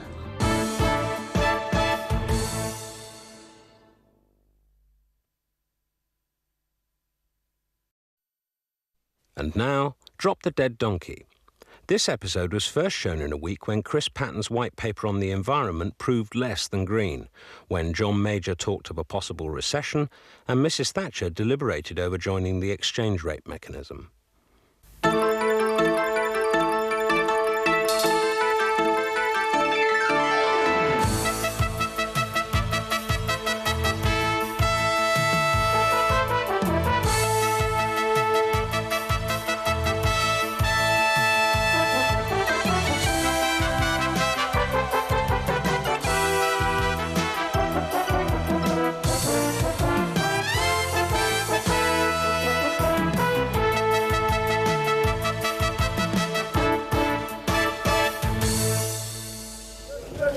But it is in this daily desperate scramble for bread that the full tragedy of the Gulf crisis hits home. It's a grim struggle for survival as this sad tidal wave of humanity descends upon this beleaguered border crossing. Look, hold it. Cut, will you, Jerry? Oi! Come back, come in! Oi, Ahmed! Is there a problem? Yes, there bloody well is. Look, tell them to come back. And tell them to keep snatching at the bread until I say cut, all right? I mean, we need more of the snatching business, right, Jerry? Well, you'll have to provide more bread if you want them to carry on longer. Well, come on my tiny budget. I mean, this lot cost me a fortune as it is. Just tell them to bring the bread back while we do a retake, okay? I don't think that will be possible. Oh, God, I don't believe this. Well, they've buggered off with all the bread. Now, what am I supposed to shoot now, for God's sake? I still got a bit. But how am I supposed to do a sad tidal wave of humanity piece with one Arab and a half-eaten bread roll? Imaginative camera work. You see, George, this is what I'm having to put up with on this budget. I could wait a bit if you like. Shut up. Don't beat my chest. Look, I said... Well, he may not be the most responsible reporter in the world, but he does have a point, Gus. I mean, his budget is so tight he can't compete with our rivals. I hear what you're saying, George, but the recession has started. And the only way we can divert resources is if we cut back on waste in other areas. I mean, our phone bills are astronomical. I bet a lot of these calls are personal. Oh, no. I'm constantly sending around very strict memos on that. Very strong on that sort of thing. Yeah, all right. There's no need for physical threats. I'll pay back the money, I promise. No, I'd rather not leave my testicles with you as security if it's all the same with you. Look, you will get the money back. Reuters. I'm targeting waste, George. Waste is the linebacker who blitzes the touchdown pass of viability. That's what I always say. Well, I think Gus is right. We waste a lot of money here on totally pointless items. We certainly do. Alex, don't think I don't know what's going on here. You feel threatened by my success. That's understandable. I, however, am secure enough in what I do to rise above this unprofessional bitching. Now, I'm nipping down to the canteen. Can I get you something? Some fruit, perhaps? Only that's supposed to be quite good for patchy complexions. Sally, someone to see you. Coming. Here lies Sally Smedley, 1959 to 1990. What? Just dreaming. Listen, look, there's some more mad cow disease spreading to pigs. Apparently a pig developed BSE after its brain was injected with diseased bits of cattle spine. God, you can't do anything these days, can you? Can't eat beef, can't eat pork, can't inject your brain with diseased cattle spine. Now, we must do something on this environmental white paper. What exactly does it say, Dave? Well, basically, Chris Patton's going to save the planet by introducing strict controls on people playing their records too loud. These are for me. They're just beautiful. I'm your biggest fan, Sally. Every day when the news is on, you light up my room. I think you're wonderful. Oh, that's lovely. Thank you, John. John. Thank you, John. Would you like a signed photograph of me? No, thanks. I've already got 68. Oh, Henry. Henry, this is John. He brought me these lovely flowers because he thinks I'm wonderful. So, I'm not a psychiatrist. Don't mind him, John. He's just sad and past it. Oh, Jenny. Jenny, would you hold these flowers for me? Well, John, it's been lovely meeting you, but I'm afraid I've got to go to work now. OK, I'll wait here. Sorry? I'll wait for you here. Ah, no. Well, you see, I'm going to work in the studio, and I won't be back in the office until late tonight. Well, 10 or 11 o'clock, maybe. Well, that's OK, I don't mind. I'll just wait for you here. I'm your guardian and protector. Lovely. Such security. You deserve to be protected and cherished, like a rare orchid. Well, absolutely. Henry, don't jot notes on our posh letter-headed paper. It's wasteful. It reminds me, Dave... Oh, no, come on, love, come on. No, you know, it's not just sex between us, it's deeper than that. Dave? All right, George. Listen, I'll call you back, love, OK? A word in my office now. What's going on out there? George, security here is a joke. Any passing fruitcake is allowed to just breeze in and corner me. If he'd had a knife, he could have killed me. If, always if. Saddest word in the English language. Then who rattled your cage, Methuselah? Now, George, I'm phoning my agent about this. I want some action. All right. Back to work, everyone. Alex, I want to see Des from security. Dave, in my office. Henry, you're still using the letter-headed stuff. Oh, hell's bell, George, go away. I'm trying to prepare for this interview with John Major. You can never get a straight answer out of him. He calls a recession a necessary slowdown. A slump is a disinflationary phase. The man is a complete arsehole. Or as he'd put it, a long-term necessary break in the rectal downflow. Yes, well, I want an intelligent discussion with Major on the recession, OK? OK. Dave? Well, I think all this talk about the recession is exaggerated. You wouldn't believe what I saw the other day. My cleaning lady and her husband eating in a restaurant. Well, I hope you cut her wages. Dave, you've got to pull your socks up. You're always on that phone making personal calls. You seem to be in constant financial difficulties. Now, when you concentrate, your work's good. But I need a commitment from you that you're going to sort yourself out. I'm sorry, George. I promise I'll sort myself out. Good. Actually, on the subject of sorting myself out, I was wondering if the company could loan me £3,000 against my salary. No, Dave. No way. This is a gambling debt, isn't it? It's a liquidity problem I have with a loan company. I just don't understand you. You're an intelligent enough bloke. You get yourself into such deep water. Yeah, well, I could end up in even deeper water if these guys get hold of me. I see. Loan sharks. Well, I don't see how the company can help. I mean, Gus is eyeballing the accounts every day at the moment. I think he'd spot £3,000. Well, couldn't you disguise it under expenses? Disguise £3,000? What as? Lunch with Luciano Pavarotti? Followed by drinks with George Best and group sex with Pamela Bordes? No, I'm sorry, Dave. We tried Henry. I'm sure he could spare it. Well, after the business where I got him to invest in that racehorse, he said, and I paraphrase here, that he wouldn't urinate in my pocket if my gonads were ablaze. Alex hasn't got that sort of money. Damien's away. Have you tried Sally? She said, did I seriously think that a megastar would consider lending that sort of money to a shabby, nondescript ruffian who perpetually indulges in sarcasm at her expense? So I took that as a no. Of course, there is one other person I haven't approached yet. I mean, I didn't want to ask before because I didn't want to, presume. No, I'm sorry, Dave. I can't. I mean, we're struggling financially at the moment. Especially now me and Margaret have discovered we've got subsidence. It's all this dry weather. It's terrible. Cracks everywhere. House looks like a bloody jigsaw. It's sliding down the hill so fast, we'll soon become an 071 number. Well, I'm sorry, Dave. You're just going to have to find a way, that's all. That's all right, George. I understand. I think I'll take a walk in the park, consider my options, and have a good cry. Gus and his bloody economy drive.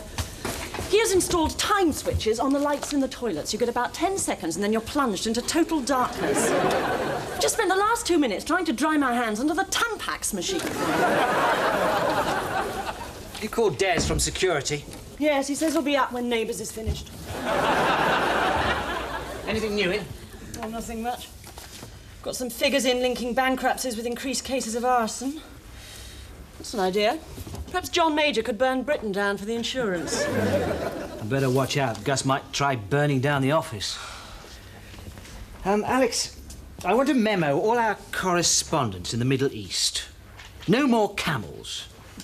Keep sending back pictures of tanks driving past camels, aeroplanes taking off past camels, ships sailing past camels, camels walking past camels. But it's because we have to keep showing the same footage over and over again. It's ridiculous.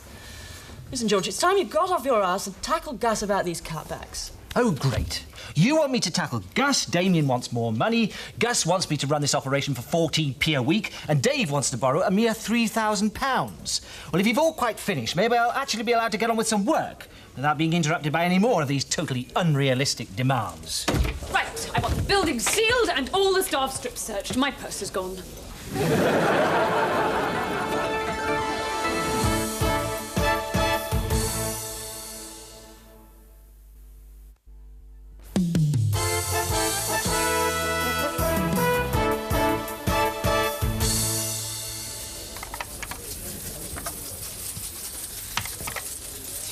Don't get nervous, George. Who says I'm nervous? It's obvious when you're nervous. You've jangled your change. Relax. I am relaxed. Oh, God, Sally's coming in. George, it's an hour since my purse went missing. Now I'm giving you two options. Either you call the police or I call the police. Let's just think this thing through calmly, shall we? Now, how much was in the purse? All my credit cards and £1,200 in cash. I opened a wine bar last night. Now I want the police called in now, George. No, let's just stop and think a second.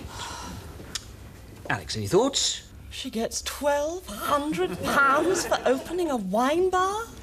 Perhaps you put it down somewhere and forgot. George! No, bear with me.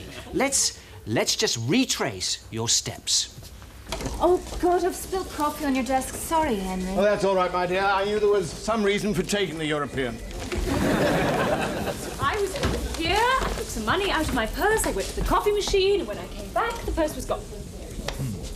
So, you went over there.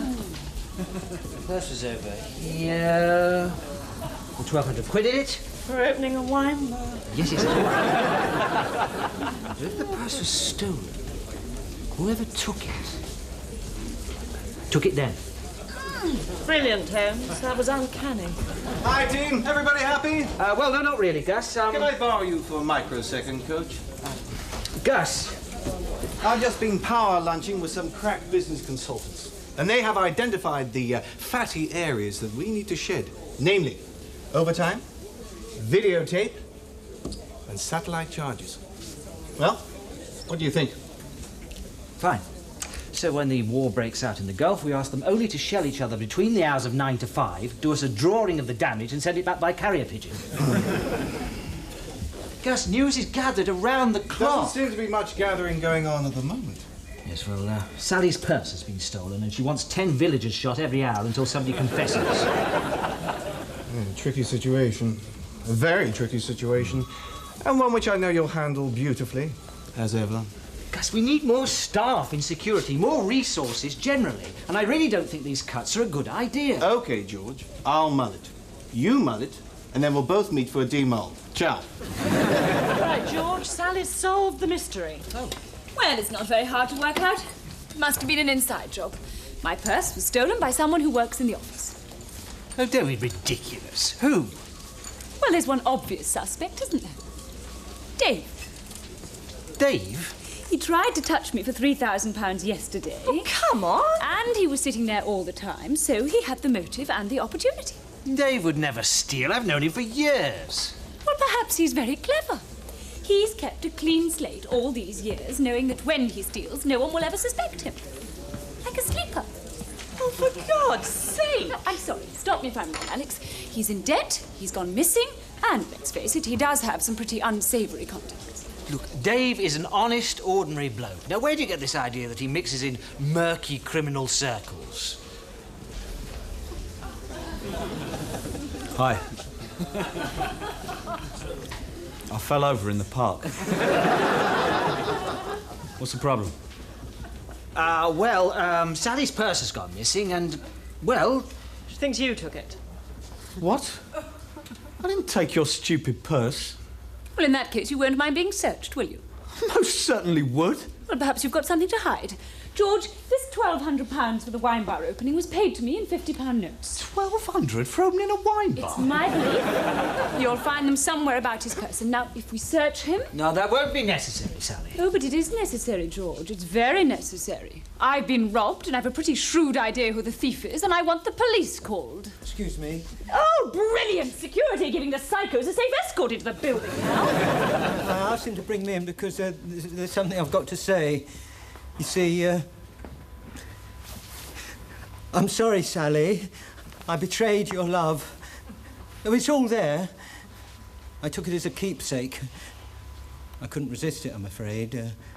Having something that belonged to you, that was part of you. But when I got it home and lay in my bed, well, those 68 photos of you on my walls just kept looking at me and, well, I knew I'd done wrong, so I came back. Well, that was a very brave thing to do, John. What are you talking about? He stole my purse. I'm going to press charges. Oh, come on, Sally. Yes, he only took it because he's mad about it. No, I'm sorry. Someone has to stand up for the rule of the law. Let him off and you're simply encouraging the public to go around stealing purses off newsreaders. The law is there to protect us. Quite right. Which is why I'm suing you for slander. I'm sorry? I'm suing you for slander. You called me a thief in front of witnesses. I think I have a pretty strong case. Dave, I'm not sure legal action is necessary. Oh, but it is necessary, Sally. It's very necessary. Of course, I might be persuaded to drop the whole matter if you'll do the same for John here. That. Well, I was never serious about pressing charges. I was just trying to frighten him. I think you succeeded. Of course, if it does go to court, I'll get considerable damages and you'll get considerable bad publicity. Look, Dave, perhaps I could help you out with a couple of hundred towards that financial problem. No, actually, Sally, I don't want your money. I do have some pride. I want an apology. Oh, I see. Well, I apologise. I'm sorry, Dave, that I called you a thief. I'm sorry, Dave, that I called you a thief. And I apologise for being a spiteful, paranoid cow with pig shit for brains.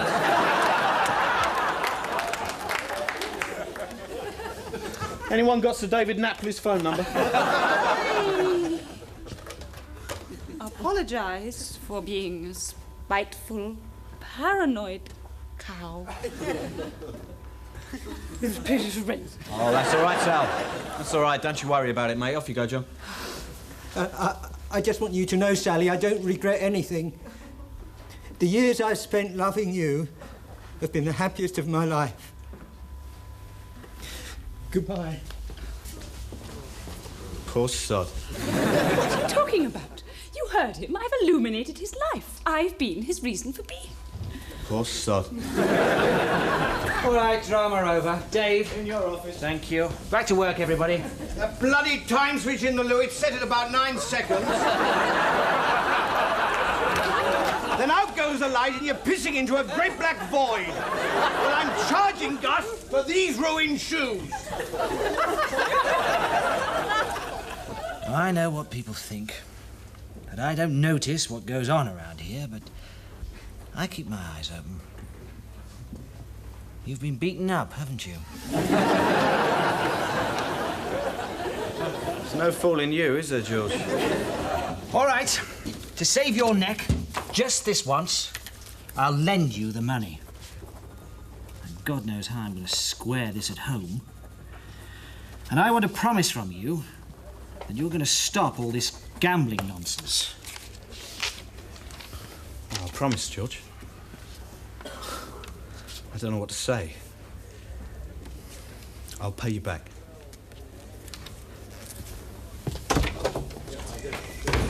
Hey, Alex, look. Look. George has bailed me out. Isn't that nice of him? God, it's amazing.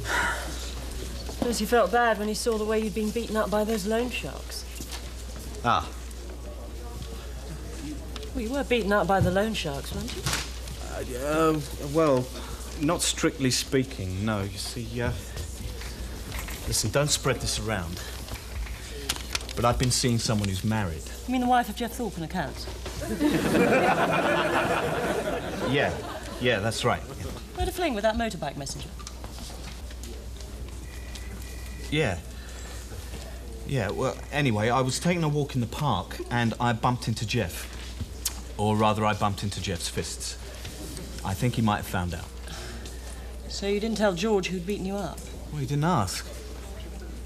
I should tell him, really. What if he finds out? George never finds out. I mean, this cheque will save me from a more professional beating from the loan sharks. Nope. I'll tell him. Next month. Alex, this has just come in. All right, more divisions in the cabinet on when Britain should join the ERM. Why is it called the ERM? Because every time someone suggests joining it, Thatcher goes, Good afternoon, team. Are we okay? You bet. Splendid. Oh, by the way, Alex, do we really have to mention that 2 of the convicted Guinness conspirators were friends of the Prime Minister? We've got to think about balance. Good point, Gus. Well, we'll just emphasise that the Prime Minister has a number of friends who aren't criminals. Nice use of humour. George, have you been mulling my cuts? Well, yes, but I'm still opposed to them. I'm sorry, I just don't think they're a very good idea. George, you are so right. Yet again. Am I? Absolutely. I've had another look at figures, and you're right. There is an alternative. We don't need to make all these cutbacks. We can find the savings another way. Oh, good. How's that? Redundancies. Redundancies? Yes, it's no good just tinkering at the margins. We need to slash the heart of the problem. Salaries. We must identify anyone who's superfluous. Jeff Thorpe in accounts is going to give me a rundown. Poor chap has broken his hand. Fell over in the park. Thanks for being so firm with me earlier, George.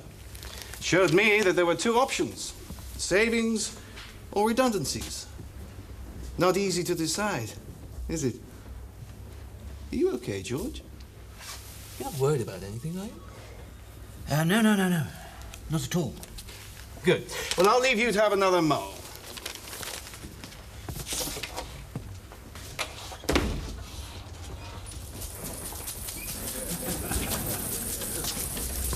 George, some stuff coming in from Damien on the satellite. Better not be any camels in this. Okay, there we go. It's a grim struggle for survival as this sad tidal wave of humanity descends upon this...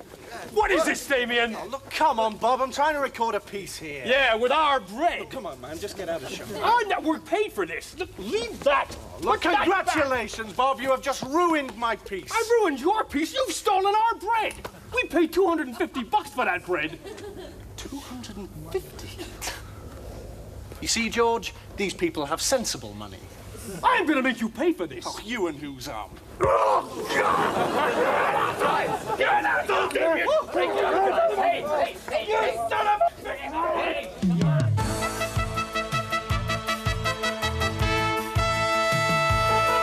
a... Some more grim news on the economy. Thatcher's blaming it on the war with Iraq. Oh, yes, of course. The recession began just 8 weeks ago when they invaded Kuwait. Oh, she's always blaming someone. She blames businessmen, the media, Mars being in the house of Jupiter. Pathetic. What else is breaking? There's this big increase in the crime figures. Oh, now, apparently that's the fault of the general public for not being careful enough.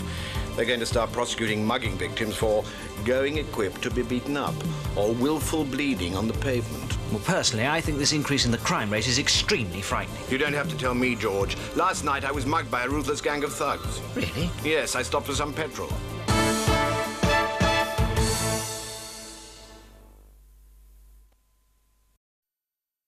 And now, Drop the Dead Donkey.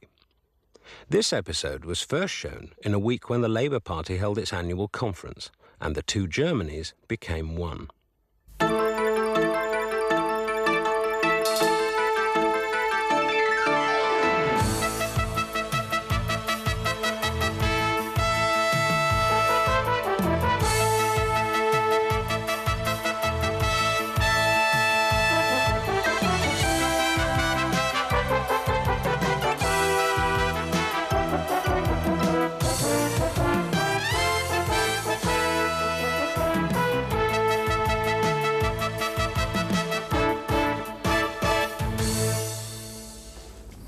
And yet the carnage continues.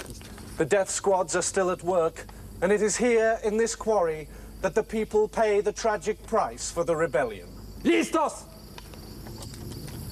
Apunten! Hold it. Sorry, we've got a problem with the sound.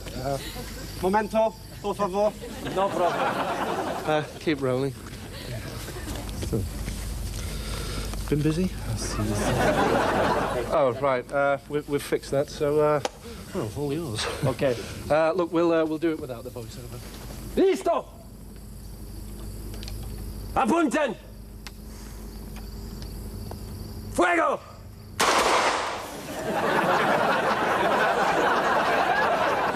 No, stop. Have you look at the bloody camera? You, look. No, I mean, we can't use that. No good. Are you shooting anyone else today? You know, shoot another one. Bang, bang. Uno otro. No, no more. Tomorrow, maybe. Well, could you pull forward one of tomorrow? No. Oh, look. I tell you what. Why not shoot him again? Again? Está muerto. He's dead. He's stiff. Well, yeah, but look, hold it. Arrete, stop. You see, if we just could sort of prop his head up. Shoot again. Well, yes, I mean, you'll be on TV, you know, cinema, Hollywood, you know, big star. Okay, shoot again, no problem. Yeah, correct.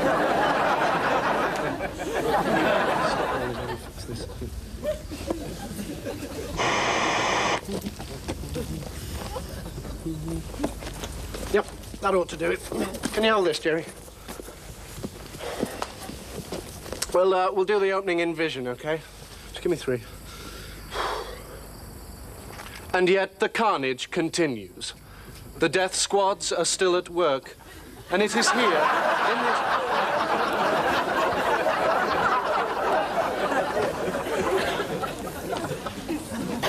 Jerry, have you got any gaffer tape? Okay, come on, this time. And yet, the carnage continues. Jesus!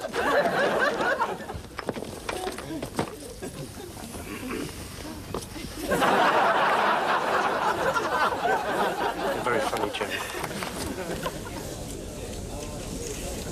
I don't believe it. What don't you believe, George? Damien. He got them to execute the same man twice. 3 times, I heard. By the time they finally got his head superglued to the post, he ran out of film. What are you looking at those rushes for anyway? They're old, aren't they? Oh, we're supposed to be putting together a special feature on South America, and with Damien in hospital, I've got to edit it. George, we're getting some more pictures in of the German unification celebration. I'm telling you, unification is a huge mistake. History shows you just can't trust the Germans. Oh, come on, Henry. It's been a long time since '39. I'm not talking about '39. I'm talking about the World Cup. The way they deliberately got Gaza booked, it was a disgrace. Now, Sarah's sending us a piece from East Berlin about the unrealistic expectations of some of the East Germans. Hello, I am now a citizen of United Germany. Please may I have my video and fridge? Not going to be easy, is it? Switching overnight from socialism to capitalism. The Labour Party managed it. That reminds me, we've got to be on our best behaviour during these party conferences. And we agreed, no pictures of delegates yawning, looking bored or falling asleep. Well, how are we going to cover Roy Hattersley's speech? George, Alex, can I have a word? Sure. Now, this isn't going to be an inquest. What isn't? I'm perfectly satisfied that you weren't responsible for Damien's accident. Internal inquiry would be far too strong a phrase. All I want is for you, me and Alex, to have a little... I wouldn't even want to call it a discussion. How about witch hunt, then? Hey, troops. If there's any responsibility to be taken, it stops right here. Good. Wait a minute, this is my desk. So, when's your paper going to use it? Well, it's part of a Raw Courage series we're doing about people who've done particularly brave things. And we've got you, a bomb disposal expert, a deep-sea diver, and a man who spent 3 days in a balloon with Richard Branson. already interviewed your boss, George Dent. Ah. He was very complimentary about you. Was he? Well, yes. He said you were the only reporter he'd ever known who could find dead bodies before the vultures.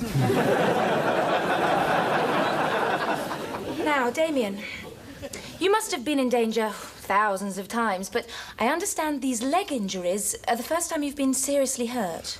No, I was hit by a bullet in the Sudan. Oh, well, were you severely injured? Well, no, it had lost a lot of its force as it had already passed through my cameraman and sound man. Oh, dear. I suppose your crews are very important for you. Well, not always. The piece where I got injured, I did myself with a lightweight camera. That one, actually. Yes, it's seen a lot, that lens. I'm sure. Well, I do know a bit what it's like. Well, I worked briefly in Northern Ireland, and I've seen, you know, dead people. How many? Well, a couple. I've seen hundreds. 4 major wars I've covered, 3 assassinations, 7 train crashes, and that's only the big ones. 4 famines, 2 earthquakes, countless gas explosions. Yes, I may be young, but I've seen so much human suffering. Sometimes I want to cry, but I can't, because I've got a job to do. You can write all that down if you want. Right. What I was particularly interested in was how your legs were injured in this way. Oh, that? Oh, well, that all started about a week ago. Now, George Dent, our editor, you see, he was very keen that I do this story. George, where are we going to put electricity in the running order? Oh, God, 18... George, there's a story I want to cover. Yes, all right, hang on. We're still on electricity. Has everyone had these stupid letters inviting us to buy shares in the electricity industry? Yeah. Totally pointless, this privatisation. Not at all. It'll mean if you're not happy with the prices charged by your regional electricity company, you'll have a choice. What choice? Well, you can move house. Or if that isn't practical, you can dig a huge hole beneath your house, tunnel 60 miles to a neighbouring electricity region, burrow up underneath a power station with your jump leads, whack them on, climb back down into the tunnel, feeding out 60 miles worth of cable as you go, then climb back up into your house and attach the cable to the fuse box. Piece of piss. Look, George, what about my story? Yeah, wait a minute. There's this sex scandal story. Oh, come on, Dave, that's just a rumour. It is important. She is a prostitute and he is a junior minister. There are serious security implications. Well, having met him at Henley, I really find it very difficult to believe he consorted prostitutes. Me too. I always thought he was into little boys. We don't report gossip. Now, Damien, you were saying? Yes, George, I want to do something on one of these animal liberation groups. Now, I've got a contact, and I feel it would be a very relevant piece. They're not extremists, are they? You know, the sort that break into animal laboratories. Look, George, obviously I would shoot the piece in a responsible and sensitive way that examined the underlying issues. Had lots of close-ups of 2-headed baboons. Hey, look, not at all right? George spoke to me yesterday about my responsibilities as a broadcaster, and, well, I've taken all that on board. Look, I am not just some monster whose only obsession is getting a good story. Yes, you are. That's why you're such a successful reporter. Well, I'm prepared to trust Damien's word on this one. Obviously, I shall want all the details in writing. Of course. Right, if that's all. George, what is going on? Why did you use the words Damien and trust in the same sentence?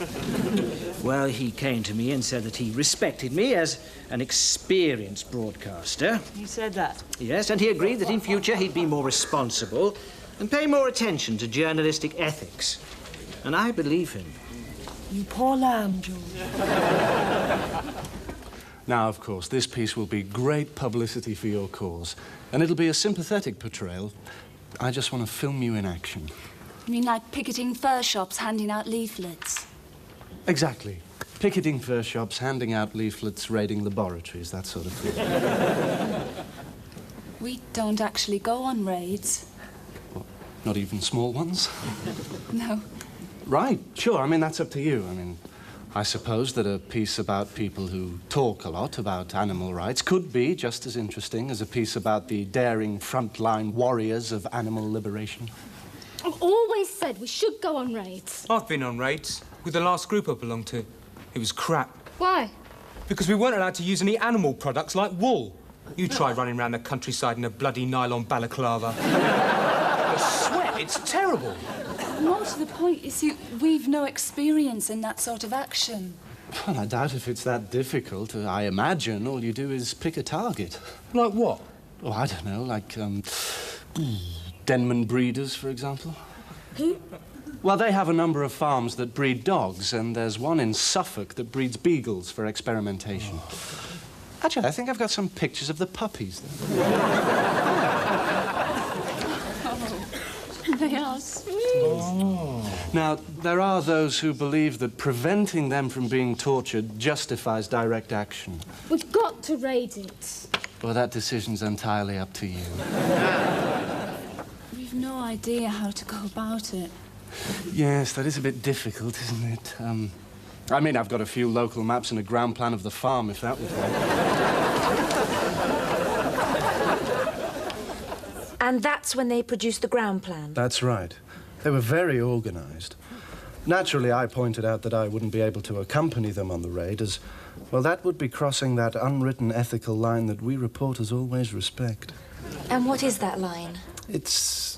Well, it's unwritten. But we're not irresponsible. Well, you take last Friday, for example.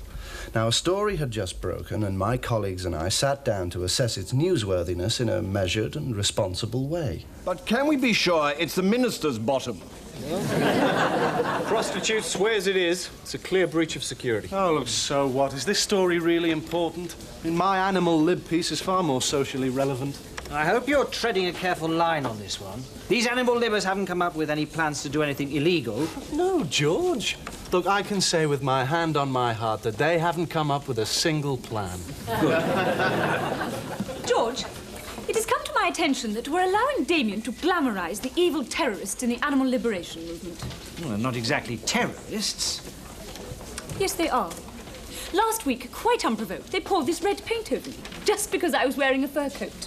It completely ruined my evening. They shouted, "Mink is murder" at me in front of all my friends. Morons. It isn't mink, it's sable, which is far more expensive. I just don't see why we're doing a piece on them. It's typical. Always sympathising with muggers, never the victims. God knows how difficult red paint is to remove. Actually, it probably wasn't red paint. They don't use that. It's ecologically unsound. What do they use? A mixture of red vegetable dye and pig's urine. And we're giving these pigs' urine hurlers free publicity, are we? No, it's not publicity, it's coverage. And I'm confident that Damien's going to produce a well-balanced and objective piece. Well spoken. And I hope you were listening to that, Damien. We mustn't overbalance the buggy on this one. We won't, Gus. We've got to be very careful, very even-handed, lots of restraint, lots of fact-checking, lots of objectivity, and really very little sexy ratings-pulling sensationalism. No, don't worry, Gus. There'll be plenty of action. You know, people running around with balaclavas on. And, well, I've picked this group because the woman who leads them is a real stonker. You know, very televisual. But won't her face be hidden by a balaclava? Yes, I'm working on that. Look, can we go through the plan once more? I'm not clear what we do once we've broken into the kennels. Yeah, well, after you've daubed the wall with slogans. What slogans? Bastards, murderers, murderous bastards, take your pick. Can we just demonstrate instead? But it's sort of like a demonstration, really, just with the added element of forced entry. Talking of which, here are your balaclavas. Great! That one's yours, Luke. 40% nylon? Yeah, all right, all Yeah, right. but I'll get that rash again. Look, don't worry. Damien, this is a bobble hat. Yes, Lou. You see, I thought that you, as leader, should be free to give commands. But don't worry, I'll make sure that the camera never sees your face. Oh, by the way, I wanted to ask you, do your lot throw paint at people who wear fur coats? Oh, we did it once, but the smell from the paint kept making me sick. So it wasn't you who got Sally Smedley, the newsreader? She wears a fur coat. I'd love to pour paint over her. Do you want her address?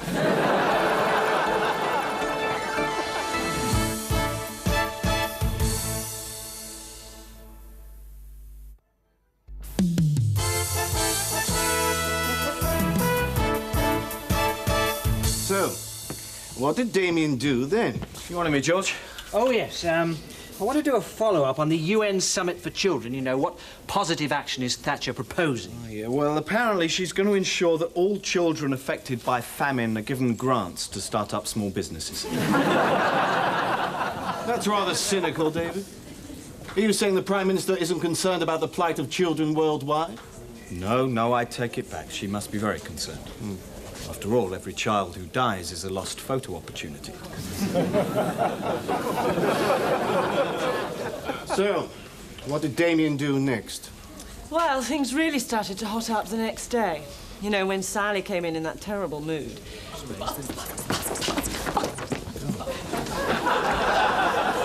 Sally's in a bad mood this morning. Is she? Seems perfectly normal to me. This woman threw red paint at me last night as I was leaving my flat, when I wasn't even wearing a fur coat. Someone's given them my address. Well, not necessarily. Well, either that, or there are people roaming the streets, clutching tins of red paint on the off chance of seeing me. Now, which do you think is more likely? There are people roaming the streets, clutching tins of red paint. Yes, thank you, children. I'm seeing us about this. Excuse me, security sent me up. I'm from the Catford Animal Rights Group. I'm looking for Damien Day. Who are you? Well, then you've come to the right place. I'm Damien's secretary. What? Thank you, Dave. I'll deal with this. So, what's the problem? Well, Damien said I need to speak to him. Oh, well, it's okay. He discusses everything with me. I mean, I know exactly what you're doing, so what is it you want? Well, can you tell him I'm having a little trouble getting hold of the bolt cutters? Bolt cutters? For the raid. Well, the raid, of course. Have you got the new address for the target? Is there one?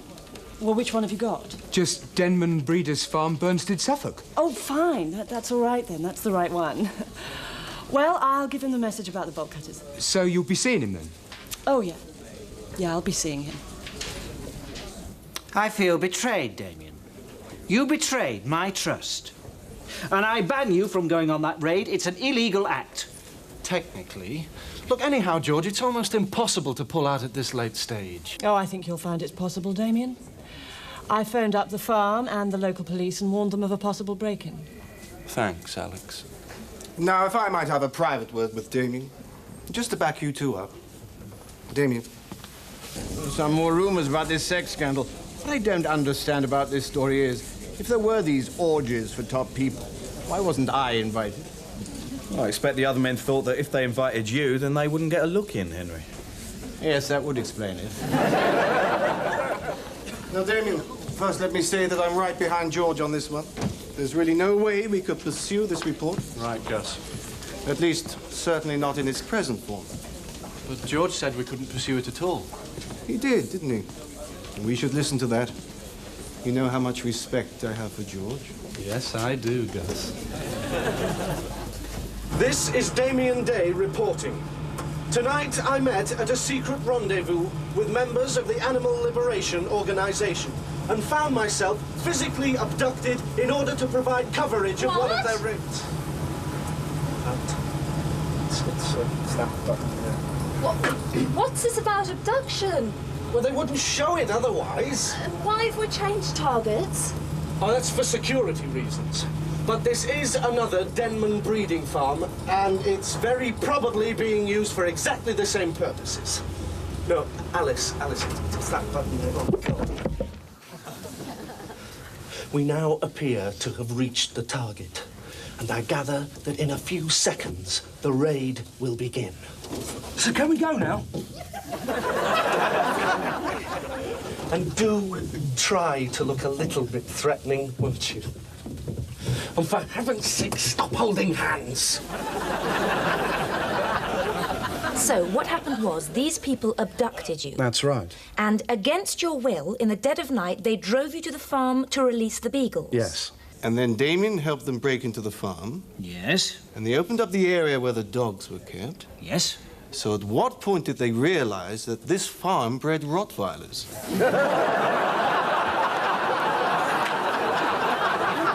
I think it became apparent fairly rapidly.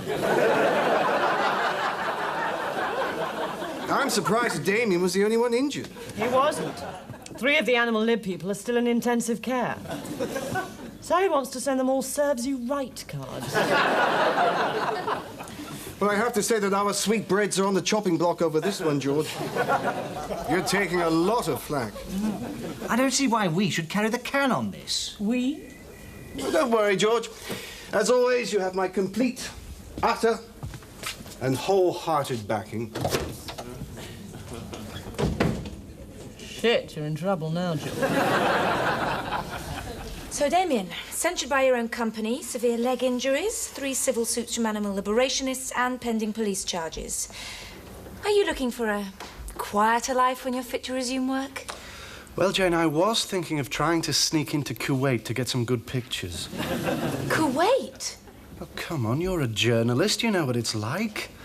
I need that buzz you get when the blood and the bullets are flying, that rush of excitement, that hit, that fix. I mean, that's why foreign correspondents can never hold down a relationship. I mean, sex is just an anticlimax. Oh, no. My camera is my woman. Of course. No one ever says that, but, well, I'm sure all reporters feel the same. No.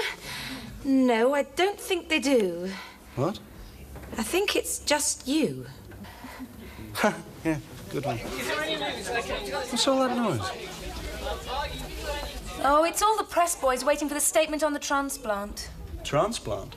Yeah, the heart transplant with this revolutionary new technique. Oh, they're doing that here? Yeah. Interesting, isn't it, this speech that Thatcher's made about the women in history she admires? Who are they? Queen Boadicea and Catherine the Great. Uh-huh. So her role models are a warrior queen who cut the penises off dead soldiers and stuck them on poles, and a despotic nymphomaniac who raped horses. Yes, suddenly the last 11 years begin to make perfect sense. Hello. Damien, this is going to be the end of me. Imagine having the strain of running this office, the stress of having to provide firm leadership. One day you'll have to do it, Alex. One day you will, George. It's Damien on the phone. What? Damien? Yeah, he says, can you save him 5 minutes on the 6 o'clock bulletin?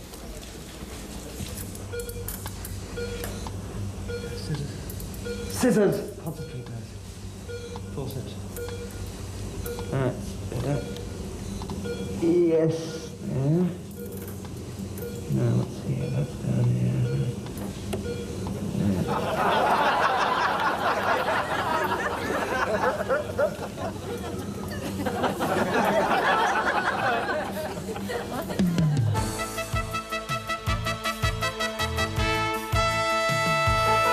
How's it going, troops? Any exciting stories breaking? No, just more stuff from the Labour Party promo. Sorry, conference. Yes, of course, we are giving Labour a lot of coverage this week.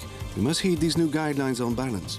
Perhaps we should give Norman Tebbit a right of reply. Oh, yes. Hang on, we've got a speech by Thatcher on the Gulf.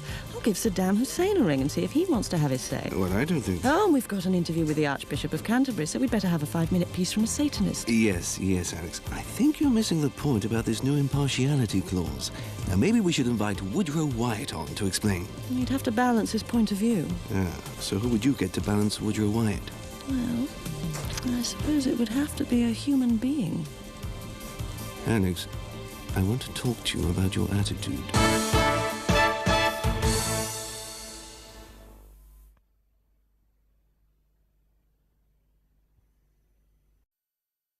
And now, Drop the Dead Donkey.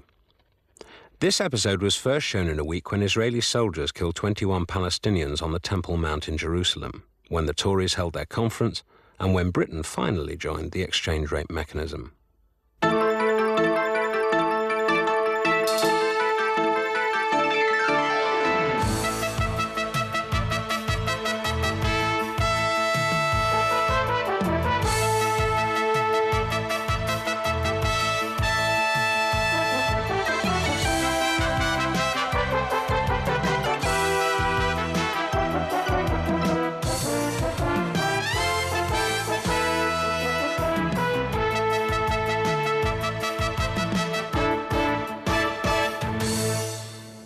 right, so I made one tiny error of judgment. One tiny error of judgment? What about the footage of the riot? It was highly sensationalist. Look, George, my job is to cover the story, and the story was that a mob of Muslims were attacking a panda car. They were attacking a panda car because someone had written, "Long live Salman Rushdie" on the back window. Don't look at me. This cynical, manipulative behaviour is unacceptable, Damien, and this time I am doing something about it. Yeah, like what? Like firing you. If I come across any more examples of this kind of behaviour. Yes, well, I'm sure that if you do, that Gus will back you up. And, of course, Sir Royston. And I'm sure that the survey showing me as our most popular reporter who delivers the sexiest footage won't affect their judgment. Get real, will you? Well, you've certainly got him scared, George. Could you just talk me through what we can expect from the first day of the conference? Well, basically, it'll kick off with a speech from Kenneth Baker, and then the first debate will begin. Now, there'll be the usual speakers from the floor. Self-made businessman from the north will begin his speech, "I am a working-class conservative." A 17-year-old prepubescent brat dressed like a bank manager who'll begin his "I'm a young person." An Asian shopkeeper who speaks nicely. And a tight-assed housewife from Basildon who's prepared to hang muggers personally and wants to bid for the franchise. Oh, and then it's out into the lobby where we'll interview 4 rent-a-quote MPs who'll all say that the debate was so magnificent that they had orgasms throughout. Thank you, Alex. My pleasure. Listen, I need a coffee. Do you want some? Not for me, thank you. Morning. Morning. Don't mind me. Somewhere over the rainbow, way up on... Excuse me. Excuse me. What exactly are you, The electrics. Your boss had just called me in to do the electrics. I see. There's a place on the thingy. Where is the junction box? Do you mind not singing? Only I'm trying to work, you see? Sorry.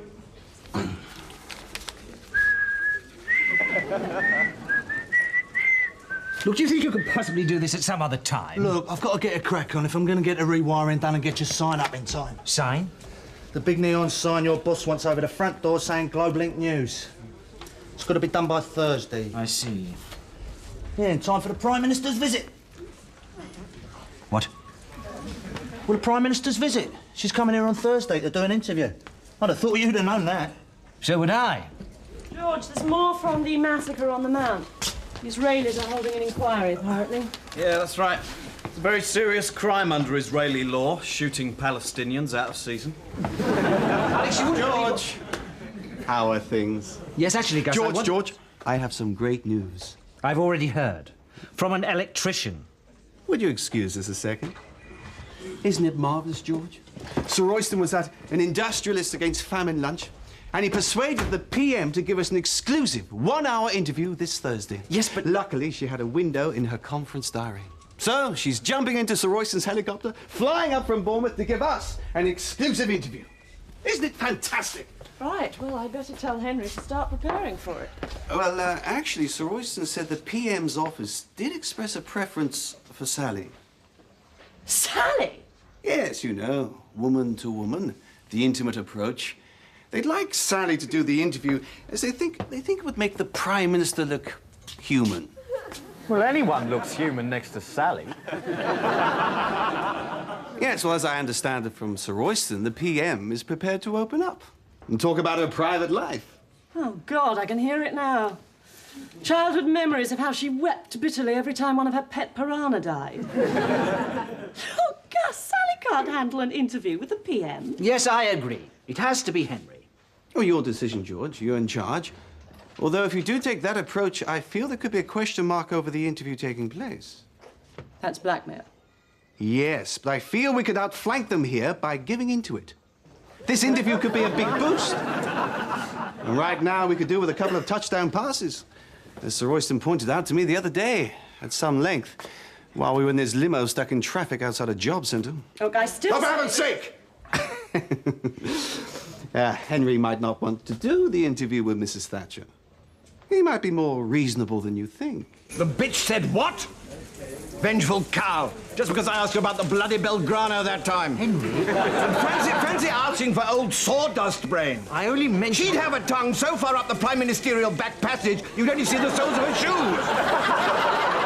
I'm not standing for this! We take that as a maybe?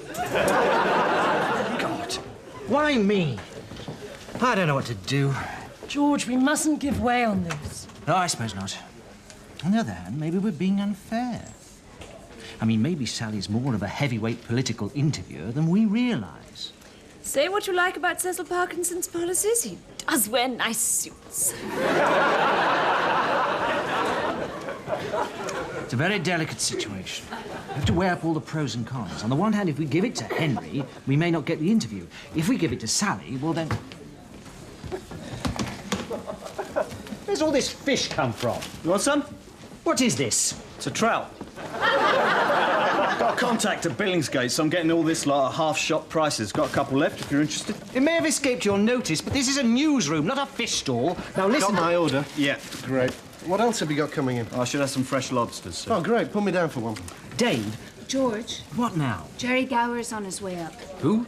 PM's media advisor. He says Gus suggested he drop by. Why does no one ever tell me anything around this George bloody... Dent? Yes? Jerry Gower. Gus said you'd be expecting me. Keep working on it. We're doing a feature on pollution in the North Sea. Then I'm confident it'll reflect the massive improvement this government's made. Now, I understand you've got the boss coming in on Thursday for a bit of the old third degree. Oh, I wouldn't say our interview technique was like that. No, but hers is. I can confirm a few details. Well, perhaps we should do this in your my office? George.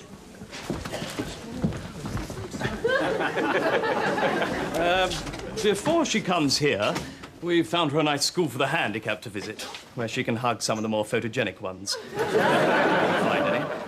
Now, that's just round the corner, and she's scheduled to finish there about 5:30. So she'll be with us around 6? No, 6:30.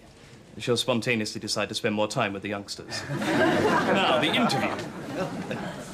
Obviously, ask her absolutely anything. Only if you were to talk less about politics and more about her private side, I believe she might be impelled to make some exclusive newsworthy revelations. Besides, with Sally Smedley doing the interview, it might be wise to avoid some of the heavier issues. While I respect and admire her immensely as a talented professional, she does make a bucket of pig shit look like a member of Mensa. I'm not sure that's entirely fair. Oh, I think it is. Which is why, of course, she won't be doing the interview. Will she, George? Well... That's not what I was led to understand. I should warn you, the PM schedule can suddenly become very full at very short notice. But I'm sure that won't be a problem, as Sally's doing the interview. Or Henry. I'm sure the Prime Minister welcomes intelligent questions, putting the other point of view. I must tell that one to the chaps back at the office. Until you've sorted yourselves out, I won't waste any more of your time. Or mine. Have a nice day. Everything will be absolutely fine, Jerry. We never agreed on Sally. Not strictly speaking. Not speaking anyhow, unless we did it accidentally in Lithuanian. Well, you go with Henry as interviewer, if you want. You're calling the plays from the huddle. You're the professionals, and I respect you as solid! If this interview doesn't go ahead, we'll all get fired. So you damn well decide what you like. Jesus, that's amazing. He just said what he means. God, he must be under incredible pressure. He's probably worried Sir Royston's going to get heavy about this. Yes. You don't think Sir Royston will get heavy about this, do you? George, it's got to be Henry. Excuse me, love. Don't call me love. Sorry, darling, can you shove over a bit? Dear, oh dear, I reckon this lot dates back to Ethelred the Unready. Yes, actually... Well, your wiring's buggered.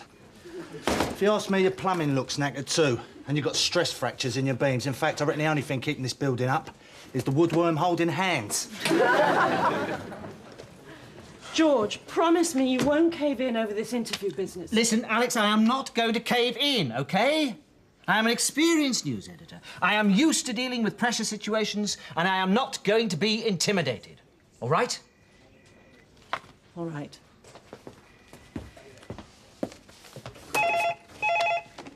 Yes? Oh, hello, Sir Royston. Absolutely, I think Sally's the perfect choice for this interview as well. No? No problem. Who was that? Wrong number.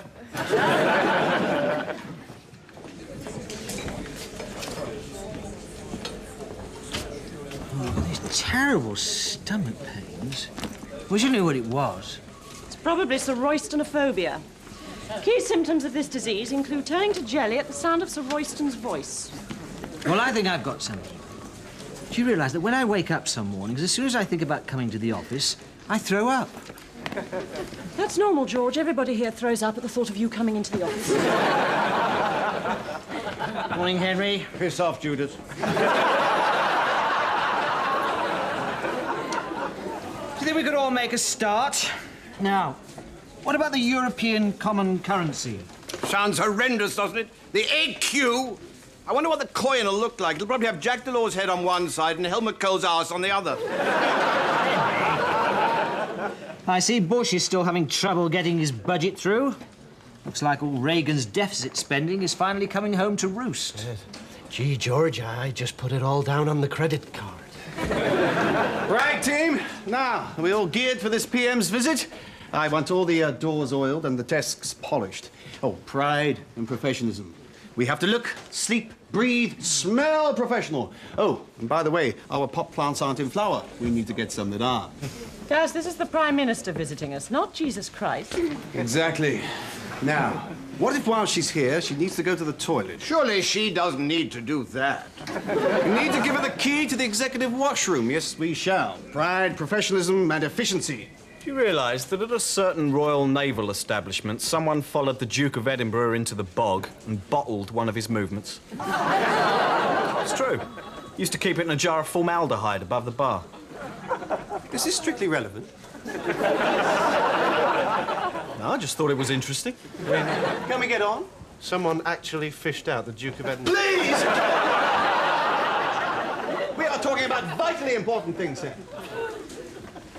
Now, I want the litter bins empty and no half-eaten Mars bars on the desk. Of course, they used to take it down whenever he visited. Shut! I've been thinking about the actual interview. Good. Now, that's good.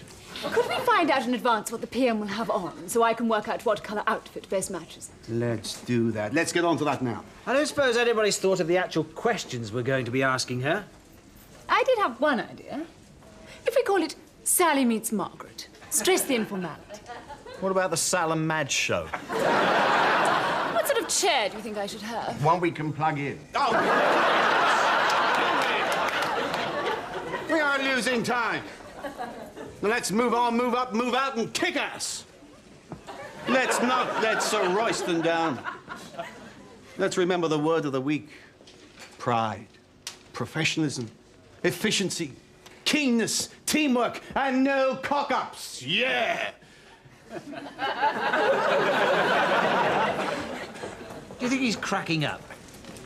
Let's hope so. Now, Parkinson's speech apparently is going to be all about civilising the car. Jesus wept.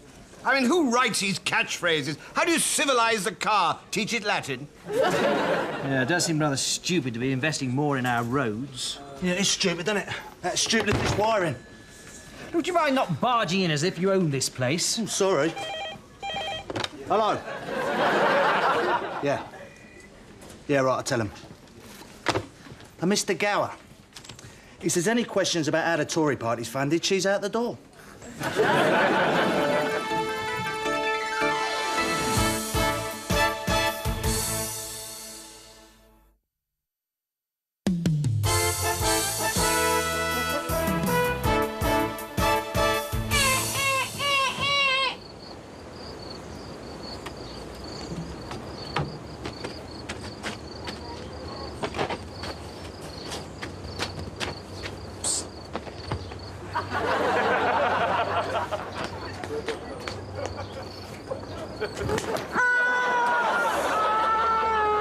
The hopeless misery of this abandoned orphan is just one of the sad symptoms of this small but brutal conflict. Throughout this troubled country, scenes like this are becoming all too commonplace. Well? Well, the children were all so bloody cheerful. can hardly do a tragic human cost piece in front of a load of laughing kids doing cartwheels. This just isn't good enough. I seem to recall hearing the phrase, next time, Damien, I fire you. Well, yes. Yes, you did. So? Well, yes. Yes, I am going to fire Damien. What? At least I'm going to strongly recommend that option to Gus. Oh, that's all right, then.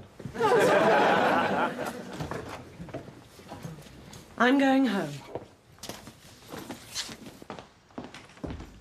Night-night, sweetheart. Night-night, bollock brain. Tell me, Prime Minister, do you think motherhood gives a politician a special insight? Sally? What is it? I'm practicing. Yeah, it's just that I've got some lobsters coming tomorrow. Are you interested? Dave, I am preparing to interview the Prime Minister of our nation. Am I likely to be interested in lobster? You're so right, Prime Minister. Good. That's good, Sally. Coming along nicely. God. You all right, Gus? You know what he called me? A mediocrity. Who? Sir Royston, last week. You know something else? He's right. That's why I've got to do it. Get up, kick out, move ass, because I'm a meaty bloody-ocraty. God! Suppose you're not interested in a lobster. You know, it's easy if you like Alex. You've got talent. It's easy if you like you and you're completely bloody hopeless. But when you're average, you have to fight, steal, cheat, and work bloody hard just to stay where you are. That's what we mediocrities have to do. Isn't it, Sally? Sorry, Gus, I don't quite get your drift. God. What? Oh, my God. What? Oh, our mineral water's French. Sugar bloody mad. Buy some crates of Malvern water. Move arse, get up, kick out, move, go. Look, what exactly are you trying to do? I'm exactly trying to get your neon sign working. You know, I reckon this wiring predates King Xerxes of Persia. Get onto that temp agency, quick. I think our receptionist's too ugly. 3 hours. 3 hours. She's going to be here in 3 hours. Gus, could I have a quick word? If it's very quick. Gus, I found more evidence of unacceptable behaviour by Damien, and this time I think we should fire him. Fine. Well, if that's how you... What? Whatever you say. Right. Though there is the other point... No, you do what you say. I have no time for all this. No, but... Fire him if you want, George. Right. Hi, Damien. George, we need to follow up the ERM entry. Yes. For instance, did the timing have anything to do with the Tory party conference? Do bears shit in the woods? Well, the government insists it was a coincidence. Yeah, like it was a coincidence that President Kennedy died on the same day that he was hit in the brain by a bullet. Here, darling, did I tell you? What? My gran's a great fan of yours. In a home, of course, poor old soul. And personally, I prefer the other one. The alcoholic. Do you think we could get on?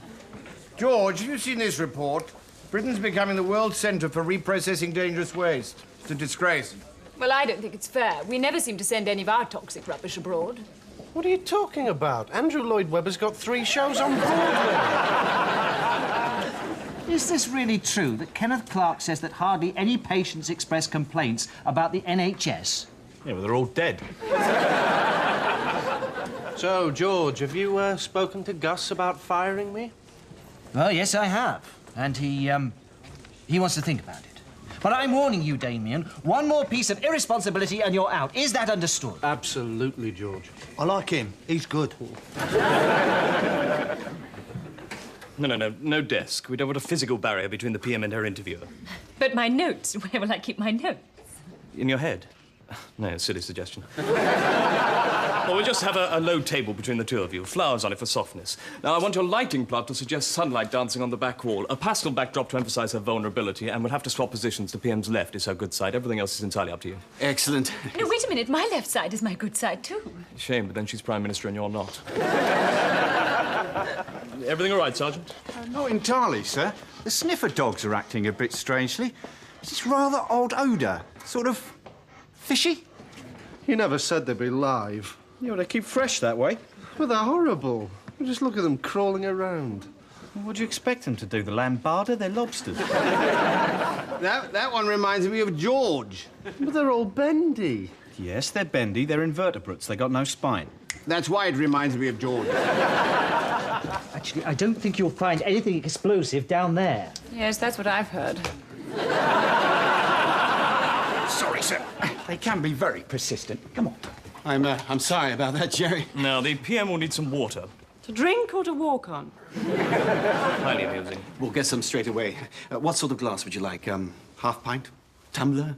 Wine glass? We have some with our logo on. Anything. Anything it is, then. If that's what you want, we'll get it.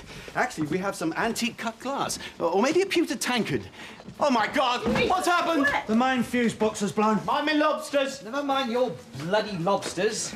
Get these lights back on. Not a hope. I mean, the wiring in here's a right Hampton quarter of a maze. Eric, the bloody navigator, couldn't find his way round You this. shut up! How long is it going to take to fix? 24 hours minimum. Oh. The emergency lighting's come on. Are we going to be able to record in this? No, absolutely not. It's a security nightmare. Besides, we don't want some half-assed interview with the PM holding up a bicycle lamp, do we? I'm calling it off. I'll let the boss know. But my interview... Flushed down the toilet of fate, my dear. Oh, I am enjoying this. What happened to my interview? What's happened to my lobsters? Right, I'm suing you. And you. In fact, I'm suing all of you. My whole career was building to this moment. Have you any idea what I put myself through to get this far? The deportment classes, the dental adjustments, the endless slimming. And now, just when I'm perfect, you go and wreck everything. It's just too dreadful. I may as well just go and slash my wrists. I'll fetch a razor blade. Henry, let's all just calm down, shall we? Think what we're going to do now. Everything's going to be fine. Gus. Gus, they've cancelled the interview. I'm sure it'll be a big success. Pride and professionalism. Progress and performance. Teamwork. Leadership. Dave, get a nurse up here with some medication. I still haven't found all my lobsters. Just do it. I'll go. Health and hygiene. Hope and anchor. Trinidad and Tobago. Right, well, I suppose I'd better ring Sir Royston and tell him the interview's not going ahead. Thank you, Alex. I'm perfectly capable of making that call. Are you? Yes. I shall break the news to him with great calm and dignity. Because I have composure, because I have confidence, because I have a lobster in my briefcase. George, sorry about that. Went a bit odd back there. Must be a bit tired. Yes. But you're all right now, are you? Oh, absolutely. Don't worry. 100% in control. So, when's President Kennedy arriving for this interview?